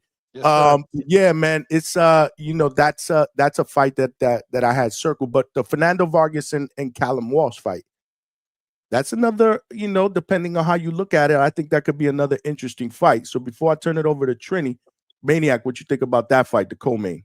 Yeah, so it is an intriguing fight. In fact, here in New York City, when Xander Zayas, was here, when he headlined, as you know, the brother fought Emiliano. Emiliano was there, and his brothers were there. They were right there. Amado and Fernando Jr. I spoke to him briefly, but what's funny about fights, fucking males become groupies. I don't like that shit. Like, yo, bro, if I see you talking to a fighter, I'm gonna wait my turn. Hey, Fernando. I'm like, nigga, you about to give this dude a hickey, bro. Calm the fuck down. It's a fucking regular dude, bro. Come on. So, he's not the biggest dude, but one thing he does have is we know Emiliano of the 3 is the most skilled, the most polished, and probably gonna have the best career of the 3. But one thing I don't take away from Fernando Jr. is that he is tough. He does bring that tenacity into the ring. He might not be the most skilled, but he's gonna go in there and give it his all. And he understands, right? Because you don't think he's heard a whisper, bro. And you got to come back to that. I'm going, listen, you got to come back to that, Billy. Yeah, hold on. I'm getting there. We getting there. We got you. Yeah, so, Callum Walsh, I was at his last fight, also at the Garden Theater. Strong Irish contingent was there. He fight, 360 Promotions? I think 360 Promotions. Tom Loafer. For those that know, that's who Triple G was with when he was fighting. Boychuk, right? Yeah. So, he's tough, but again, these are 2 fighters that are untested, Johnny. We don't really know much about them. We don't know what they have done really in the ring. They fought mid to lower tier competition and just been smoking dudes. So this fight is going to be interesting because we're going to really get to see who's who. Now, again, if we're looking at based on what both fighters have done lately, you got to slightly give the edge to Callum Smith. I think he's a little more polished. He's stronger. He does have the height advantage, but that doesn't guarantee you win, right? Again, these European fighters, they tough, but they laundry. They tend to fold. They fold a lot. So if Fernando could bring it to Callum Walsh, right, and he's able to take some of Callum Walsh punches, that's going to be interesting. But gun to my head, I gotta go Callum Walsh, but I think it's a tough fight. It could I could see Fernando winning this fight, right? But if it goes the way I'm seeing it, I'm definitely going Callum Walsh. But decision though, I don't know if anyone gets stopped in this fight. I don't see it. That's fair. And real quick, Lester and Billy, you got to AB put you on the spot, bro. You got to pick one. Oh shit! Damn. Why you doing me like that, AB? yeah. So look, man. He circled back. He circled back, and AB is he family. No, He AB, you the man. You the man. You can't let family down. AB is my guy, so I got to give him. Look, man. Puñeta. I just it's just one of those fights you just don't effing know, man. Shit. All right, so I guess I'm gonna pick. Listen, AB, I'm gonna go with what I know. Who's been in the tougher fights right now? That's M. Billy, right? But bro, I'm on the fucking fence with this, big time. I know it's gonna end in a knockout. I just don't know who, because I could see M. Billy Johnny getting the best of him, and then Lester could shit, crack, I'm telling bro. you, this is gonna be the oh shit fight of the night. Oh shit! I hope so, You're gonna man. be grabbing your man. You're gonna be yo, you saw that shit. I'm telling you, bro. I hope so, man. I want to see fireworks out of this fight. Yeah, King but KO, I gotta go with what I know, right? Okay. And who's fought the tougher competition, and that's Christian and Billy. So I'm gonna go in Billy stoppage. I don't know what round, but I'm gonna go in Billy. We will tell you, AB, and I agree with the Maniac. This fight, I don't think this fight goes the distance. I doubt it. That's just my opinion. I don't think it goes the distance. King KO said Lester getting slapped. Oh shit. Okay. I will tell you, Coach Bermudez told me that he fought one of his fighters fought against him, Billy, a couple fights ago or whatnot, about 4 or 5 fights ago. I forget what fighter it was. I could look it up. But anyway, I say that to say he said this dude's motor was like unbelievable, bro. In Billy's motor, it's like constant pressure and punching, and he doesn't get tired, and it's almost like he keeps the same amount of strength going into later, to the latter part of the fight. So that's just something to consider. Just something to consider. He's in the running. He's in the running, man. He's definitely in the running for Canelo fight. Especially if he could look, if he wins that fight via stoppage, oh man. Yeah. Good pick, Maniac. My dog 509. What's going on? DHS family in the building. Shout out to y'all in the chat. Keep cooking, man. Keep cooking. Keep cooking. Let the chat keep cooking. What's up? What's up, Trini Bronx? What you got, man? What you got? What up? What up? First of all, I say thanks for this this episode, man. The Brockton minds you had on this panel is amazing, man. It's an honor to be on a panel with you, Maniac, man, and Jose Corbaz, man. That's the first time you're hearing him. He's like a living historian, man. I'm definitely getting that book and support. Bro, we got to bring him back on the panel more he's got to often, be a constant comeback guest, bro.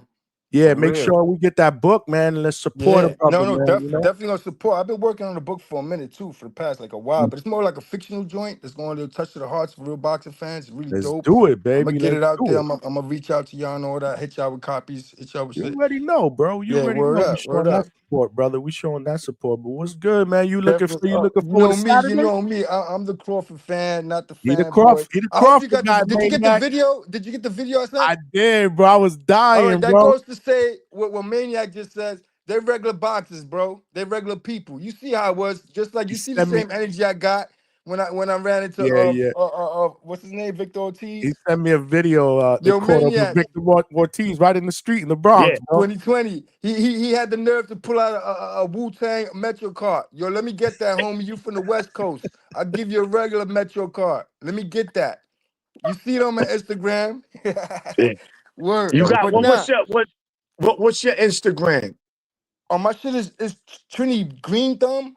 I don't really be on it like that. I got it because in 2020, to get some good fire, you had to get this fucking Instagram shit to get in. So I had a screenshot of my homie shit, and then some bouncer touched the phone, and I got into it, man. I'm flaquito, bro. I get into it with this big dude because he's trying to stop me from buying weed across the street from a precinct that I battled for 20 years. Like, get the fuck out of here. Anyway, I got my shit and all that, but I had to go the right way and get that for that. You know what I'm saying? That's why I don't really do the gram and all that shit like that. I'm a little older, you know what I mean? So, but it's cool though, you know what I'm saying? Now I'm on it for this and all that to stay in contact with the hangout spot, stuff like that. You know what I mean? You already know. But yeah, I've been a long time Crawford fan, and I think that it comes down to the game plan, man. Everybody keeps going back to the match morph, But if you watch any of his other fights, he didn't fight the same, man. He switched his whole style up for Crawford. And Crawford was just so into the game plan of Bomac that, and he still handled his own. He took some shots. Yeah, he landed some good body work. I had it 7-5 for Crawford. Then I go back to the Charlo fight. If the Lion had a little courage, man, he could have pulled it off. He took some good left hands from Crawford, from Canelo. And Crawford, they won't land that clean. Crawford has a way of landing hard shots with little room, bro. Close. Like I watched the Spence fight so close. And I had to keep rewinding to catch some of them counters, man. Off the rope, especially, man. He's gonna bait him in. The knockout, that was me jumping out the window a little bit. And I always said it was gonna be if Canelo looks winded the way he usually does at the end of fights. You know what I mean? But that's usually because he fight bigger men. But every fight he loads up on. So and the counters that's gonna come back for Crawford is after these load up shots, man. I'm telling you, it's not out of the question, bro. It's not out of the question. And $50 pays 450. I know the math on that. I've been looking at it. I might jump out the window, but like I said, I'm just getting back on shit. So the money ain't there like that for that. The draw is paying crazy. That should have break Vegas, man. 1,400 they paying. That shit paying out. But I'm gonna just play with a little ticket. I don't agree with the Mbili by decision. Again, it comes down to the game plan. Lester Martinez is an Olympian. He's got Bomac there. I got Martinez by stoppage on that one. My heart says Vargas. You know what I'm saying? They rushed his pops into the Tito fight. But that was a good fight. I'm a Tito fan. You already know, man. I'm for Trinidad's last name, Trinidad. I'm half Puerto Rican. I right. That's the only one I really fanboyed out. I said it before, and that was against De La Hoya.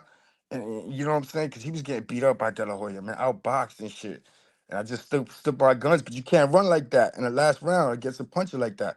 De La Hoya ran like I never seen a boxer even run before, man. No, he didn't even make it look technical. He ran like pedaled and shit like that. So that was bad right there, man.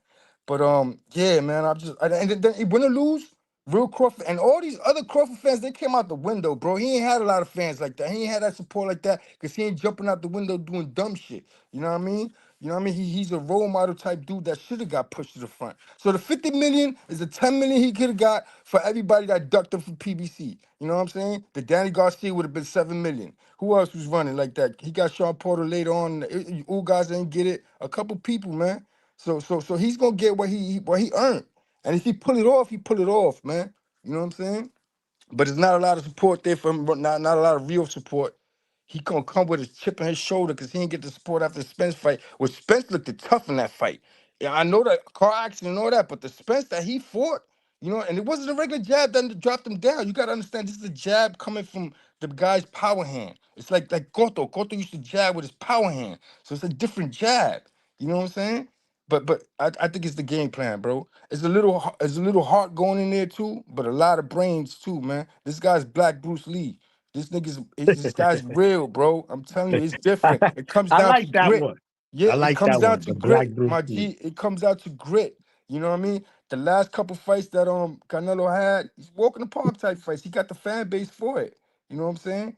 But and he gonna come strong, so he gonna get the credit if he beats Crawford. Yeah, pound for pound, you move up. You know what I mean? You get that credit. Crawford, if he wins, this is fight of the century because the accomplishment. You know what I mean? And he's gonna get his flowers. But yeah, I'm just hoping. I got the whole household going against me, man. But I'm gonna talk my shit in the live when it go down, man. For real, man. But yo, thanks for taking my No, call. definitely, man. You better have my live on the background at Nah, least, for bro. sure, for sure. It might be kind of light though, cause you know I'm training. They did me dirty. They gave me Friday, Saturday off. They put me at 6 o'clock Sunday, bro. I told them already. I'm gonna drag ass. You know what I'm saying? Ooh. And then I went to some wild experience, bro. I'm gonna share it with my G's in the chat, man. I was trying to get this second job, right? Cause I'm gonna switch to the night shift, like I said. And it's a little work, but I could finesse it. So I got a little hookup with the like a little institutional aid at the city medical examiner office, right? So they're like, yo, but everybody who gets high got to walk 4 blocks down and take a look at, you know what I'm saying? See if you know what I mean? You don't got to go there to work or nothing, but everybody has to do that, bro. And I've been through some shit, bro. Y'all went in there, man. Yo, it told me, take it in, turn around, look at yo. I seen some shit that I can't unsee, man. I got out of there. I walked from 26th Street to 62nd Street in York, bro. Like, yo, Damn. bugging, like beating myself up. Like, what the fuck you put yourself in this position to even walk in that building, bro? Like, you know what I'm saying? Like, cause I look at life like a boxing fight. It's 12 rounds, bro, and I'm in my 6th round. I just caught my 2nd win. You know what I mean? So that's where my fight is at, bro. And that experience right there changed a lot, bro. Word. And I thank this chat a lot, man, because your description matches, Johnny. All these other chats, your shit say you're gonna feel like you talking with the homies, man. And that's how I be feeling, man. And the best minds come on this shit, man. I be looking at the chats. People know what they talking about, man. So when somebody put me in the place, you know what I'm saying, on this shit. And I want to apologize for what happened a couple weeks ago with the young boy, too. This ain't the place for All that, right. man. I rewatched it. I was in the Okay. wrong. You know what I'm saying? I misheard some shit. Like, you know what I mean? I got, you know, a little frustrated with the, you know, yo, where you at? Where you at now? I'm not that guy, yo. You know what I'm saying? I tell you exactly where I'm at. You But I was good, out of bro. line, bro. This ain't the chat for that. This ain't the place for that, man. Apologies to the chat. Apologies Nah, to bro, you homie. good, You brother. know what I'm You saying? good. Every now and then we get a little crash out here and there. There's nothing Yeah. wrong with that, man. It's we fans, but at the end of the day, we family, bro. We all For we sure, all for sure. about the Nah, sport I'm we him. love. That's He's boxing, bro. me. He's me 20 years ago. You take away the alcohol and the camera, that's me, bro. Word. Yeah, Yeah. nah, that's real, bro. Even AB said that's real, BX. Nah, you keep it a buck, man. You keep it a Yeah, buck. yeah. Let me tell you Yeah, something. man. I've gotten compliments. Malcolm, what's good, man? My man Malcolm was up in the chat. Big Bustelo. He's Big a Bustelo, Bustelo respect, guy. Malcolm. But I if it love wasn't for the Bustelo. Always Bronx, this rap spitting shit that Listen, probably knowledge. never would be going I had my on. So tell me Bustelo where in you here. Sure. from. All Hey, right. You what's got good, your fellow everybody? Bustelo brother up there, man. Yes. Hey, what's good? It's Big Bronx over here. Yeah, I'm definitely drinking my cup of coffee right now, man. Just woke up. That's what's Chilling with up. y'all. That's what's up. Yeah. No Nah, no problem. doubt. We kicking it over here, man. We excited. We are less than 48 hours from the fight card. We will be live. And we just breaking down the final thoughts, final predictions. Coach did give his bets, Malcolm. I don't know if you want them. They all favorites though, right? As Vegas said, it's like 5, 6 favorites. Are they? I don't know. I mean, I gotta check. He picked Valoria, Hackett, Patty Donovan. His Oh parlay my was gosh. yeah. Yo, His one more parlay. thing about the young, the smaller guys, man. Chacatito, man. One of the best Oh, footwork in the game, Hold on, bro. hold on. Before we get to that, because I don't want to get swayed off. Oh, I'm sorry. Hold that thought. He picked. You know what's crazy? He didn't want to do this pick on the air because he's actually working the corner of the other guy now. oh yeah. So he gotta. Yeah, They he pulled can't. him in last minute to work the corner of the Puerto Rican kid that's going against La Princesa Indio. del Indio. Yeah. But he picked the other kid. Damn. Oh shit. But it's a last minute. That's Okay. what he was picking, right? He said they pulled him in last minute for that. So he didn't want me to say it while he was He ain't on. gonna turn. Coach ain't gonna turn down that money, man. And Billy, Callum Walsh, and he picked Canelo. Damn, he picked Callum Wash? That's He picked Callum Walsh, he picked man. Canelo, he I picked don't know about Billy. that and Billy pick. He picked them Billy, and he picked Oles Squaga. Yeah, it, Yeah, the Mbelly pick isn't bad. Like He I can't said, be mad at that one. he said, be careful. His upset special, if you want to pick an upset special, is Brandon Adams over Boyacek. oh, I forgot. Shit. They fighting That's not. this That didn't even weekend. make the card. Yeah, it didn't even make the main No, but it card. didn't make the main card. It's on the prelim The card. Well, the main prelims. event on the prelim card. Yeah, Yeah, they the last fight headline of in the the prelim. prelims. How Oh, the fuck did that happen? and But remember, you got that he was 4-0 kid he that's on stopped. the main card. He stopped Bohachuk in their first fight. That's what I'm saying. This is the In rematch. fact, he popped Bohachuk's cherry. He gave him that first L. He said, You know, "I Bochek throw want my that get issue." back. Yeah, Yeah, I feel man. like I don't know. I feel like Bojack got something to prove, man. But isn't he coming off of like what, 2 losses or just 1 No, loss? Also, he won his last fight. It was an underwhelming performance though. I He thought the won, but performance against in a was loss that was better. Fox? No, the performance against what's his name? Virgil Virgil. Ortiz in a loss was better. Yeah. That was the best Yes. performance Correct. in a loss. Correct. yeah. Correct. He did look better. He did look better in that loss than he did in his last win. Maybe this is the fight he needs, right? Sometimes I think fighters like they're human like us, right? How many times we going to work and we dealing with shit? You're dealing shit with your wifey, with your family. It's just shit going there. Sometimes you don't perform the best of your abilities at work. You know what I'm saying? Like, damn. Same thing with boxers. You know what I'm saying? Like, that's why when I interview fighters, I always ask them, how's Kent going? And that, it's going good. And I say, are you being serious? Because y'all always say that, and then sometimes when they lose, then you hear interviews, they was going through this, their knee was, their big toe was broken. Like, come on, bro. Don't either you say it before the fight or don't say it at all, because I don't want to hear that. You know the deal. You know the deal. Maniac, you know what it is, bro? It's my bad, bros. But it's like a double-edged sword. You know what I'm saying? Like, if you hurt your shoulder and you like let's just say you 4 weeks into camp and you put that information out, your promoters aren't gonna really want to hear that. Like, it's pretty much bad in the money that they're investing, and then people look at it like it's a premeditated excuse. So, it's kind of best to just be quiet and say that you're doing good. Because to be honest, even though, look, I've only done it in an amateur level, and again, it was only 2 fights I took. You're never 100%. Like, for some reason, you're going to tweak your elbow. You might tweak your hand from here and there. I don't think any fighter is ever 100%. Maybe out of every, 10, maybe there's, 1 who dealt with no kind of injuries at all. So, it's kind of hard to, just, avoid it. But you just got to keep it to yourself and just push through. But I will agree, I don't like to hear about the injuries after. Because then they'll be like, oh, this is no excuse. But, and then, they'll just say whatever. It's almost like no offense, but you mentioned your shoulder. I didn't mean no disrespect, but you mad ugly. And then if you mention the shoulder, they could target your shoulder during the fight. Yeah. I mean, Roy Jones has somebody like that. Just targeting his arm. It's fair game. It's mano a mano, man.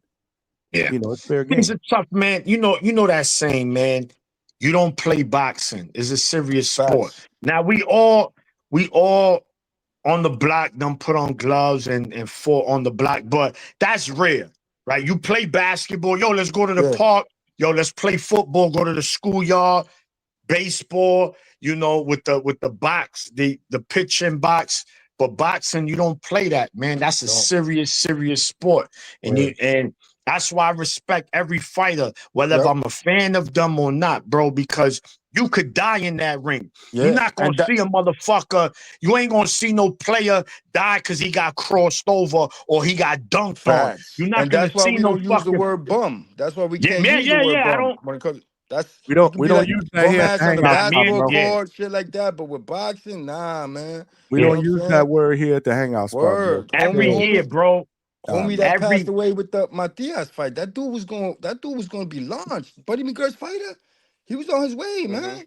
Come on, bro. He lost his life in that ring, bro. Correct. Every year, man.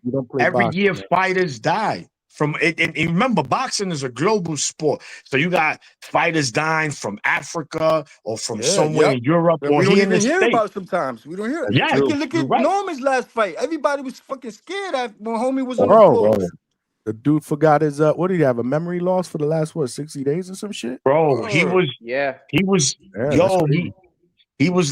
stuck on that canvas. They had to put him on the stretcher. And then when you hear Norman Jr. talk about, you hear how relieved he was like, remember we had him here? Social, we communicate. Yeah. Bro, that could change. Like Matias, they rushed him to a fight after a championship fight, and he dropped the ball. You know what I'm saying? Then the family reached out to him and all that, and then look, he knocks out the dude that beat him. That proves right there that was in his head. His lifestyle, he ain't want to kill nobody in no ring, bro. The shit he been through, man. He did not want to do that, bro. That's why I'm a little how do I say it? When it comes to these fighters popping on roids, I try not to rock with them ever again. Yeah, like don't get me wrong, there's certain guys you like I used to like Ryan Garcia. But I gotta stick on principle, certain morals. Shane Mosley was one of my favorite fighters as a kid, and then I found out he popped. I was like, damn, I can't look at this man the same, And this is the way I look at it. Again, you can't play boxing, and this is the one sport where, and I like to throw football in there too because of how physical it is. But with boxing, your intent It's to damage the other person and just finish the fight. You know, well, you got certain fighters who are knockout artists and they're precise and then they'll finish the job quick. Just like you said, you got guys like Matias, but they just punishing you for 12 rounds. They just beating the shit out of you. So that's is worse. You know, yeah, and that makes it completely worse. Imagine if you on gear. So yeah, when you got these guys that decide that they want to just take something for a better edge, whether it's just for stamina or not, somewhere in the back of their mind, they're aware, like, yo, I could possibly kill this guy. Like, you know that you could do some crazy damage. And you felt like it was okay. So when you get popped, I'm cool with you getting banned. I know they're not going to do that. Yeah, you feel me? I'm all cool for it. That's why I hate the snack talk with Crawford. That shit would really hurt me, man. Some real shit. If that shit was to come out, that shit would fuck me up, bro. I ain't gonna lie, bro. Yo, look, I'm gonna tell y'all like this. Bro. Nah, it's the same shit like cheating. If you decide that you want to go out and just do whatever you're gonna do, if a shorty decide that she want to cheat on me at some point, she knows like, yo, if I get caught, it's clip. But you still want to go ahead and do it, so I ain't rocking with you after. It's the same principle. You know what I'm saying? With boxing, that's how I use it. So the moment you decide to do that and you cheat in the ring and you know you could have killed somebody, ain't no 6 month suspension. Y'all take 6 months off anyway. Says the man who lets Louis Resto train him. Nah, I just fuck with you. What's his name? Panama Lewis. I met Louis Resto homie from the gym from Morris Park that pulled the pattern out. Yeah, that was Panama Lewis. Oh, that was Panama Lewis. I just mess with you. Isn't that the dude? Isn't that Aaron Pryor's trainer with the? Yes. The special juice. Give me the special water. The one that I mixed. Black bottle. No. The one that I mixed. Yeah. Hold up. Let me. I ran into Louis Resto too because my mom back in the days. Yeah, my mom's live in the South Bronx, Jackson Avenue. So they be having like a festival there. They be having a boxing ring. And this was around when the time that documentary came out. And I remember my mans was like, yo, stay away from him because, you know, he was on the documentary. I'm just going to say what up, man. Like, I got no beef with nobody, you know what I'm saying? Like, you know, but I say he out here, he ain't got no worries. So, you know, it is what it is. But it was fucked up, man, because Billy Collins' life was never the same. End up dying in the, you know, like that fight just fucked up, ended his career basically for cheating. He was never the same mentally, bro. And that shit is tough because boxing is a sport. You ask any fighter, Johnny, you interview 1 million fighters, and whenever you ask them about the mental question, they're gonna say it's everything. Mentally, you have to be dialed in. Because like Butello said, right? You're always going to be dealing with shit, whether it's injury, personal problems. You got to block that shit out. Which fight was it that Canelo's brother, they had him fucking ransom? Yeah. He had a fight I found out about that on this podcast, bro. I forgot. Bro. His brother, we talked about his brother getting held for ransom. He got a fight coming up in a couple of days. And he still got to take care of business. Now that's some crazy shit. That's some wild shit right there. I got brothers, bro. I can't even begin to imagine. Like, yo, if we don't get that 3 million, bro, we sending your brother. Nah, nigga, here, take 7. Just fucking bring my brother back. But you know that shit fuck with you, man. But that focus. Let me just read this from the chat real quick, y'all. Speaking of brothers, man, we got El Consejero with the $2. Great caller, man. A new caller. He called in last show. Great shit, man. Shout out to you, my brother. Appreciate you. He said, I'm surprised Adams over Chuck. What was Coach's reason? I think he was just kind of pushed into a corner, right? Because every week he gives one that he feels has the best chance to be an upset. I don't know. I don't know if he really believed that would happen.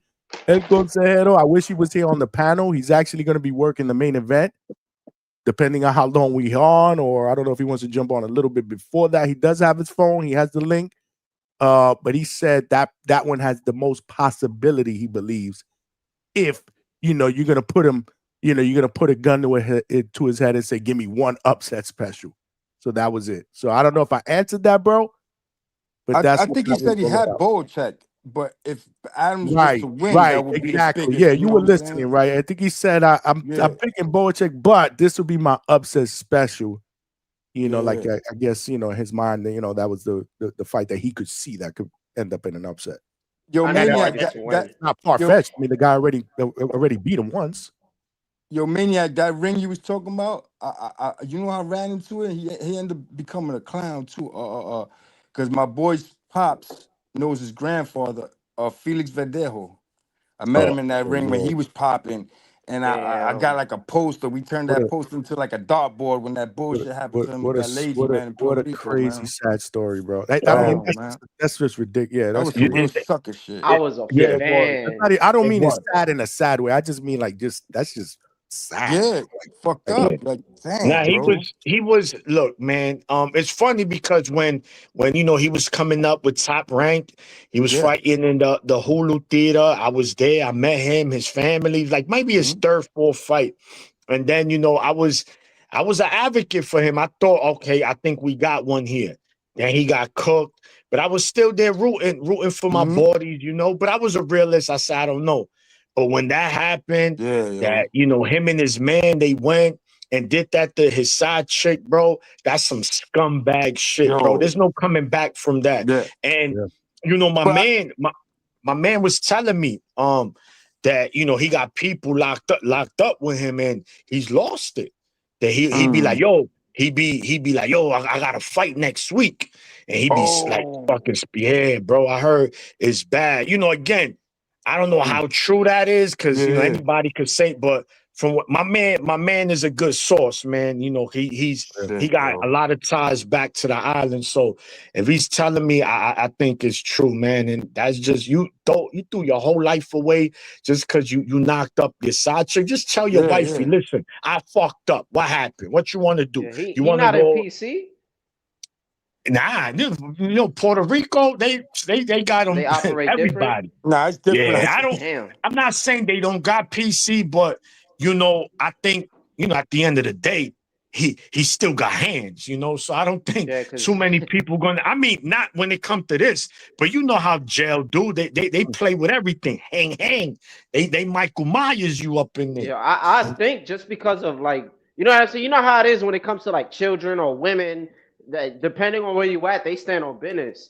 Like I know in the West Side, it's a little more like they real hard on it. So that's what but I don't know how it works in PR and the name that you carry with you. So I don't really know how that works. But I was just assuming he would have kind of been shuffled That's a off to the good question. side. I'm gonna ask my man. You know what? That's a good. I'm gonna ask him, yo.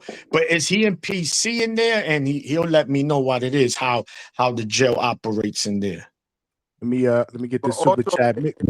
Mick Doonan with the $2. Now go ahead, John. Sorry. Ooh, you got a bad connection though, because you're cutting in and out. Yeah. He said, yeah, jump out and jump back in or something like that. She says Sean Zattel doing God's work, champ. Sean's putting in that work. I saw him at the press conference asking questions. I don't know what he asked though, but people were saying that he was asking some good shit. Who's that? Sean Zattel. He's the dude that he does the podcast. He's on the Porterway podcast. The white guy. Yeah, he used to work for Fight Hype. Fight Hype. Yes, I know. Oh, okay. Yeah. I know who he is. Yeah. He's a cool dude. He's a cool dude. No, he's I like his takes too. Hey, that'd be a good interview. Sean Zattel. Yeah, I'm trying to get Sean here. Hell yeah. I'm trying to get Sean here. Yeah, for sure. That man know his shit. Yeah, and I like his delivery. Like he's smooth for a white dude. Like he's from New York, you know. That's what's up. Is he from the city or upstate? Oh, that I don't know, but I'm thinking that counts. New York. That counts. He's from Dobbs Ferry. He said that counts. Mick Doonan, I appreciate the super chat, my brother. We need one more to get to that goal, y'all. Make sure y'all smash that like button, man. We got hella people up in here. Yeah. We got over 100 people. Well, you know, combined, and we only got 50-some likes. Come on, y'all. Yeah. Come on. What are we doing? Yeah, we got people on X. We got over 100 some odd people with YouTube and X. If y'all on X, man, come on over here to YouTube, man. Join the party. Get up in the chat. Yeah. What's up, Maniac? You was gonna say something? Yeah. No, I'm about to wrap it up, man. You know me. It's past your bed. You know, it been past. It been past my bedtime. You missing a good fight. This is a good fight right now. I'll go take a look. I'll take a look at it, man. See, I got the DAZN app, so I could watch the replay. And being that there's no fights tomorrow, I could replay it chill. There you go. And then Saturday's gonna be tough because there's college football, Johnny. And fuck your Buckeyes, by the way. I was about to say, if you want to talk some college football, we can talk some college football if you want. Yeah. Nah, no doubt. Listen, man. I'm gonna join you guys during the chat. I'll be in there for the fights. We'll be flip flopping. We'll be doing it up, man. We're gonna do it up. And then once it's over, I'm gonna do a recap, and then I know y'all gonna go to like fucking Sunday morning, so I'm gonna definitely come in and cook with y'all.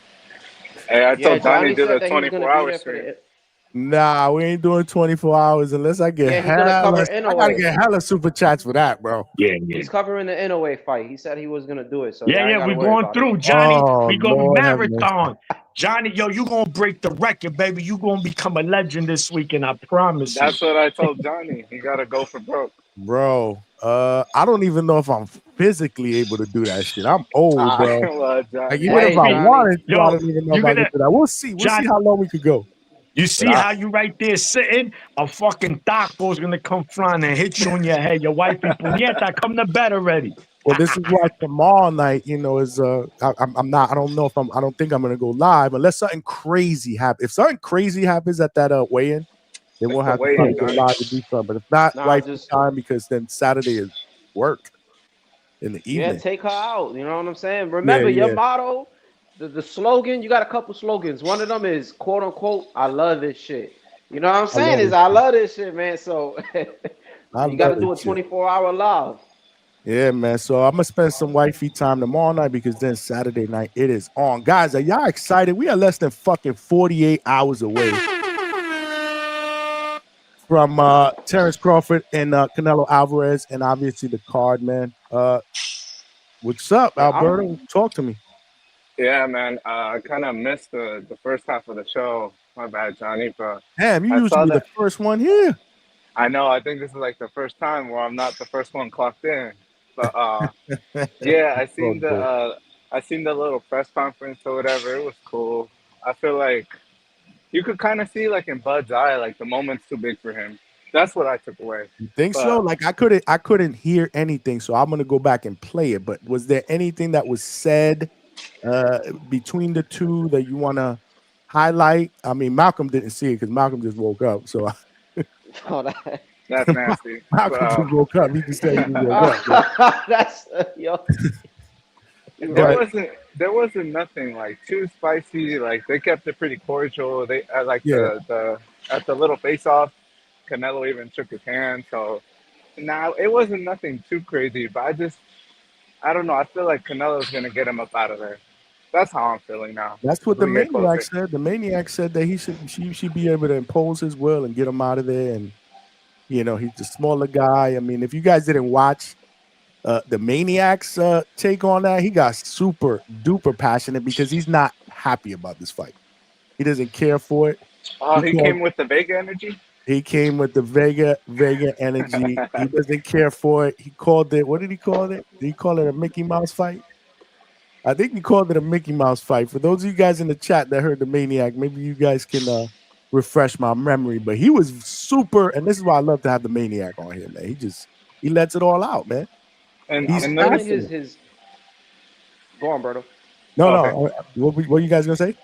I was just gonna say real quick. I'm not even like a huge Canelo fan. I think he ducks David Benavidez. I don't like that shit. But I just think logically I have to go with Canelo. But if Bud wins, I'm gonna be laughing my ass off because that's his karma. That's what he gets for ducking the real fights. I agree. I want Bud to win this fight. I used to rock with Canelito a long time ago. I don't like the way he be moving right now. You know what I'm saying? Pound for pound king with the best avatars. He said 2 more super chats. Mother efforts to reach that goal. Let's fucking go with the fire emoji. Let's go, Terrence. My man. Yeah. Thank you, man. Appreciate the donation. Yeah, man. This appreciate everybody popping up with donations, man. Saturday is gonna be lit. But yeah, he wasn't happy about it, so he thinks that Canelo should be able to beat the smaller guy. Yeah, I was gonna say. Yeah.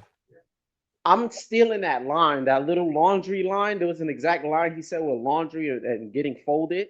Oh, I gotta start using that. Like, yeah, that was clean. I've heard something similar like that. But I was like, you know what? I gotta steal that. The Maniac. I used to do IG stuff with him, bro. He's got 1,000,000 of those.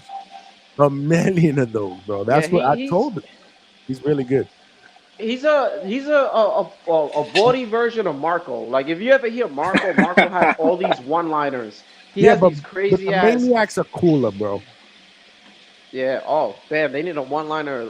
They need to do some real side by side. We got if they were to do and there's no disrespect to Marco, but I've heard no, the you Maniac see you doing it.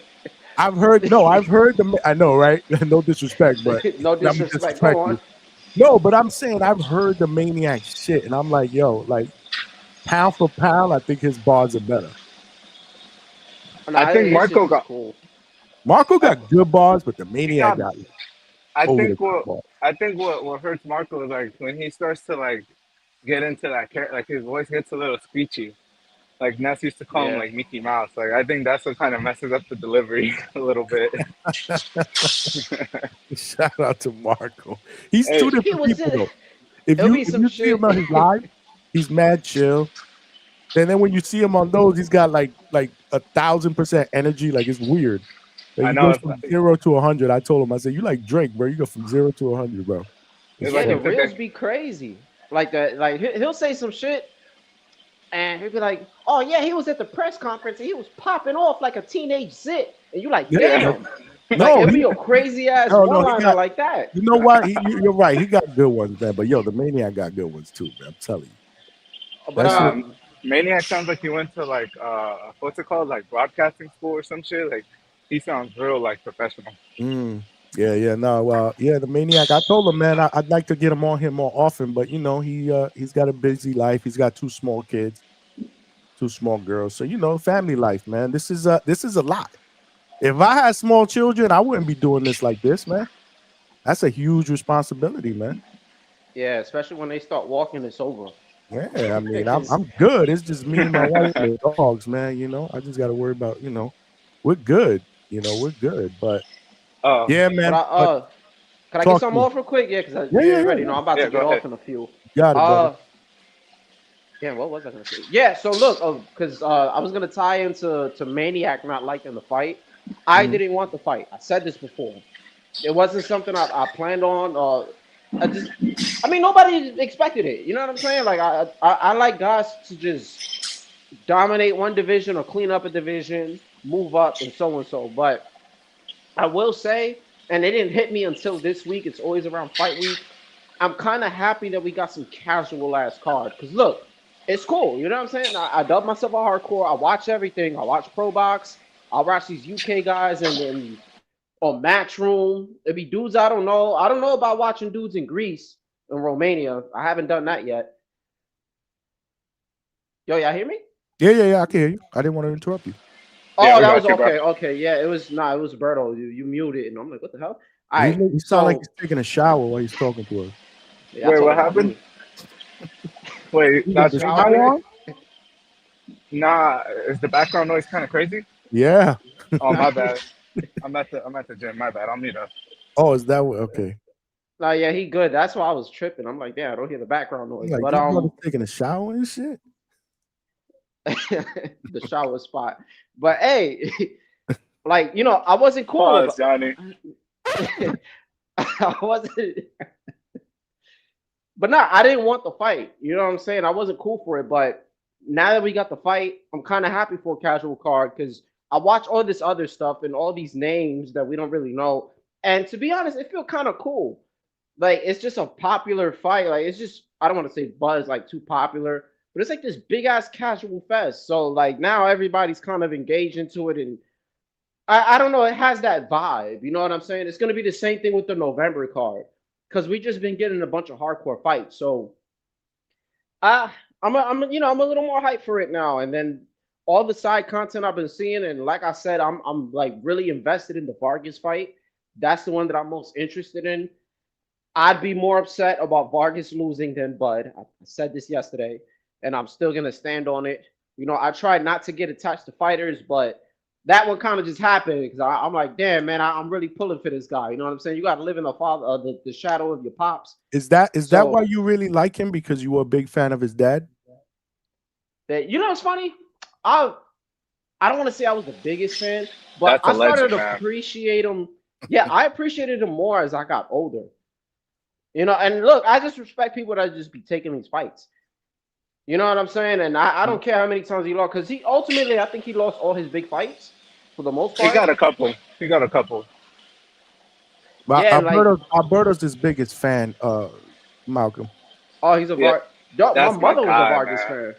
My mom's was a Vargas fan, and my pops like Trent. I think he always rooted against him. I don't I don't know why, but yeah, nah, he was a good fighter for sure. It's just his emotions. His emotions used to get to him in the ring, and you know, again, they kind of moved him too fast. But I don't know. I think I told you it was like it's more of the father son duo thing, and then Vargas he doesn't do too much, like how Schofield Senior does, and he's not all over the media. So you know, I'm rocking for them, and I am an Emiliano fan, so I started rocking with all three brothers. I'm not too fond of the middle child, Amalo, because I think he's Model. like, I guess the less gifted naturally from He what it ain't a real seems, but boxer. I'll still. Oh, you see, you I can't feel be like saying that though, no. because he Let talk a me let lot. me. He be popping it, but like he don't really live that lifestyle. I feel like he's kind of just doing it for like attention. I don't think he really.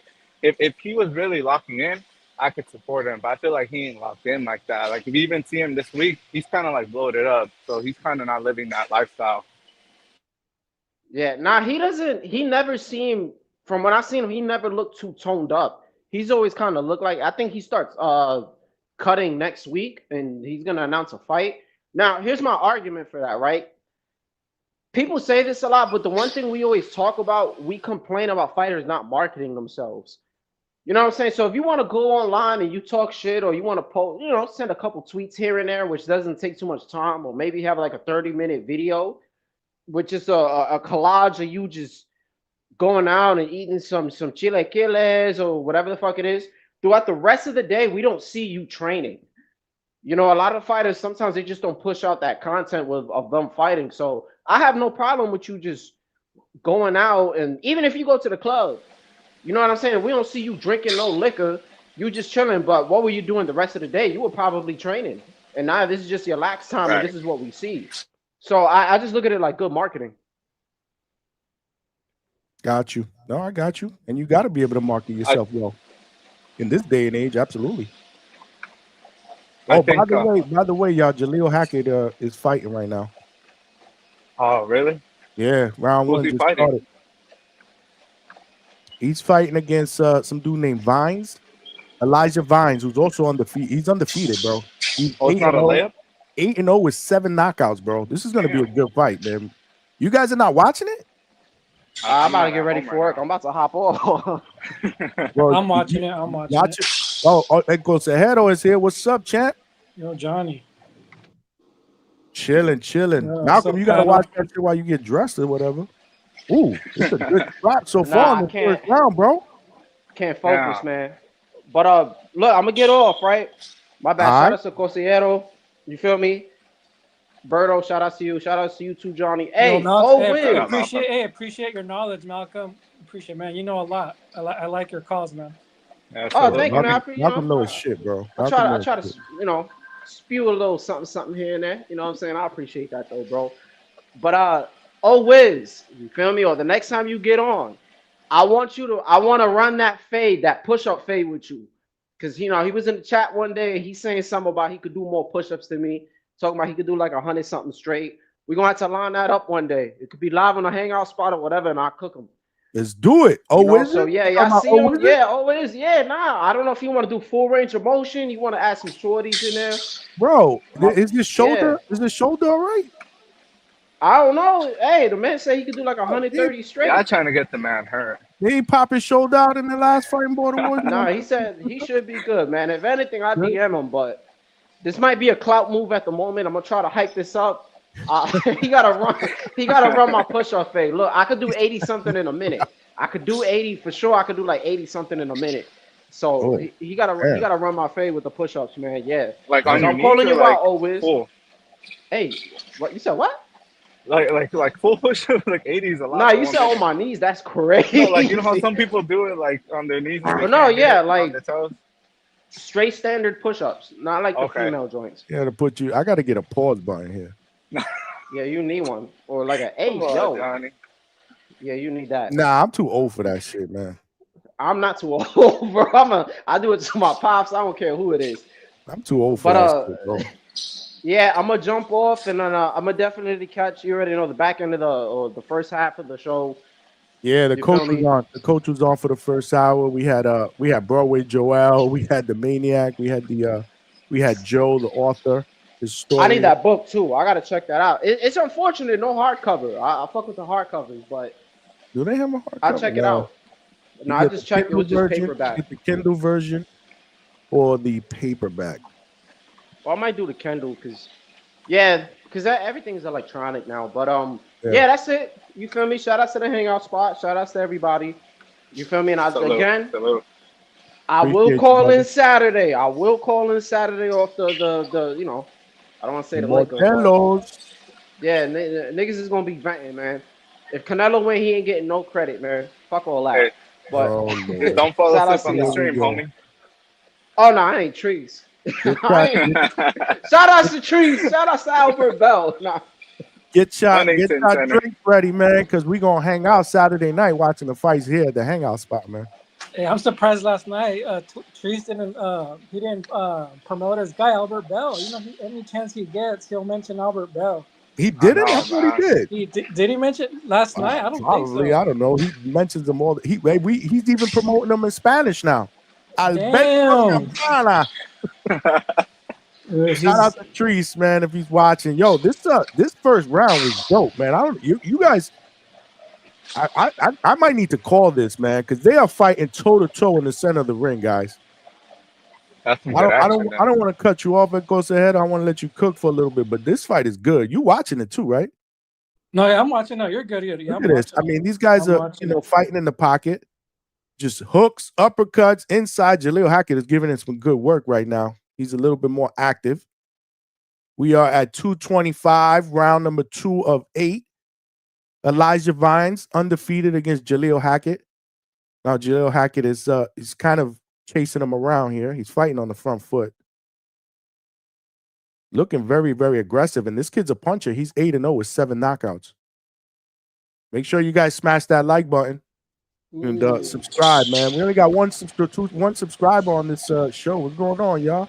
Come on, yeah, it's free. It's free, man. Look at Hackett. Hackett's letting his hands go, man. He's got homeboy on the ropes. What's up? Y'all can jump in. Yeah, What's real up? quick. I know you're calling the fight. Oh, Jaleel Hackett just knocked him down. Yeah, He just knocked him I down. saw that. Sorry, Alberto, hold that thought. Wow. He got up at the 8 count, 1:32. Hackett just put Elijah Vines down. Can he finish him? Jumps in with a hook, uppercut. He's letting his hands go. He might end this fight. Oh, the other guy comes back with a combination. Hackett's got him trapped in the corner, throwing hooks. Wow, good scrap, man. Ooh. Wow, Hackett's letting his hands go now, man. And the referee just broke him up. He tied him up. Homeboy's still in the corner. I don't think if he's still recovered. He got hurt with a jab there. Came back with a left right. Now he's trying to tie up Hackett again. Hackett, 2 uppercuts, left, right, another right uppercut, an overhand right, a left hook. Ooh. Man, this kid is taking a lot of leather right now, man. Timestamp 35 seconds. And these two are just leaning on each other right now. Oh, another uppercut. Oh, Hackett is just lacing this dude up, man. Wow.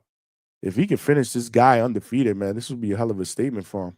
Good platform, too. Right before this, he just ate a right hand. You got to be careful because this other kid can punch and he's hurt. Oh, yeah. Left-right combination. He's got him back in the corner. This other kid is hurt, but he's fighting back. But he makes it to the bell. Woo! What a round by Jaleel Hackett, man. Manuel LG, am I behind? I'm hella behind. How the hell am I behind? Someone said big knockout, Johnny. Who? Someone said that there was a big knockout. I don't know if they meant knockdown. Big KO. No, I'm watching the fight. How the hell am I hella behind? Manuel LG said I'm hella behind. Hold on. Sometimes with the zone app be hella choppy. You think you're You live, know what? you're Let behind. me X out and go back in because sometimes maybe I paused it by accident or something. Hold on.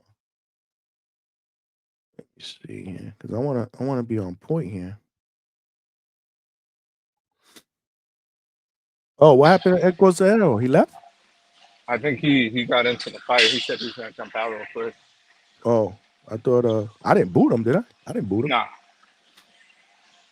Smash that like button, y'all. You not watching it, Alberta? Well, you are in the gym, that's why. Yeah, I wish. This is a good yeah, he was hitting Hackett with some good shit coming back until Hackett hurt him. All right, let me see. I was gonna ask you real quick, who's the other cat he's fighting? Like, who's he signed to, or how do we know him? I don't know a lot about this other kid. This he's down again. He's down again in the third round. Damn, I was refreshing that shit. And when it popped back up, he was already on the ground. I didn't see what put him down on the fucking ground, man. Yep, Manuel LG. What you got? Manuel LG, what's your time step? I got 225. Fight is stopped. Fight is stopped. It's over. Jaleel Hackett, what a statement, man. Man.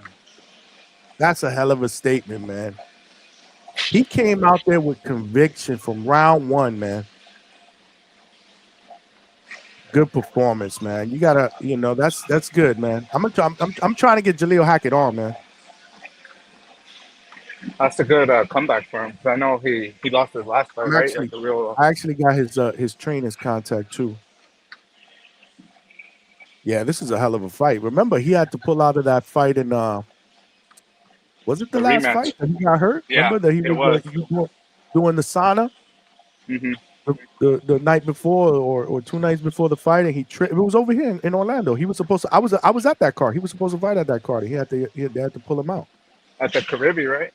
Yep. It goes ahead. Are you back? Oh, it was. Yeah, I'm back. I lost connection. Yeah, I got booted out. Yeah. It was a right uppercut that put him down to set in the center of the ring. Then he got back up, but they stopped the fight. Yeah, he slipped the right and then countered with an uppercut, put him down.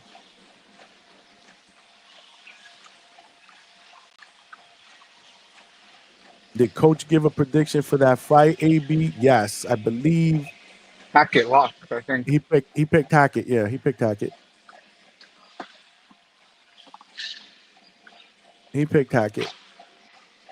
Let me. Hey, Johnny, what's up? Did Coach's guy go on yet, or is that still coming up? That what? Coach's guy, did he fight already? No.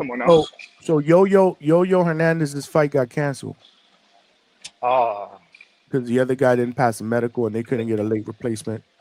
But he got pulled in to work the corner, not the head trainer, to assist in the corner of El Indio, who's fighting La Princesa in the main event. Oh, okay. All the Princesa fights today. Yeah. Okay, I gotta get home by that one. Well, So do you know how many more fights to the main event? No, I don't know because I'm not listening to the sound. Let me see. I'll tell you right now, though, how many. So BoxRec had 5 fights. We just saw Hackett, we saw Tally, and we saw Emiliano. So I'm going to say 2 more fights, Justin Valoria and the main event. Yeah, this is a late card then. I don't think it's going to be over till like midnight. Midnight? What the hell are you talking about? I'm pushing 1 o'clock in the morning over here. Oh, I'm sorry. I guess maybe 3 a.m. I got to hit you with the fart button. This dude said midnight, bro. It must be nice, man. Wasn't it with Yo-Yo? Wasn't it a managerial issue, the opposing fighter? Or it was because he was sick? Which one? Yo-Yo, right? His fight got canceled. Wasn't it a managerial issue on the? Oh, it might have been. I thought he said medical. He might have Was said it that fast. I Yo-Yo? might have misunderstood. Yeah, I might have misunderstood. It was something, but they couldn't get a late replacement, obviously. So so he got pulled in to assist with the main event corner. So that's why he's not on. So he came on at 9 o'clock, and we started chopping it up. He gave his picks. I got the picks up there now. Maybe I should have put commas and stuff because I just Yeah, that's copied kind them. of hard to read, Johnny. I know I copied and pasted it from the notes. Let me redo that. Let me redo that. Meantime, what we got likes, man? Damn, we only got 100 likes here. What's going on, y'all? What's going on, y'all? I kind of, real quick, while there's like some dead air, I kind of didn't like how they did the press conference. I think they did like a 50 cutter of the UFC. I don't know if y'all got a chance to keep it, but it kind of felt like, I don't I know. had it on, but I didn't hear it. But I'm gonna do that tomorrow. You know, as soon as we end the show and I get some sleep or whatnot, I'm gonna watch that, and I'm gonna watch the remainder of this card, whatever I did miss. But Jaleel Hackett is getting an interview right now. He's crying, man. A lot of emotion, man. Yeah, I saw bits and pieces of it. But I did hear. Did you guys already talk about the Sean Porter, the interviewing Musty Dana White? No. Did he? Yeah. So Sean Porter pretty much, he asked Dana White. You mean Sean Teitel? Oh, what was that? Do you mean Sean Teitel, right? Oh, my I bad. didn't Yeah, see the my fighter. bad. My bad. Yeah. No, you're good, homie. Yeah, Sean, yeah, one of the Seans, right? Sean Porter, but he's on Sean Porter's podcast, right? Yeah. John Tatel's Yeah. on Sean He's Porter's a podcast. fight Correct. hype correspondent, I believe. He pretty much put Dana White on the spot, man. What was the? Yeah, because somebody super chatted and say he's God or something. I was gonna ask you about that too, Johnny. Like What? basically, dude, Sean Teitel is like, you know how they're trying to get the Muhammad Ali Act basically revised so that they can do what they want to do in boxing, kind of like the UFC. And so Sean was basically saying in terms of like combat sports, which is boxing and UFC, boxing's the top 5 in terms of revenue. And so he was basically telling Dana White, if you can't get the Muhammad Ali Act revised, are you still going to be in boxing? And that's when they kind of like had him booted out. What do you mean booted out? Like he told them, hey, if you don't have questions for the fighters, like beat it. On TV, they told him that? Yeah, Dana White be spicy. He be popping it. That's why people don't like that kind of dictatorship. It's like do what Dana says or And you're that was caught on blackballed. camera? Yeah. Oh, I didn't see that. I gotta see that. And then Canelo was like, fight, and he was egging him on. That shit was hilarious. Yeah. It was. Oh, okay. I know exactly. So that they had a microphone, right? They were like below the stage. They had a microphone. Yes. Okay. I got you. Wow. And he just booted him off. That's funny. Yeah, he's like, all right, beat it. And then I don't know. I kind of don't like that because you know how Dana White does with the UFC. The top fighters don't be getting like boxing. Like that's why the main UFC dudes want to cross over to boxing because that's where they're gonna get an actual payday. Yeah. And so I don't know. How do you feel about that, Johnny? Like I don't know. Do you know much about like the Muhammad Ali Act that they're trying to get revised? I don't think. Yeah, no, I'm not on their side to get that shit revised. It was put in place for a reason, man. You know, I mean, this is not the UFC, bro. This is boxing. Yeah, I mean, he pretty much put the UFC on blast. Dana White, that's his baby. I mean, this is the reason. This is what you're getting. This is the byproduct of having a UFC guy that's trying, that you're working with. Like, this is why I question why Turkey would go for a guy like Dana instead of a guy like, Eddie Hearn, Frank Warren, guys that he already that have not just as he established relationships with, but are boxing people. Well, that's kind of like what people are saying. Like Turkey kind of like he just did that to get on everyone's good side. So we all say Turkey's good for boxing. He was giving out big paydays to matchroom fighters, PBT fighters. But now we see is long-term play. They're saying you're not just going to be able to fight on Riyadh season. That's going to be a privilege only for the big fights. But like the lower name fighters, they're going to have to be under Dana White getting, peanuts or whatever. Yeah. No doubt, no doubt. Smoking Mo back in the building with the 5. Straight cash, homie. He says, salute to Jaleel Hackett with the stoppage victory. Y'all seen John Wick? Get this man a title shot. Yeah, man. I wouldn't be opposed to him and Xander Zayas. Shout out to Manuel LG, who just looped us in the chat because he's listening to the broadcast. See, that's the only bad part about doing the fight chat. I can't listen to what's actually being said. But he called, supposedly he wants a title shot with Xander Zayas. I would definitely be all for a Xander Zayas Jaleel Hackett Puerto Rico fight. Absolutely. That might get spooky, Johnny. Why not? Hey, you a champion. I got to keep the same energy. I'm not trying to sugarcoat. Bring the best on. If you're the champion and you worthy of that title, then you need to defend it. If not, then so be it. Fuck it. Let's get it. The Smoking Mo says Sean Zattel put his fucking balls on the chopping block. Earn my respect tonight. He'll be all right. Look, he said Turkey about to pull Sean's credentials. Damn. That's a fact. See, that's the thing, though. That's the only bad part. That people don't understand that piece of it. It's sad, but it's true. Like, if you rub certain see, this is the good and bad about boxing journalism, right? This is what I've been learning, right? Because I'm up and coming. I get credentials. I work these cards, right? And realistically, I'm in a lucky position, just like a lot of other people. We don't have journalistic backgrounds. You understand what I'm saying? Right. So it's not like in football and baseball and other, man, you can't get inside of a locker room. I can't get inside the Jets locker room unless I have some kind of journalistic background or I work for some kind of a company. You understand what I'm trying to say, right? Like we're basically we're freelancers, right? We work on our own. They give us credentials, but we're not licensed. We're not. You don't have a bachelor's in like journalism. Exactly, right? We don't have a It's the degree in Wild journalism. West. Wild West. Correct, right? So that's the good part, right? You get in with certain people, you're good. But you burn a bridge, you're done. So it's a fine line. It's a very, very fine line that you have to kind of teeter-totter around, and learning boxing is a sensitive sport, man. You got sensitive fighters, sensitive promoters. Ultra. We talked about this on the Boxing Boys plenty of time. Ness will tell you, and now and every time I say it, he says, bro, now you learned it. Because remember, he got years on me. I was like, bro, I'm definitely learning. I mean, they put a post out the other day. I don't know if you guys were watching the show.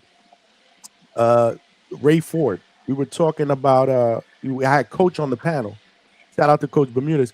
I had him on the panel. We were talking about Ray Ford's performance. And it wasn't even me. It was Coach. Coach was breaking it down. Constructive. You know the deal, y'all. We don't really down talk fighters. Oh, he was a bum. He's trash, blah, blah, blah. He fights down to the competition, blah, blah, blah. Constructive stuff. I guess somebody clipped that part of it, send it to Ray, whatever. Malcolm reached out. Hey, we'd love to get you on the Hangout space. Like, nah, man, I don't go on biased channels.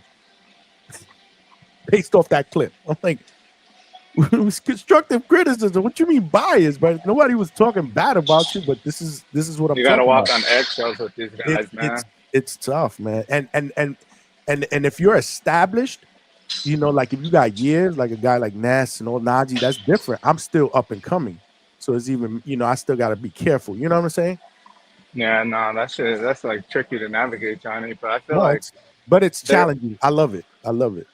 They also, people were saying, like I saw online, that, boxing team, the dudes that run Pro Box, I guess none of their journalists got credentials because, they're super critical of Turkey. So it's just no, they're done. Yeah.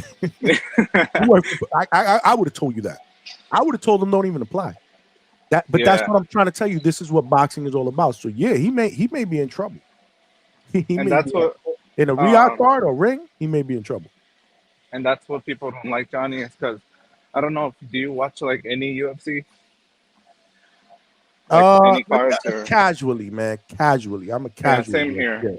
And basically, Dana or the UFC handpicks all of the reporters that like supposedly ask him questions. So like, if you kind of like step out of line, you won't get credentialed for like their next event. So it's like most of those guys are just gonna be like, kissing his ass or asking questions that are not really too challenging, because they don't want to lose their access. And so it's just the game's all fucked up, man. Yeah.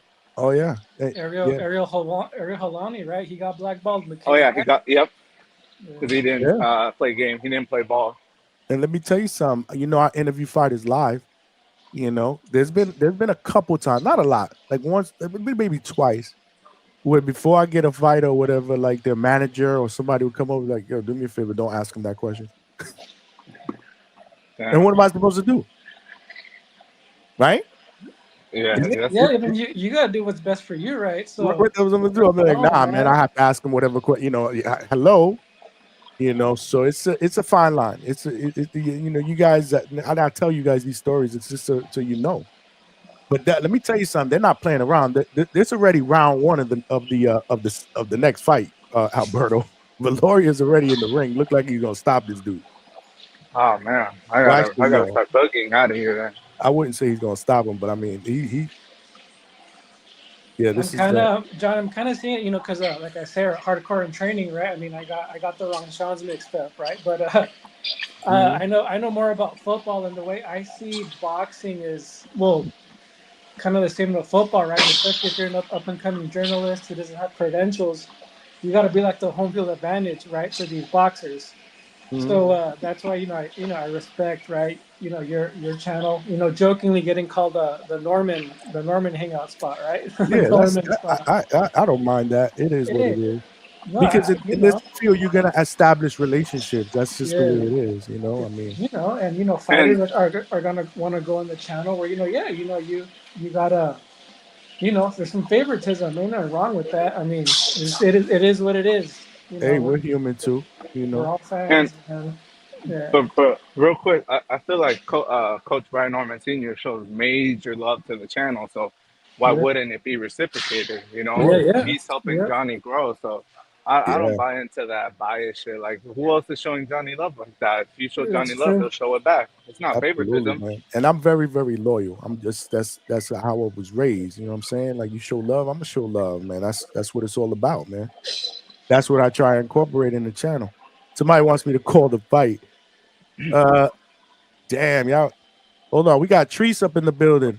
This is round two. I don't know my minute. Hold on. Huntington Center, Albert Bell. Go ahead, Treese. Yow. I'll let you cook. They want me to call the fight, but I'm gonna let you cook. What up, though? I'm just in and out and shit. Don't mind the background, you understand? We working. Shout out to all my third shift workers. You understand? The Midwest Mafia. I just wanted to jump on real quick. Nothing too crazy. I just wanted to say, man, if you a Bears fan, fuck you. And thank you, Jerry Jones. You understand? We appreciate that, Jerry Jones. We appreciate that. Greatest gift you've ever given. You understand? Michael Parsons. Did he have a good game? Y'all both won? Did we kick their ass? You understand? Hands and hooves on these motherfuckers. It was like 27-8. It looked closer than it really was. Don't let the score fool you. It wasn't that close. We put hands and hooves on that motherfucker. Scooter Davis, if you listening, ha ha ha. But that's neither here nor there. But like I say, man, my Packers, we on the road to the Super Bowl, man. I just wanted to call in and talk my shit. Like I said, if you a Bears fan, fuck you. You understand? Jaleel Hackett, Charles Conwell, my nigga, you got to see my fighter because you talking that Xander Zayas shit. Hold up. Rewind, my nigga. You need to see Charles Conwell first. You understand me? You don't just jump the line, getting no Xander Zayas title fight. The fuck? Like my guy don't exist? Are you crazy, Jaleel? But that's neither here nor there. We got my dog, La Princesa, fighting tonight, man. Like I say, 112-pound champion. Yes, sir. Yes, sir. We fuck with fight. Yeah.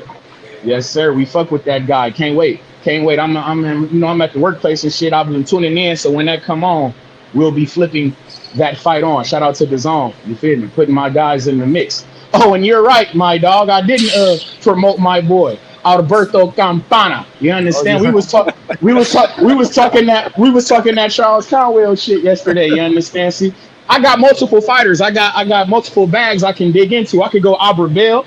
I could come the world champion of the world, O'Shea Jones. You understand? I could come future heavyweight champion of the world, Jared Anderson. You see, I got multiple. I got multiple lanes, Johnny. Well, These guys, they never know where I'm gonna come from, who I'm gonna hit them with, but I'm gonna well, hit them over the head. You know. Chase, What up, though? I gotta stop you right there. I gotta stop you right there. So you're always mentioning Albert Bell, Huntington Center. You know what I'm saying? And so yesterday, like for the first time, I was like, let me look dude up. So I've never seen him fight like that. Is it true he's about to be 34 next month? Yes, it's true, man. Yes, it's true. Okay, so time is sort of not on his side. I think he needs to step up in a big way because if he don't get a title shot soon, it's not happening. Respectfully. It's a catch-22. So let me ask you, how does a guy get a fight when people are literally telling, like, we just had a coach of a top 3 ranked fighter in the sanctioning body on this show recently who said, I'm keeping my guy away from that guy. And that guy is literally ranked in the top 3 of the WB. If we fought that guy, that would all but guarantee us a title shot. But I literally have the coach on this show who said, nah, that guy Albert Bell, he's pretty dangerous. He's long, he's lean, he's a wily vet. So I gotta ask you, gang, how do I go about getting a fight for my fighter when I literally got everybody and their mother saying, oh no, don't do it? How do I do it? I mean, that's where, like, if he has a good team around him, they'll find a way. Like, whether it's being in an unfavorable, get out of his comfort zone. If he has to go to someone's backyard, if he has to take a really smaller percentage of the pot, but he needs to start really mixing it up because I just don't see it. If he doesn't get it soon, he might just be a has-been, respectfully. Well, shit, tell your man Lucas Body to step up to the plate, motherfucker. I heard he looking for a fight. I heard he looking for a fight. I heard he. Where the fuck is he? I brought that up. Johnny stepped in with the camp. Yeah, you got the right man in front of you, Trees. Yeah, I know. Cause like I say, man, I want a battle of the princes. He said, I know who he is. Yeah, he's a good fighter. He's saying he was a good fighter. What my nigga Devin Haney say though? They say everything but let's fight. You understand? Shout out to Lucas Body though. I hope he getting the mix. Floyd Schofield, we on your ass too, motherfucker. If you looking for a fight, we on your ass like a diaper rash, my guy. My guy's around. See, got more tire issues, bro. He got more than tires. See, this is the shit that I'm talking about. See, Edwin De Los Santos. Where the fuck is Edwin De Los Santos? Frank Martin. All these motherfuckers who acting like they ain't got no fights. I know a guy. Stop ducking and dodging my fire. Shakur, every time I look up, oh shit, I had to travel down the rankings. I had to fight the number 8 ranked fighter because nobody else wanted to fight. Well, I know a guy. You understand me? But that's neither here nor there, man. Like I said, I just wanted to call in, chime in, talk a little shit, and like I say, let the Bears fans know that fuck you. My Packers is going to the Super Bowl. The Lions fans, we tamed the Lions already. The Vikings, we about to break that helmet off and put the horns in your ass as well. Go Pack, go. We're to the bowl.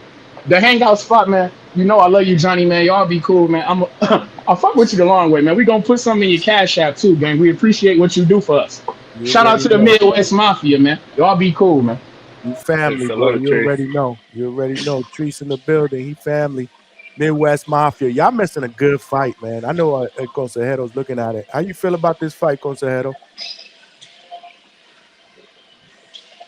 Is he still there? Did he pull an H-Shot? Kind of seeing it, but kind of paying attention to what Treese was saying, man. Because see, I was just listening to him. I can't get my eyes off this shit, man. Yeah, this Puerto Rican Ortiz kid, man, he's fighting back, man.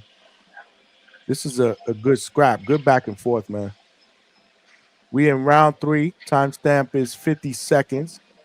Valoria lands a left, right to the body. And look, the Puerto Rican kid is letting his hands go too, man. Circling the ring, but he stops. Oh, Valoria just landed a big left hand in the corner. Ooh, good body shot and good combination by Ortiz. Timestamp 24 seconds.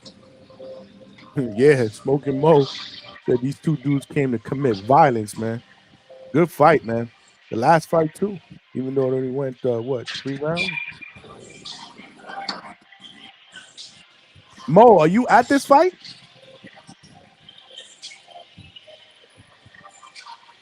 I guess so. Devin Haney in the crowd and nobody give a fuck.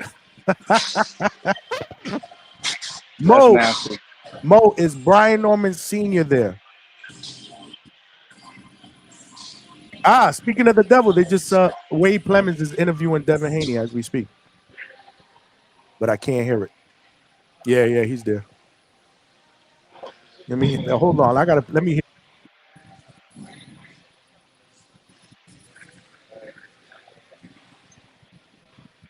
I'm gonna mute y'all.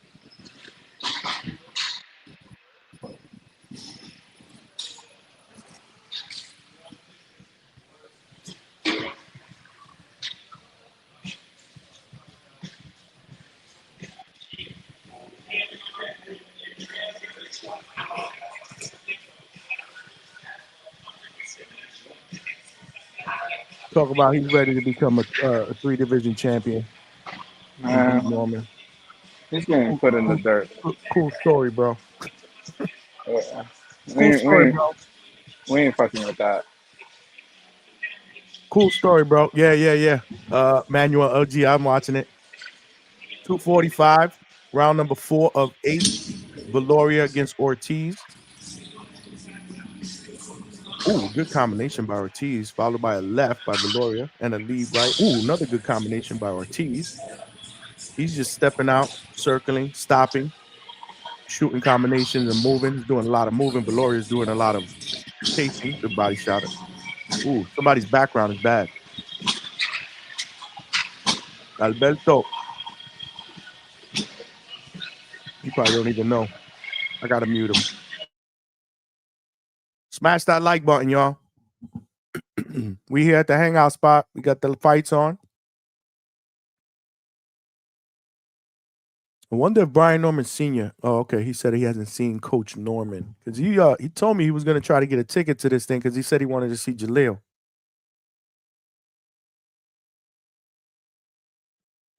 Mo, it doesn't look like there's a lot of people in there either, right? Like what's the crowd looking like? Like if you had good left right by Valoria, man. Johnny, what's up? I had to mute you because it was a lot of background noise. Oh, I apologize, Johnny. I was just gonna ask, is this fight at the T-Mobile or where are they doing this at? Like a Fountain Blue. Oh, the Fountain. Oh, that's like a small theater. Mm-hmm. Yeah. It's a small theater. That's what I'm saying. I don't know how many people are seated here because you could only the camera angle only had to see like the first few rows. I don't know how big this joint is. Trying to get a. He says standing room seating. Oh, okay. So the stands are full, but there's no ringside seating. Shout out to Smoke and Mo, man. We got boots to ground, baby, giving us the live fucking scoop, man. Shout out to you, Mo. Let's go, champ. Good scrap, man. How's the energy, man? Because I can't hear shit. So I don't know. Is the crowd going crazy? Yeah, you're right, Manuel OG. Tip did text me today and said he was going to the fight. He was asking me if Norman was going to be there. That's why.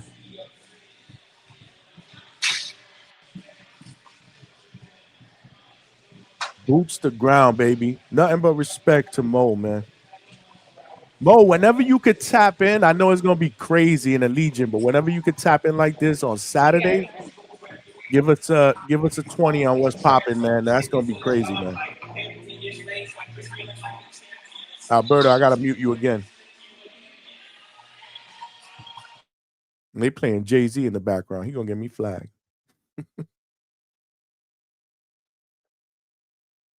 Pretty good scrap here so far, man. That is the end of round 4.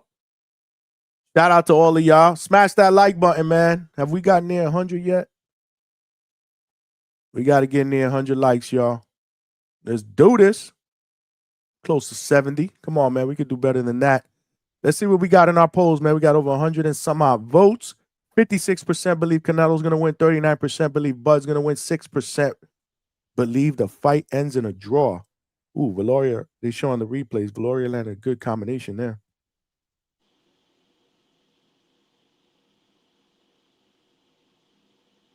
Ortiz doing a lot of moving, stopping, trying to load a combination and move again, but Valoria is closing the distance.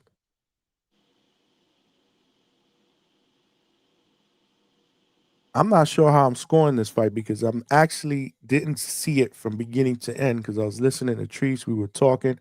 Okay, they just showed us a camera angle from up top. So I see what Mo is talking about now. I see what you're talking about with the standing room.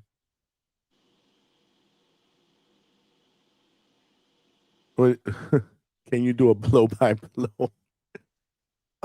Yeah. But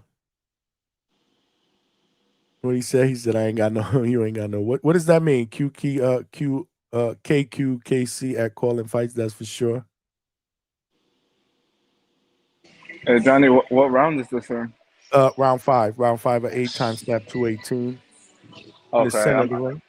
I'm trying to get home before the main event. Valoria with a left hand to the body. He's trying to close the distance. Right hand to the body. Right hand to the body by Ortiz coming back. Left jab by Valoria. Ooh, left hand. Oh, good overhand. 2 overhand lefts and then a left to the body. But then Ortiz follows up with a counter and then gets out of the ropes. He's doing a lot of backpedaling. Valoria, the southpaw. 2 good jabs and another right hand by Ortiz. He's moving, stopping, and trying to pop. Valoria's got him on the ropes right now. Good body work. Ortiz works his way out of the ropes. Ooh, good right hook to the body by Valoria.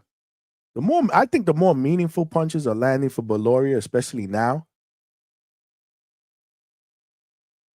Like to me, Ortiz is doing a lot more moving. He was doing more he was moving and popping. Now he's doing a little bit more moving, a little bit less punching than he was doing early, but he'll stop and just hit Valoria with a right hand. Circling, stops again, catches him with another overhand right hand. Valoria's got to do a better job of just cutting him off, man, instead of just following him around. Timestamp 45 seconds. And the dog in the background is saying hi to the hangout spot. Ooh, good combination to the body by Valoria. He's digging good uppercut, good right uppercut, right hand, left hand over. Ooh, lands another right hand, a left hand over, I'm sorry. Had Ortiz to the ropes. He got out of there. Good sequence by Valoria. Landed about 3 solid punches. Now you got Ortiz circling. Good right hand by right jab by Valoria. Coming in, high guard.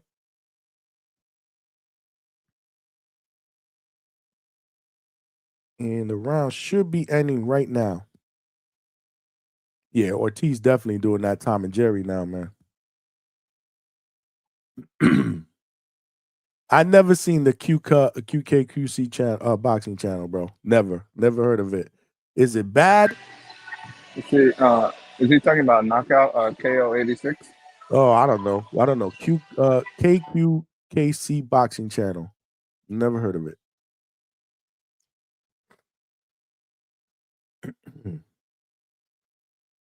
Yeah, tomorrow Saturday we'll have a good time here. We'll have a good time. It's gonna be a long night though. It's gonna be a long night. That's for damn sure. So make sure everybody, y'all got your drinks. Y'all got your snacks. Because I'm gonna have my drinks and snacks here on our end. Yeah, Alberto, are you going to the fight? Are you? Nah, homie, I was supposed to go, but those ticket prices are crazy. I kind of just held off. You know what I'm saying? But Johnny, you should do a 24-hour. I'm telling you, man. Like if you keep the party rolling, everyone's just gonna trickle in here and stay in here. Lord child. I don't know what's crazier, that idea or all these body shots that Valoria is landing. Look, overhand left, another overhand left. He's taking over the set. Oh, good body shot. That Ortiz kid is game, but he's doing too much moving, not enough punching for me. Every time he gets caught up on the ropes, though, he gets caught with combinations. He just got caught with a jab. Look, boom, left hand to the body, and he ties up Valoria. That might have hurt him a little bit. Ooh. Valoria's got him in the corner again. But he gets out. He circles out. He let him out, man. You got to keep him in that corner, man. I like that. I like that straight left hand by Valoria, man. When he lets it go. Alberto, you can hear the music in the background. Oh, my bad, fam. Let me mute it. Smoke and Mo said a fight just broke out in the standing room section already. It didn't even fight night, man. It ain't even close to fight night, really. We still got a day and a half. There's going to be a lot of fights on Saturday, man. Oh, have mercy. What does that place hold? About 80K? 80,000 people, right? Legion? Oh, yeah. Legion? Yeah. Legion holds about 80K. 70? Yeah, something like that. That's going to be crazy. I think the production will be good. I like what Netflix put together production-wise. Hopefully the shit doesn't crash. Oh. Good shot by Ortiz. Letting that left hand, that jab. Catching Valoria coming in with the jab. A lot of footwork and just jabs. Ooh. Popped him with a right. Lot of moving, man. If you guys, what Ortiz is doing this round is similar to what Haney was doing to Ramirez, man. There we go. Okay. Oh, good exchange in the corner. Both guys landed. Ortiz popping that jab now.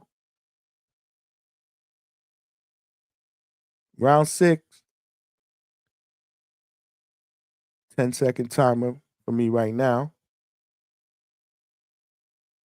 It was a pretty decent comeback round for landed some good shots by Ortiz.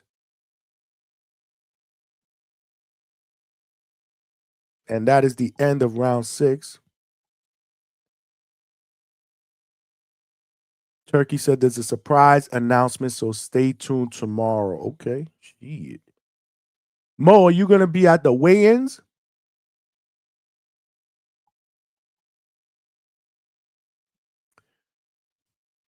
Yeah, man. Are we pushing 4 hours and 20 minutes? Okay. All right. Right now, they're showing a replay. Some good corner work there. Both guys landed. Did he give any hints? We got a guy boots the ground, y'all. Shout out to Smoking Mo Frazier, who's giving us the 4-1-1. Wow, good left hand. I love that. I love that straight left hand, man. Hey, Mo be at all the fights, man. Shout out to Mo. Yeah, man. Shout out to Mo, man. That's what's up. Round 7, I believe. Yes, round 7, timestamp 2:48. Valoria is trying to close the distance. Just landed a jab. And they tie each other up in the corner. Stab to the body by Valoria. Ortiz misses a overhand left.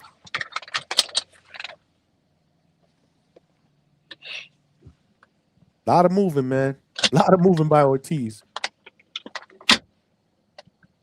Kind of glad I'm not watching this fight then. Y'all making it seem like it's some Devin Haney, Shakur shit going on in the ring. There was one round that it looked exactly like yeah, but he'll stop and then he just landed a 2-punch combination, Ortiz. Again, circling on the back foot, stop, pop, keep moving. There was one round that it looked very, very similar to Haney and Ramirez. And Valoria's just following him around.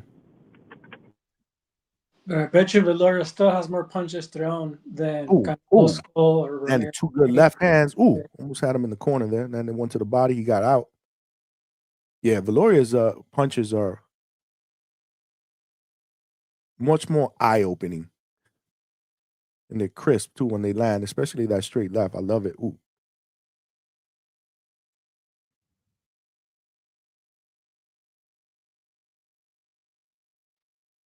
Timestamp 1 minute 105. Good combination by Ortiz. Valoria lets his hands go. Combination to the ropes.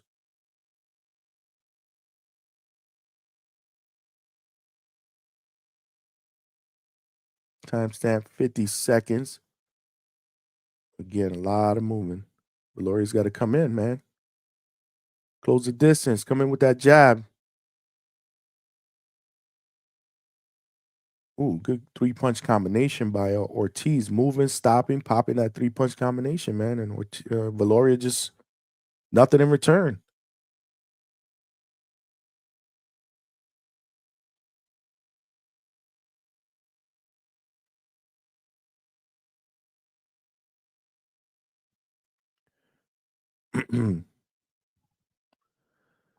Ginger ale and whiskey might fall asleep on the panel Saturday. That's nasty, man. You ain't giving up. Also, that's what the what? What was that?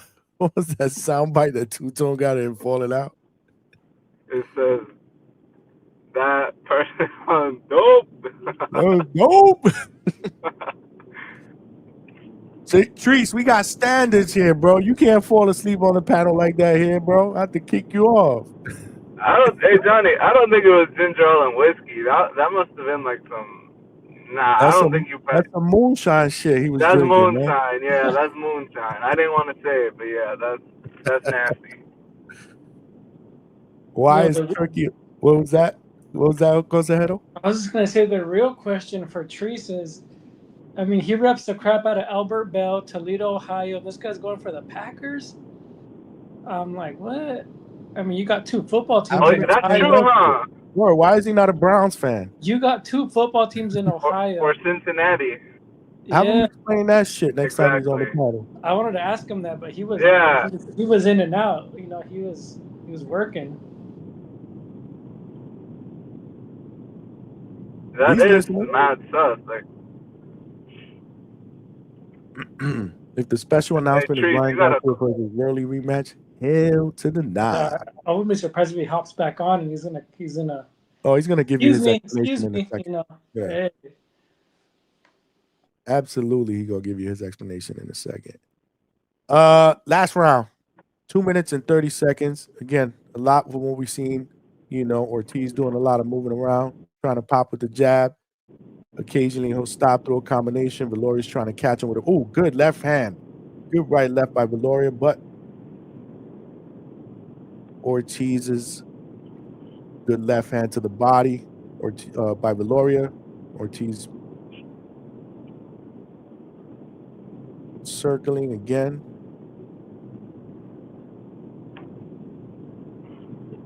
Yeah, he'll stop and throw 3 punches and then keep it moving. Oh, good. Oh, good combination by Valoria and a good combination back by Ortiz. What is that? Where are you, Alberto? What are you, in the train or something? Nah, Johnny. I'm going back home to try to see the fight. Is the background crazy? No. It was just weird. It sounded like you were on a train or something. Come on, Johnny. You think I'm on a Greyhound? That's nasty, Johnny. Nah, I'm a diehard Buckeyes fan, Sims, bro. That goes way back, man. Whoa, that goes way back. And I have been to Ohio before, but I've never lived in Ohio. What's up? We play you in 3 weeks, Johnny. Who's your team? The Huskies. Ooh, Lord, child. UW, the real UW. Are you prepared for what you're gonna endure? Hey, the real UW, not University of Wisconsin, man. We're the real UW. This is a different beast, baby. I'm just trying to get Treese back on. Excuse me, Midwest Mafia. A well-oiled machine, boy. The Buckeyes, baby. Yeah, man. Hey, we're gonna give you guys a shot, man. We don't lose at home. Hey, Johnny. This is different, bro. What's up? Oh man. I hate to be that guy, but I gotta take that win you guys had against Texas. It's not as impressive because as we can see now, Manning's not that good. Manning's not that good, Johnny. We ruined them, bro. Because we ruined them. He was never the goods. We just fell for the hype. We ruined him, bro. He ran into a buzzsaw, baby. Did you watch the full game, Johnny, or you caught like the highlights? No, of course, man. I watched both full games, both games. This Saturday, this week might be tough though because of the fight. Well, no, because I'm going live 9, so I watch at least the first half, Hey, I and don't then know. I'll have it on my phone or something. Hey, Sayan's your QB's gonna get his first taste of a real road game, man. It's just, our stadium gets loud. Yeah, You know, Husky yeah. Stadium, man. That's gonna be a true test. We have a bye this week. Huskies have a bye, but then we play Ohio State on the 27th. Who are the Huskies? Washington? Yeah. Washington, yeah. Oh, okay. Yeah, I'm going to that game. Yeah. You going to the game? Yep. Dope. That's what's up, man. Yep. Hey, we got a correspondent, Johnny. That murdering up front. That's what's up. Good for you. You get to see that massacre live. I appreciate that. Make sure you give the Buckeye fans my love out there. Yeah, we play at 7. I believe we play on 7 on Saturday. So I won't be going live until 9 anyway. So who do you guys play? Ohio. Oh, come on. Who is? Hey man, you know that's what they put up against us, man. We started the season against the #1 team in the nation. That's true. Yeah. No. I'm just saying. I mean, that's what they put them at #1. That's a cakewalk. We packed their ass up, got their asses out. Now we back at #1 where we belong. We dropped 70 on UC Davis. I mean, 70 points to 70 points, man. Like. Yeah, but that's JV. They're not even like that's not even like a football school though.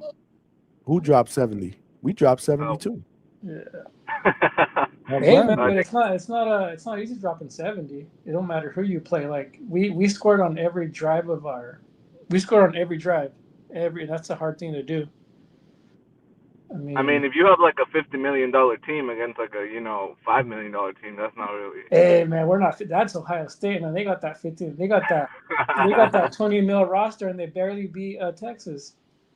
Hey, Johnny sends his I'm gonna have to mute you, boot your ass off the panel if you keep hating on my team. Are you from Texas, Alberto? Are you from Texas? Nah, I'm from Cali, homie. Okay. Yeah. They clowning Bud for that face-off.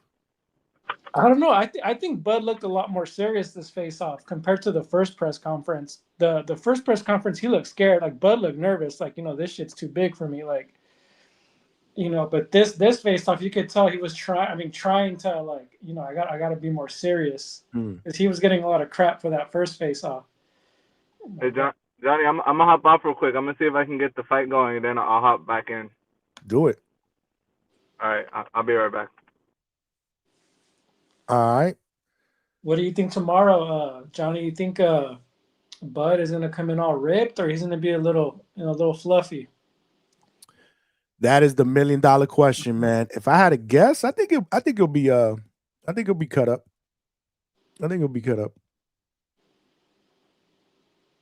But again, that's just a guesstimation. I guess Brian Valoria just got the decision. Yeah. Not sure. Yep, unanimous decision. He is now 10-0 with 7 wins via NyQuil.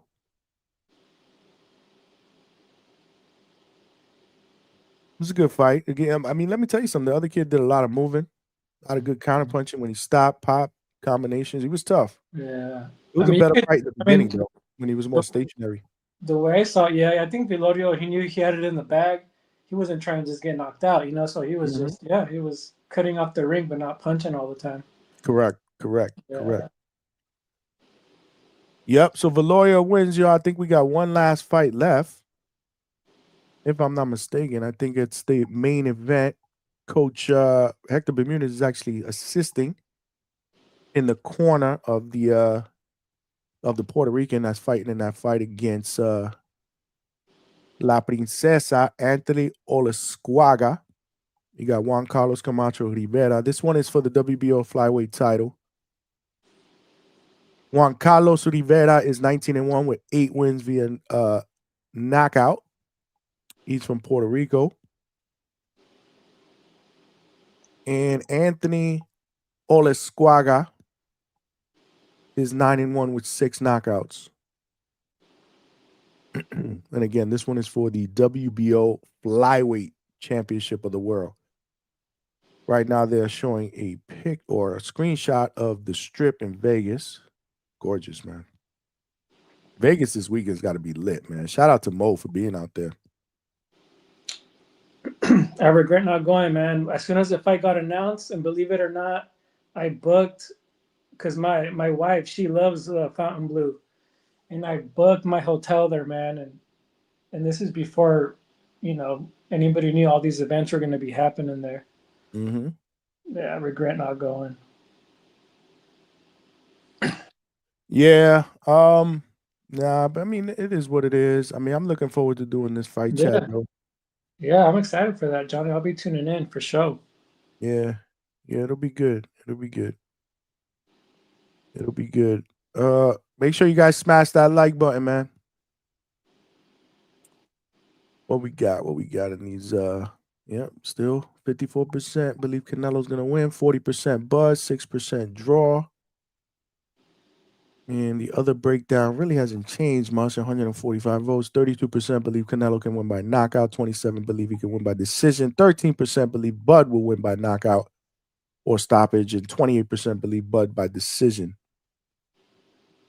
We'll keep this poll open until Saturday. The one on my Facebook, you hear me? The one on my YouTube channel. Make sure you check it out at the Hangout Spot on YouTube. We'll keep that open until Saturday. This one will obviously end today once the show ends.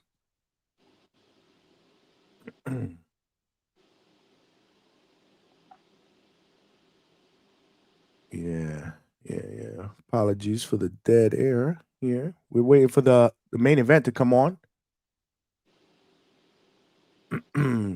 Secret Dance Move said, smoking Mo hanging out with billionaires.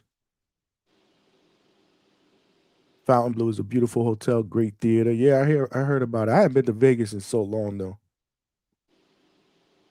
Press conference was cracking. Okay. What's with the Gothic? What is like a Gothic theme or something like that? Yeah, I'm on mute. Yeah, I don't. But like, who is this female that keeps? Is she the ring announcer? You got the Elvis theme. Is supposed to be like the Elvis? What is it? Like, I can't hear anything on this, so I don't know what the hell's going on.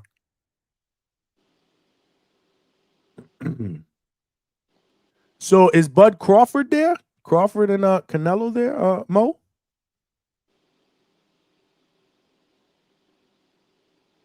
We got Mo Boots the Ground. Y'all in the chat. Make sure y'all give him a shout out. Time to get some interviews, man. He's repping the Hangout Spot. Yo, get some interviews, man. Tell him you rock with DHS, bro. Oh, Treese is back. He wants to answer your question. Oh, yeah. Bring him on. Treese. What up, though? What up? Say, man. I heard a guy on here questioning this Packer shit. Hold up. You don't question this Packer. Treese. Yeah, man. You can't be questioning this Packer shit, man. This Packer shit is just in me, not on me, man. I can't help it. It's all my teams is like that. I pick both. All my teams is we fell in love as a kid, man. My favorite color is green. So when I hear Johnny talking that Ohio State shit, I get offended. Shout out Michigan State. Go Sparty. You understand? We on his ass. We on his ass this year. So I just be sitting back, listening, watching. Shout out to my guys in Michigan State. We got that dub against Boston College. It took us double overtime, but Bill O'Brien ain't no slouch as a coach, man. They got talent. Shout out to Boston College. You weren't good enough, but we fuck with you. Ohio State going down in flames this year. Like I said, man, where's the side button? Where's the side button here? You're a loyal dude, my guy. Like, it don't make sense. Hey, man, I'm loyal to my guys, even in green. Why you don't root for the Browns? Whoa, who roots for the Browns, man? You got to stop that shit. I'm rooting for Shedeur Sanders, and I'm rooting for Myles Garrett, but I'm actually rooting for Shedeur Sanders too, man. I like that kid. Yeah, we rooting for Shedeur. We not rooting for the Browns at all, not at all. But like I say, man, go Pack, go. Shout out to my Spartans, man. What's up, man? Green everything this year, man. It's going down. It's going down for sure. And no, for the record, in basketball, I do not like the Celtics. I like the Oklahoma City Thunder, formerly the Seattle Supersonics, whose color was green as well. But that's neither here nor there. Oh, there we go. So you like the Sonics? Hey, we're coming back. Yeah, I heard y'all, but they're trying to get y'all the franchise back, huh? We're trying, man. We've been pushing it. I mean, we got the arena built, which is what they wanted. You know, that's what it's going to be us in Vegas getting a team. Okay. No, it makes sense, but it makes sense. I seen that. I know y'all, the WNBA, y'all team over there, they fire. Yeah, We like it. Yeah, they fire. Yeah, for sure. The Storm fire indeed. Do y'all miss Breonna Stewart over there? I gotta ask that. I remember Breonna Stewart. Yeah, she's a legend, right? She's got a statue. No, really? Stewie got a statue? No, that's I figured I would show y'all something real quick. Oh, this shit here. That you got some dirt on your shirt. You got some dirt. You got some dirt on your shirt. Nice looking shirt. I just found. Yeah, I'm gonna just do my inner tree. September 27th, Husky Stadium. Be there. We're gonna beat Ohio State. What? That's blasphemy, man. Huskies will beat Ohio State. The next victim will be Washington. I gotta ask though, damn. Beat me there. Don't see me there. Beat me there. Word. Beat him down. Word. You want to see that ass whipping live? I'll bring the ginger ale. You bring the whiskey. Consejo, I gotta ask you though, gang. Your man, Kalen DeBoer. God damn it, man. He down there in Alabama. It's not looking too hot for him, man. Hey, FDB is what we say up here in Seattle, man. FDB. You know, he's on the hot seat, man. We glad we got rid of him. You know, I mean, yeah, we hate that guy in Seattle. Really? That's crazy. You know. He got y'all to the precipice, man. So I'm assuming that y'all treating Michael Penix like Tom Brady. He did, right? He did, but he did it off the players of our Coach Peterson, right? So yeah. Okay. You know, so as you can see, right, he's in Alabama, has all the talent in the world, but you know, I mean, you know, that's just Coach Peterson when he was coaching the Huskies, man. He was a good coach. He was underrated. No word, that's a fact. I agree with that. He was definitely underrated for sure. For sure. These guys ain't playing around. The main event just started, bro. Literally, these guys walk out of the ring. The other two fighters come in. Okay, man. Right. They quicker than Pro Box. They quicker. I'll be at Pro Box, bro. They don't play, bro. It'd be like the next to last round. They'd be yelling at, 5 minutes, y'all. Get ready. Right. That's what's up. That's good though. I like that. Pacing is key, man. Motherfuckers gonna be trying to stay here watching all that fluff and shit. Let's get to the action. Yeah. Speaking of Pro Box, damn it, Johnny, fuck it. You didn't remind we talking boxing. Fuck it. Your man Najee Lopez, man. What you expect to see from him? He knew main event now. Didn't he get bumped into the main event now? Yeah, Fly's pulled out, right? For the injury? Yeah. Something like that. Yeah. What you expecting to see? Fireworks, baby. Fucking fireworks. That's what I expect to see. A fucking stoppage. Word. Okay, then. Less, bro. Like I say, Johnny, I know you always talking that better BF shit. I want him in there with baby better BF. That's my guy, Imam Katayev, man. I want that fight for Najee Lopez, man. That's the fight, man. That's the fight. That's the fight, man. I know that's not true, AB. AB know Najee Lopez. Word. See, the only AB that we concerned with is fighting November 8th in Oklahoma. You understand me? The can man makes his return. You understand me? Yes, sir. El Consejo. I don't know if you're going to be at Border Wars, but I will be. And if you there, oh, yeah. Afterwards, we're going to be watching the real AB. Shout out Attorney Bailey, though. We fuck with you, man. But like I say, man, the can man is back. Yes, sir. I used to fuck with AB. I used to fuck with Adrian Broner, man. Word. What was it that made him fall off for you? Was it you ever want to see him bounce back, or you just on some? Nah, I think he's done, man. You think he cooked? Yeah, I think he's cooked, man. Word. See, that everybody fight sealed deal for me, man. I was done after that. Everybody know how I'm rocking, man. Devin Haney, that's still the fight for you, gang. You get that strap off Brian Norman Jr. Yes, sir. I said it, Johnny. Devin Haney, you get that strap off of Brian Norman Jr. Adrian Broner. We heard you looking for a scrap. That's the fight, man. My guy, man. That's the fight, man, for my guy. Shit. Yeah, man, that's the fight. That's what Devin Haney need to do. He need to make his legacy that way, knocking out all these old motherfuckers. Broner, we coming to knock your shit loose. Then Pacquiao, you're up next. We eradicating all you old motherfuckers. It's time. That should be Devin Haney play. You understand? Devin Haney in the seats right now. He got problems November 22nd, man. Shout out to Devin, man. Put a camera in. Smoking Mo. How to get out of November 22nd, bro. Smoking Mo, if you there, tell that the Midwest Mafia we fuck with him, Smoking Mo. Tell Devin Haney you got a fan in Toledo, Ohio. We fucking with him. But no, man, like I say, man, this shit, I love this shit, man. This football shit, this boxing shit, this is serious.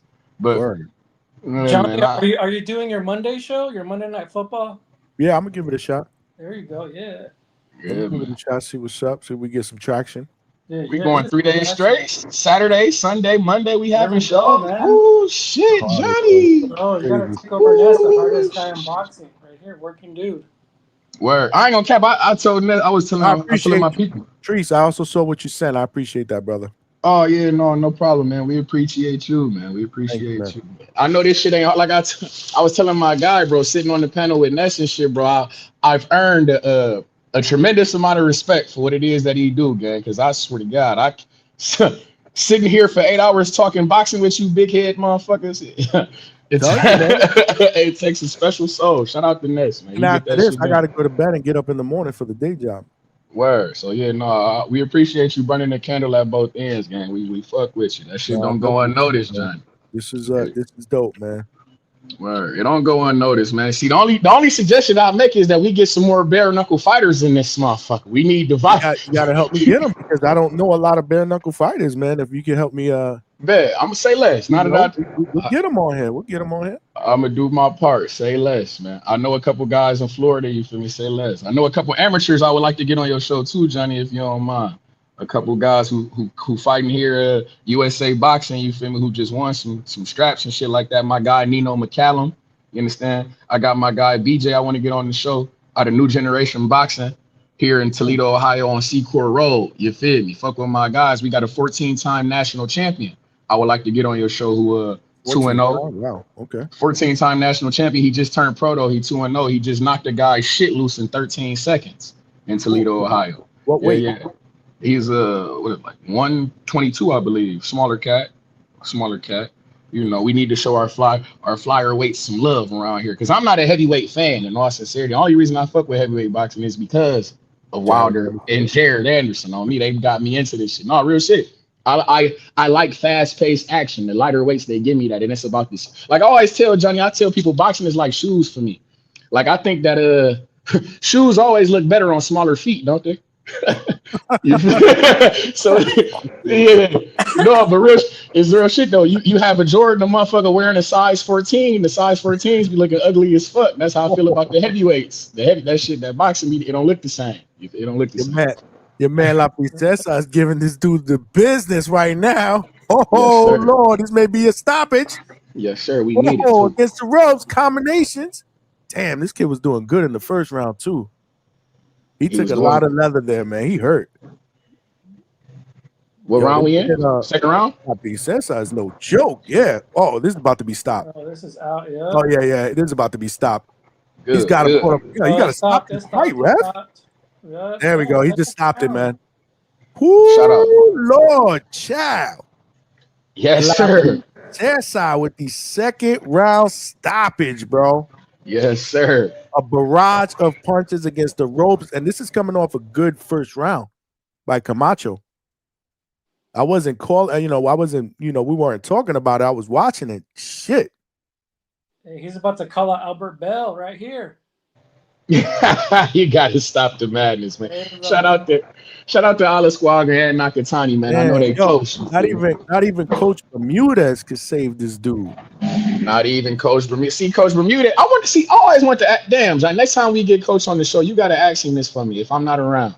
I always wonder, do coaches keep a record of their like how boxers, we know the boxers fight. Andy? Yeah, I always wondered if boxers know I wonder if coaches know they win-loss record as a coach. I always wondered that. That's a great question. I know I personally, Trees, I'm competitive. If I was the coach, I would keep my own. Facts. That's how I feel me. too. Yeah, that's me. But I Yeah. don't know if they do. That's a good question. We got to ask them that. No, I always wondered that because when we was thinking Hamza with the border wars, motherfuckers they can't make it. He 0-3 on the. They can't make it a point. So I wonder, do coaches? I'm curious, but yeah, man. Shout out to the Hangout spot. We appreciate you, Johnny, man. Like I said, shout out to my third shift workers. Word up. No, we gonna be locked in, man. Y'all be cool, man. La princesa. Y'all be cool. Damn, peace out, Trees. It was that right hand first. Ooh. This kid, I like what I see from this kid, man. Yeah. Yeah, so what's next for him? Who do you want to see him fight next? Man, I just want to see him in the ring again. Yeah. Shit, man. He's a WBO flyweight champion now, right?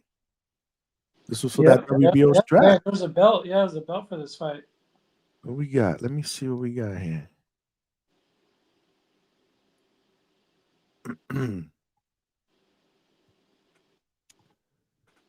Sandoval. I mean, what we got?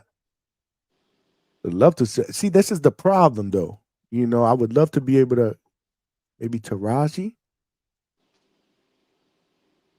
Or maybe Unify, man. Sandoval's got 2 of the 4 titles. Shout out to Malcolm, his guy Gilad Yafai with the intern, WBC. But right now, Tobias Reyes, Felix Alvarado, Mosqueda, a 2-3-4 behind Camacho. I don't know, man. I just want to see this kid back in the ring, man. Nice performance, man. Yeah. Well, he's been the WBO champ, man. Let's see if maybe he can unify.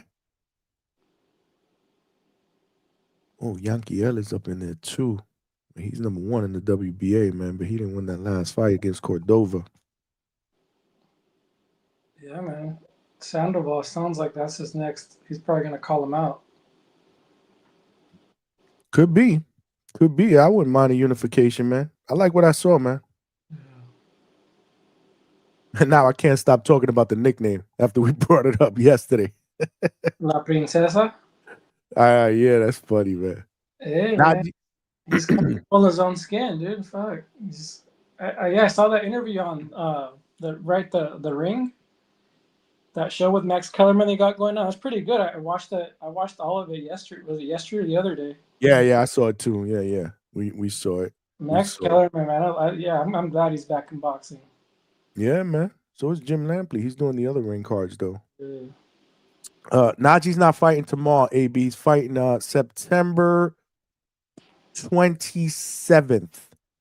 That is a Saturday night. It's in Kissimmee. It's a pro box card. I'll probably be there, but I think me and the wife have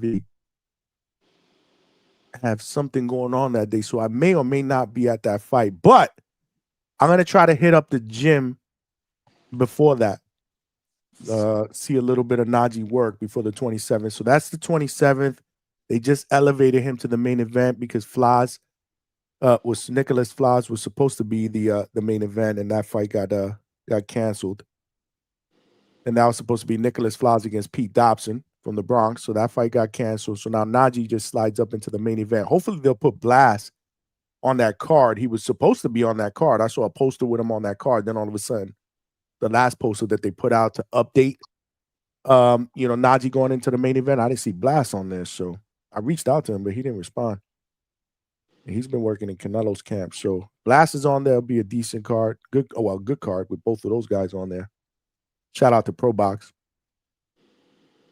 Alberto said, great job calling the call. I didn't really even do the last fight because we were talking. Treese was on here. We were talking, and it ended in the second round, man. But, hey, a little bit of practice before Saturday. There you go. Just a little bit of practice. But, yeah, Canelo, what did Sim say? Sim said, Canelo, Coach picked Canelo, Bud got me worried. He knows his picks. He said use logic, man. Coach was like very, very adamant. Use logic, man. He said, use logic. He doesn't see any way, and he wants people to try to convince him that Bud can come up and beat the bigger, beat Canelo. So that was a coach's pick. But again, there's so much intrigue around this fight. A lot of people picking Bud. A lot of people picking Canelo. Right now, 6 hours in, because I put this poll out a few hours before we started. How long we been on now? Almost 5 hours, right? Yeah, almost 5 hours. I'm about to wrap this up. But yeah, so right now 54% believe Canelo will win, 39% believe Bud will win, 7% voted for the draw. And the other poll that I have out for the week, make sure you guys check that out. I'll have that open until we go live on Saturday. That really hasn't changed, man. So from a voting perspective, man, people more have Canelo slightly winning the fight over Bud. Put it that way. And you said Coach has never been wrong on his picks? Well, I wouldn't say he's never. Most of the time he's right. Put it that way. Most of the time he's right. There's been a lot of times where they draw too, so he doesn't lose. Yeah. So, man, I would say out of all the picks, he might have not hit one, but he's hit all the rest. So, yeah. And then not counting the draws, obviously. Yeah. I'm saying draw, man.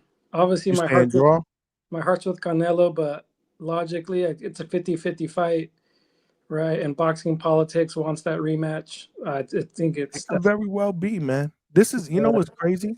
I never think about when I'm like, picking fights. I never think about a draw, but this fight, it's entered my head a bunch of times. This could be a draw. This could be a draw. We're talking about a draw, man. I mean, no one's really talking about that draw, but it makes sense.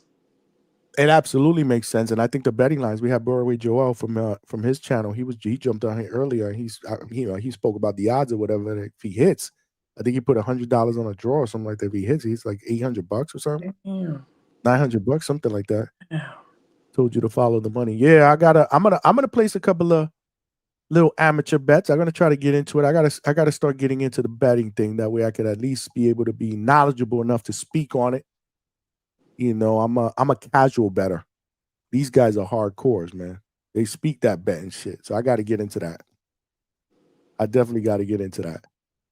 But yeah, man, we're about to call it, Consejero. All right, man. Bad boy up. Appreciate you jumping on. Hey, man, just clarify. I wasn't trying to troll with the loyalty, man. I respect that. With the Normans, man. Yeah.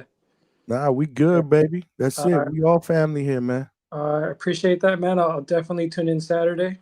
Yes, sir. All right, man. All right, thanks, man. Right. Have a good night. There you have it, y'all. It goes ahead on the building. Appreciate all of y'all for rocking out, man. Great show. Again, one more last time. Coach's picks. Coach's picks. Let me put these in the chat for y'all.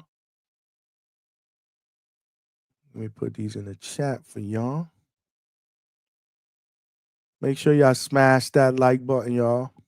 Smash that like button. Let me just copy this.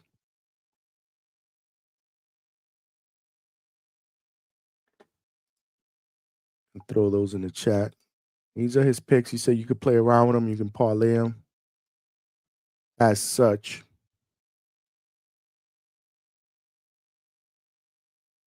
Yeah. So that's what he made. They're a little bunched up, but I try to separate them by comma.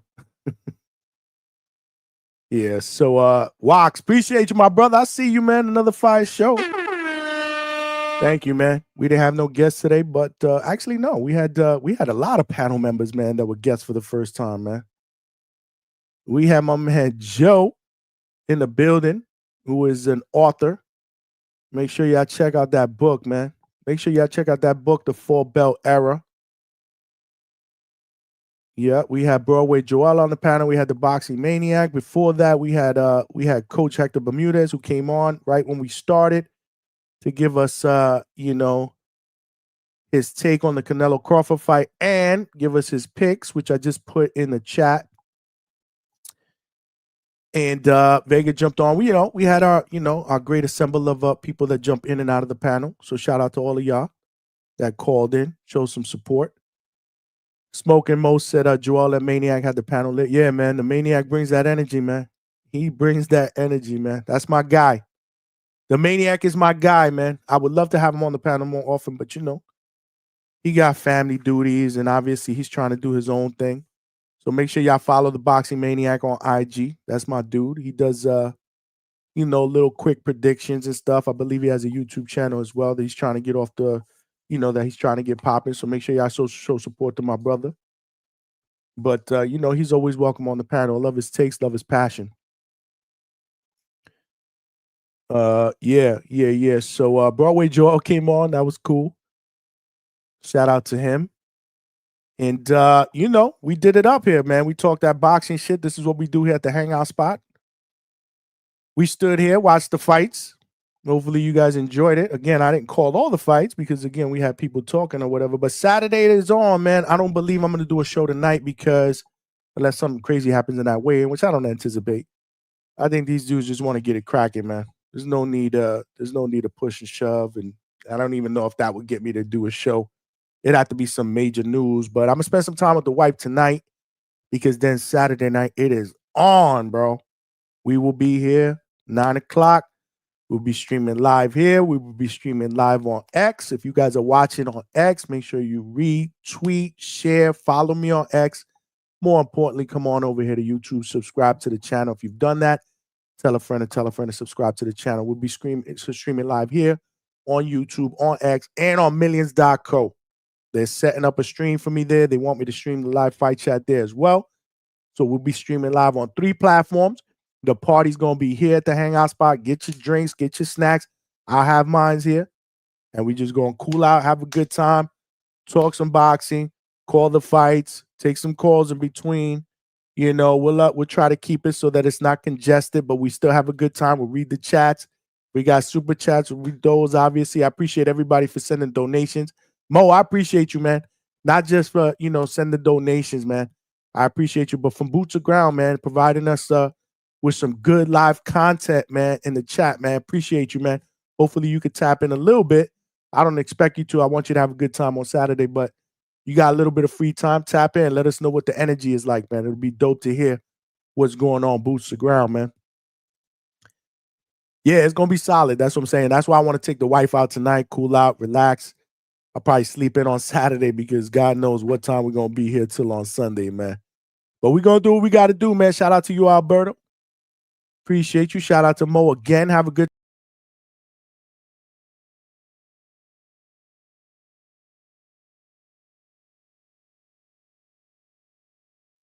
Oops, that was my fault. Little technical difficulties, but we're going to sign out anyway, y'all. Appreciate the love and support. Back at it, 9 p.m. Saturday, fight night. Make sure you guys get your rest. We're going to do it up, man. As always, appreciate you. Peace.